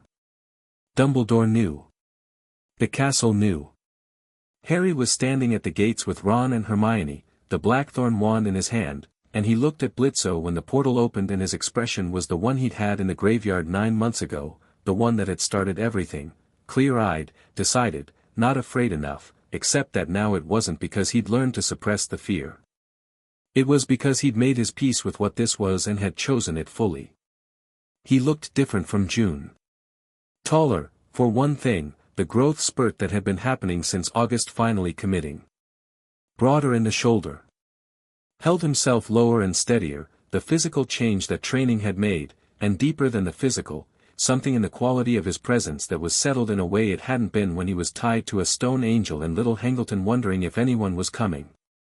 "Everyone's inside," Blitzø said. "Dumbledore's moved the younger students to the dungeons," Harry said. "The older students who wanted to stay and fight, he let them. He said it was their choice." A pause. "Most of them stayed." "Gryffindors," Blitzø said. "Every house," Harry said, and there was something in how he said it, quiet and clear, that communicated he'd been surprised by this and had found it important. Ron said, "Is the whole team here?" Millie, coming through the portal behind Blitzø with her shoulder wrapped and her weapons out, "All of us." Ron looked at Millie with the expression he'd had the first time he met her. "Brilliant," he said, as he always said, and Hermione looked at the sky and sighed in the way she sighed when Ron was being Ron, and she'd long since decided to live with it. Luna came through last. She looked at Hogwarts, at the towers and the lit windows and the specific quality of the place, and said nothing about any of it, just walked forward through the gates with the rest of them, which was her version of everything. The assault came at 9. It came with a sound that the castle hadn't heard in 15 years, a crack of apparition points multiplying at the Hogsmeade boundary, the outer wards beginning to register stress at the edges, the particular vibration in the stone that meant something large and deliberate was testing the defenses. Inside the castle, the students who had stayed were in position by house and by year, the older ones who could cast reliably spread through the defensive corridors that Dumbledore and the professors had identified. Blitzø put the I.M.P. team at the main entrance. Not because it was the most tactically significant point, it was, but that wasn't the primary reason. He put them at the main entrance because he intended to meet the assault at its convergence, to make the first response they encountered the one that told them what they were actually dealing with, and because there was a specific psychology to showing up at the front door that communicated something that no amount of indirect maneuvering could. The Death Eaters hit the gates at full force, 23 of them, organized and fast, the assault formation of people who had rehearsed this, and the outer ward held for 30 seconds before the combined spell force cracked it. The gate shattered. The path to the castle opened. And hit the I.M.P. team doing exactly what Blitzø had decided they'd do, which was nothing defensive. Millie was already moving by the time the gate came down. She moved into the gap with both weapons and absolute joy, and she hit the front of the formation like a force of nature given operational parameters, and what happened in the next 40 seconds was the kind of thing that Moxie would later write 6 pages about and that Harry would later describe to Ron and Hermione as the most extraordinary and also the most terrifying thing he had ever witnessed, which was saying something given his comprehensive personal history. The formation dissolved. Not all of it, these were trained, experienced, vicious people, the worst of the Death Eater network, the ones who had survived every previous I.M.P. operation because they'd had distance and indirect contact and warning. But they'd had no preparation for a direct frontal engagement with something that came at them with Millie's specific quality of delight, and the forward rank broke and the break propagated backward through the formation, and what had been a coordinated assault became something more chaotic. Blitzø and Luna hit the flanks. Harry, Ron, and Hermione came out of the entrance archway into the courtyard with the students behind them, not charging, positioned, the way they discussed, creating a second defensive ring that the retreating Death Eaters ran into and that had the specific advantage of the terrain the castle students had trained on for years. Curses crossed the courtyard in both directions. The stone of the walls absorbed impacts and returned shrapnel. Someone's stunning spell hit the fountain at the center and it exploded outward in a water and stone scatter that took 3 Death Eaters off their feet. Moxie, positioned on the left corridor above, was doing something extremely efficient and very controlled that contributed significantly to the Death Eater casualty rate without ever being loud about it. Harry moved through it. He moved through the courtyard with the Blackthorn wand and the specific focus of someone operating in their element, and it was different from every other engagement Blitzø had watched him in. It was the full expression of everything the last 9 months had built, all the training and the operations and the experience and the specific quality of fury that Millie had been right was not a liability but a resource. And it was controlled absolutely, was directed with complete precision, was the opposite of reckless because it was decided. He wasn't fighting to survive. He was fighting because this was his castle and these were his people and he'd chosen this fight completely. Bellatrix Lestrange came at him from the left with a killing curse that he stepped away from the way Millie had taught him, not a dodge, a choice, a decision about where to be, removing himself from the path rather than responding to it, and the curse hit the stone behind him. And Harry turned and hit her with the Blackthorn wand's full output and she went down and stayed down in the way things stayed down when they'd been hit by something that understood what it was doing. Blitzø saw it happen from across the courtyard. He felt something that he didn't examine too closely because there was a Death Eater in front of him who required his immediate attention. The Death Eater required very little of it, as it turned out. The courtyard battle lasted 11 minutes. At the end of it, 17 of the 23 were down, 3 had fled, 3 were standing, the 3 who had reached the castle interior before the flanking maneuver caught them, and the sound of the assault from outside had changed, because within the castle itself the students and the professors had held every defensive point they'd been assigned, and Voldemort's assault force had not reached the towers. Voldemort had not yet appeared. He was coming. Blitzø knew he was coming. Voldemort had waited through the assault because this was the move he'd identified: let the Death Eaters engage, let the I.M.P. team commit to the engagement, create the moment where resources were extended and attention was split, and then enter the specific location where Dumbledore was, move on the Elder Wand while the defense was occupied elsewhere. "He's in the castle," Harry said. Blitzø looked at him. Harry's hand was at his forehead, not touching the scar, just near it. "The connection is, since the fragment is gone it's different, it's not the same channel, but there's still a residue of it, still something that registers his presence." He looked toward the castle interior. "He's at the top of the North Tower. Dumbledore's office." "Go," Blitzø said. They ran. The castle corridors at night during an assault had the specific quality of a place making itself known, the portraits who had evacuated their frames for safety, the empty classrooms with doors swinging in the draft of displaced magic, the staircases holding their positions, and through it all the sounds of the fight still active on multiple fronts, curses and counter-curses and the deep vibration of the castle wards taking stress.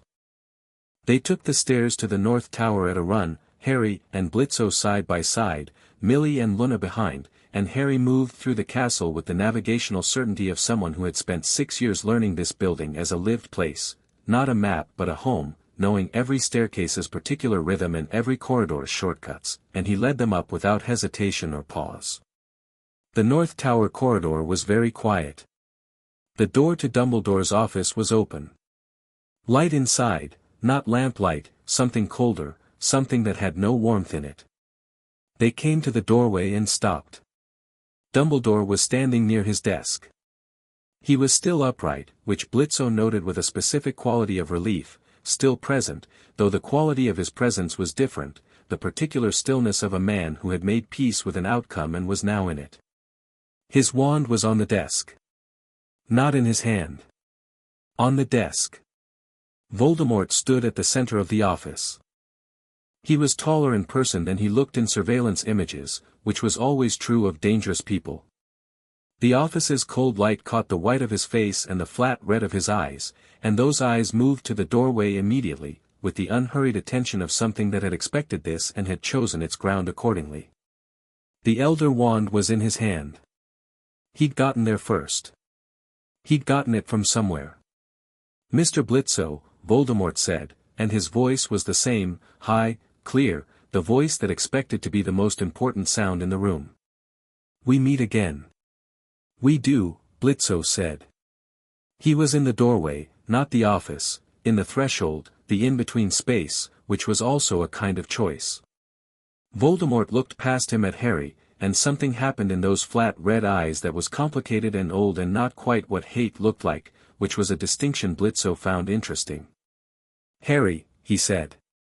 "Tom," Harry said. The name landed. It landed the way names did when they were chosen specifically for their specificity, not the name the person had constructed their identity around, not the name they'd made into a title, but the one that existed before the construction, the one that said I see through the thing you built to what you actually are. Voldemort was very still for a moment. "You know about the fragments," he said, and his voice was entirely controlled. "You've been systematic. Thorough," Blitzø said. "All of them?" "All of them," Harry said. A silence. Voldemort looked at Harry with those red eyes and the expression of a man doing rapid calculations in real time, and Blitzø watched it happen, watched the man who had survived death, had torn his soul apart and scattered it across the world, had built a power structure and lost it and rebuilt it and was losing it again, work through the arithmetic of a situation that had delivered him somewhere he genuinely had not expected to arrive. "You can't kill me," Voldemort said. "Even now. Even with the fragments gone, the contract is for collection," Blitzø said. "Which is different from killing. The distinction is, legally significant," Moxie said, from behind Blitzø, and his voice was the measured, precise voice of a man making an administrative point. "A soul collection contract executed on a living target is not murder in any infernal jurisdiction. It is a soul transaction with the consent of the client and the terms of the original filing. You are aware of this, which is why you attempted the voluntary commitment to a deadly sin's domain. That option is closed." Voldemort looked at Moxie. Moxie held his gaze with the particular steady dignity of someone who was completely serious about being an administrative professional even in this room at this moment. "The wand," Harry said. Voldemort looked at him. "It doesn't work for you," Harry said. "The Elder Wand. You took it, but the allegiance didn't transfer to you, because the person you took it from isn't the person who won it." He held Voldemort's gaze. "It transferred to me. When I disarmed Draco Malfoy in the field 8 months ago and Draco was its master, it passed to me. That's how it works." The office was very quiet. "So when you use it," Harry said, "it won't do what you expect." Voldemort's expression was the expression of a man hearing something that he could verify and knew was true and was fitting it into a picture that had just become something different from what he'd built toward. "Then," he said, after a moment, "we are at an impasse." "No," Blitzø said. He moved into the office. He moved the way he'd moved in the graveyard 9 months ago, not fast, not aggressive, just present, taking up space, the purposeful quality of someone who had somewhere specific to be. Voldemort watched him come with those calculating red eyes and raised the Elder Wand. The curse it produced was not what he intended. Harry had been right. The wand that had been won by disarming tried to defend its master and the magic bent, the killing curse arcing off course, striking the stone of the office wall and leaving a scar in the rock but nothing else. Voldemort looked at the wand. Blitzø reached him. He didn't use a weapon.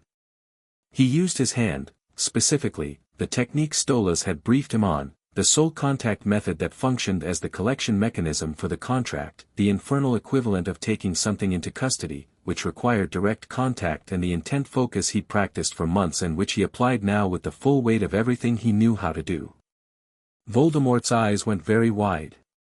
That was the first time, Blitzø thought, that he'd seen genuine surprise in them.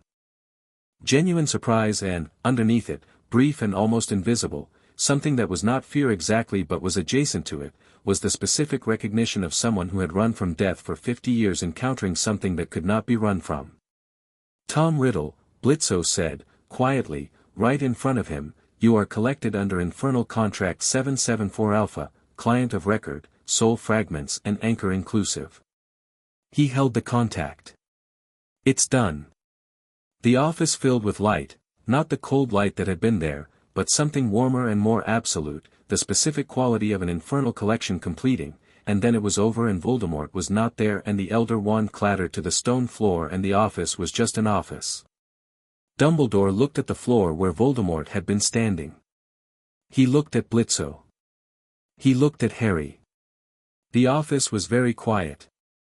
Through the window, outside, the sounds of the battle were changing, the particular shift in noise that happened when the organizing intelligence behind an assault was suddenly absent, the assault force becoming individual and disoriented instead of coordinated.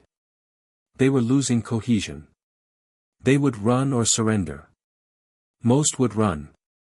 Harry walked to the window and looked out at the grounds, lit by curse fire and the castle's own light, the courtyard visible below, the movement of people on both sides, and somewhere out there Ron and Hermione and the students who had stayed. He stood at the window for a long time. Blitzø stood behind him, not close, not far. It's over, Harry said. It's over, Blitzø said. Harry turned from the window. He looked at Blitzø with those green eyes that had no fragment behind them anymore, just Harry, just the specific and irreplaceable person who had been in a graveyard 9 months ago and had refused to give anyone the satisfaction of seeing him afraid. Is that it? He asked. After everything, is it just done? The contract is completed, Moxie said, from the doorway, and he said it with the gentle precision of someone who understood what the question was really asking. The network is dismantled. The Horcruxes are destroyed. The anchor is collected. He paused. Yes. It's done. Harry looked at the floor. He looked at the Elder Wand lying on the stone. He looked at Dumbledore, who was watching him with the complicated, loving, unresolved expression that had probably been building for a long time. Then Harry did something none of them had seen him do since the graveyard. He sat down on the floor.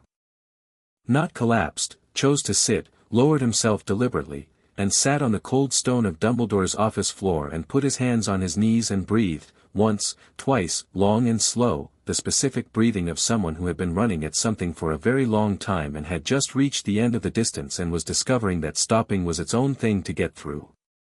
Millie sat down next to him. Immediately, without ceremony, because that was Millie. After a moment, Luna leaned against the wall 2 feet from them with her arms crossed, not sitting, because she was Luna, but present in the way that communicated what sitting would have communicated for anyone else. Moxie sat on the edge of Dumbledore's desk because it was the nearest surface and he was also choosing to be present rather than standing and filing. Blitzø didn't sit down. He stood at the window and looked out at the grounds where the fighting was winding down, where people were moving below in the particular ways that the aftermath of battles moved, the checking on each other, the emerging from cover, the specific human activity of looking for the people you cared about and confirming they were there. Dumbledore came to stand beside him. They stood at the window together for a moment. "Thank you," Dumbledore said. He said it simply, without ceremony, with the weight of a man who meant a thing completely. For all of it. Blitzø didn't respond immediately. He looked at the grounds, at the castle returning to itself, at the students below finding each other. He looked for Ron's red hair in the crowd and found it. He looked for Hermione beside him and found her too. "He's going to be fine," Blitzø said. Dumbledore looked at him.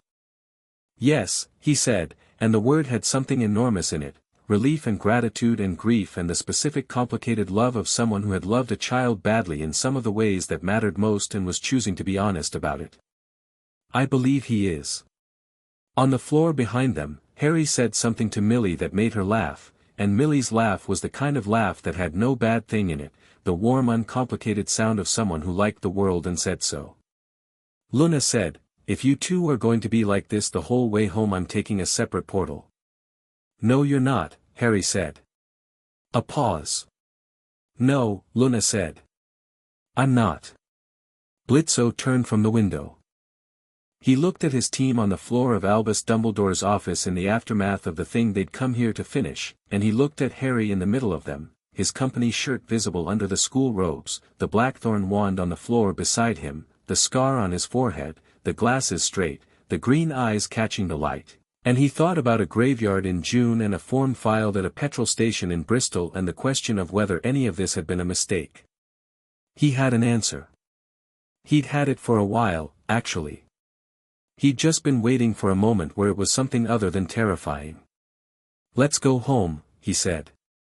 Harry looked up. Blitzø met his eyes. "Yeah," Harry said. "Let's go home." Stolas' dinner, when it finally happened 2 weeks later, was every bit the production it was always going to be: the vast table, the extraordinary wine, the elaborate hospitality of someone with unlimited resources and the specific pleasure of using them. Harry sat at the table and talked to Stolas for 2 hours about magic and demonology and the intersection between them, and Stolas was delighted in a way that was completely genuine and that Harry responded to with the warm openness he had for people who were interested in things the way Stolas was interested in things, completely, without reservation, as if the subject itself was the gift. Ron, who had come because Harry had asked and Blitzø had said yes and Stolas had set a place with visible excitement, ate 4 courses in the specific way Ron ate things when he was nervous and was falling in love with the food simultaneously. Hermione asked Stolas 14 questions and took notes. At the end of the evening, standing in Stolas' entrance hall while the others got their coats, Stolas drew Blitzø briefly aside with the particular diplomatic subtlety of a demon prince who had decided to say something and was choosing his moment. "He called this place home," Stolas said. "Not pointed. Just noting." "Yeah," Blitzø said. "You know that's," Stolas paused, amber eyes warm. "That's the thing you were afraid of. That it would mean something too large to manage." "Still afraid of it," Blitzø said. "And?" Blitzø looked across the hall at Harry, who was mid-sentence with Millie about something, hands moving, the specific animation of someone who wasn't performing, who was just present and talking to someone they were comfortable with. "And I'm doing it anyway," Blitzø said. That's what I've got." Stolas looked at him with those ancient amber eyes and the expression that he'd had since the first dinner, the one that was warm and complicated and something like proud. "That," he said, "is rather more than most people manage." He went back to saying goodbye to his guests. Blitzø went to get his coat. On the portkey home, all 5 of them plus Ron and Hermione, the transit space crowded and loud and nothing like the quiet 2-person portkeys that Blitzø took when the job was clean and simple. Harry somehow ended up next to him, the way he usually ended up next to him in these situations, the specific gravity of proximity that had developed without either of them arranging it. The transit was 17 seconds. For about 9 of them, Harry said nothing. Then, in the quiet undertone of someone saying something because it was true and needed to be said, "Thank you." Blitzø looked at him. "Not for the contract," Harry said. "Not for the operation.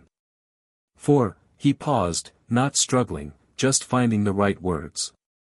"For the petrol station at 3 in the morning. For the form you didn't have to file." Blitzø said nothing for a moment.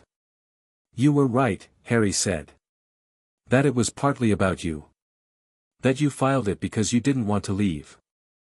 He looked at the transit space, not at Blitzø. "But it ended up being about me. Just so you know." He glanced over. "It ended up being the thing that mattered." Blitzø looked straight ahead. "I know," he said. The portkey landed. They went home.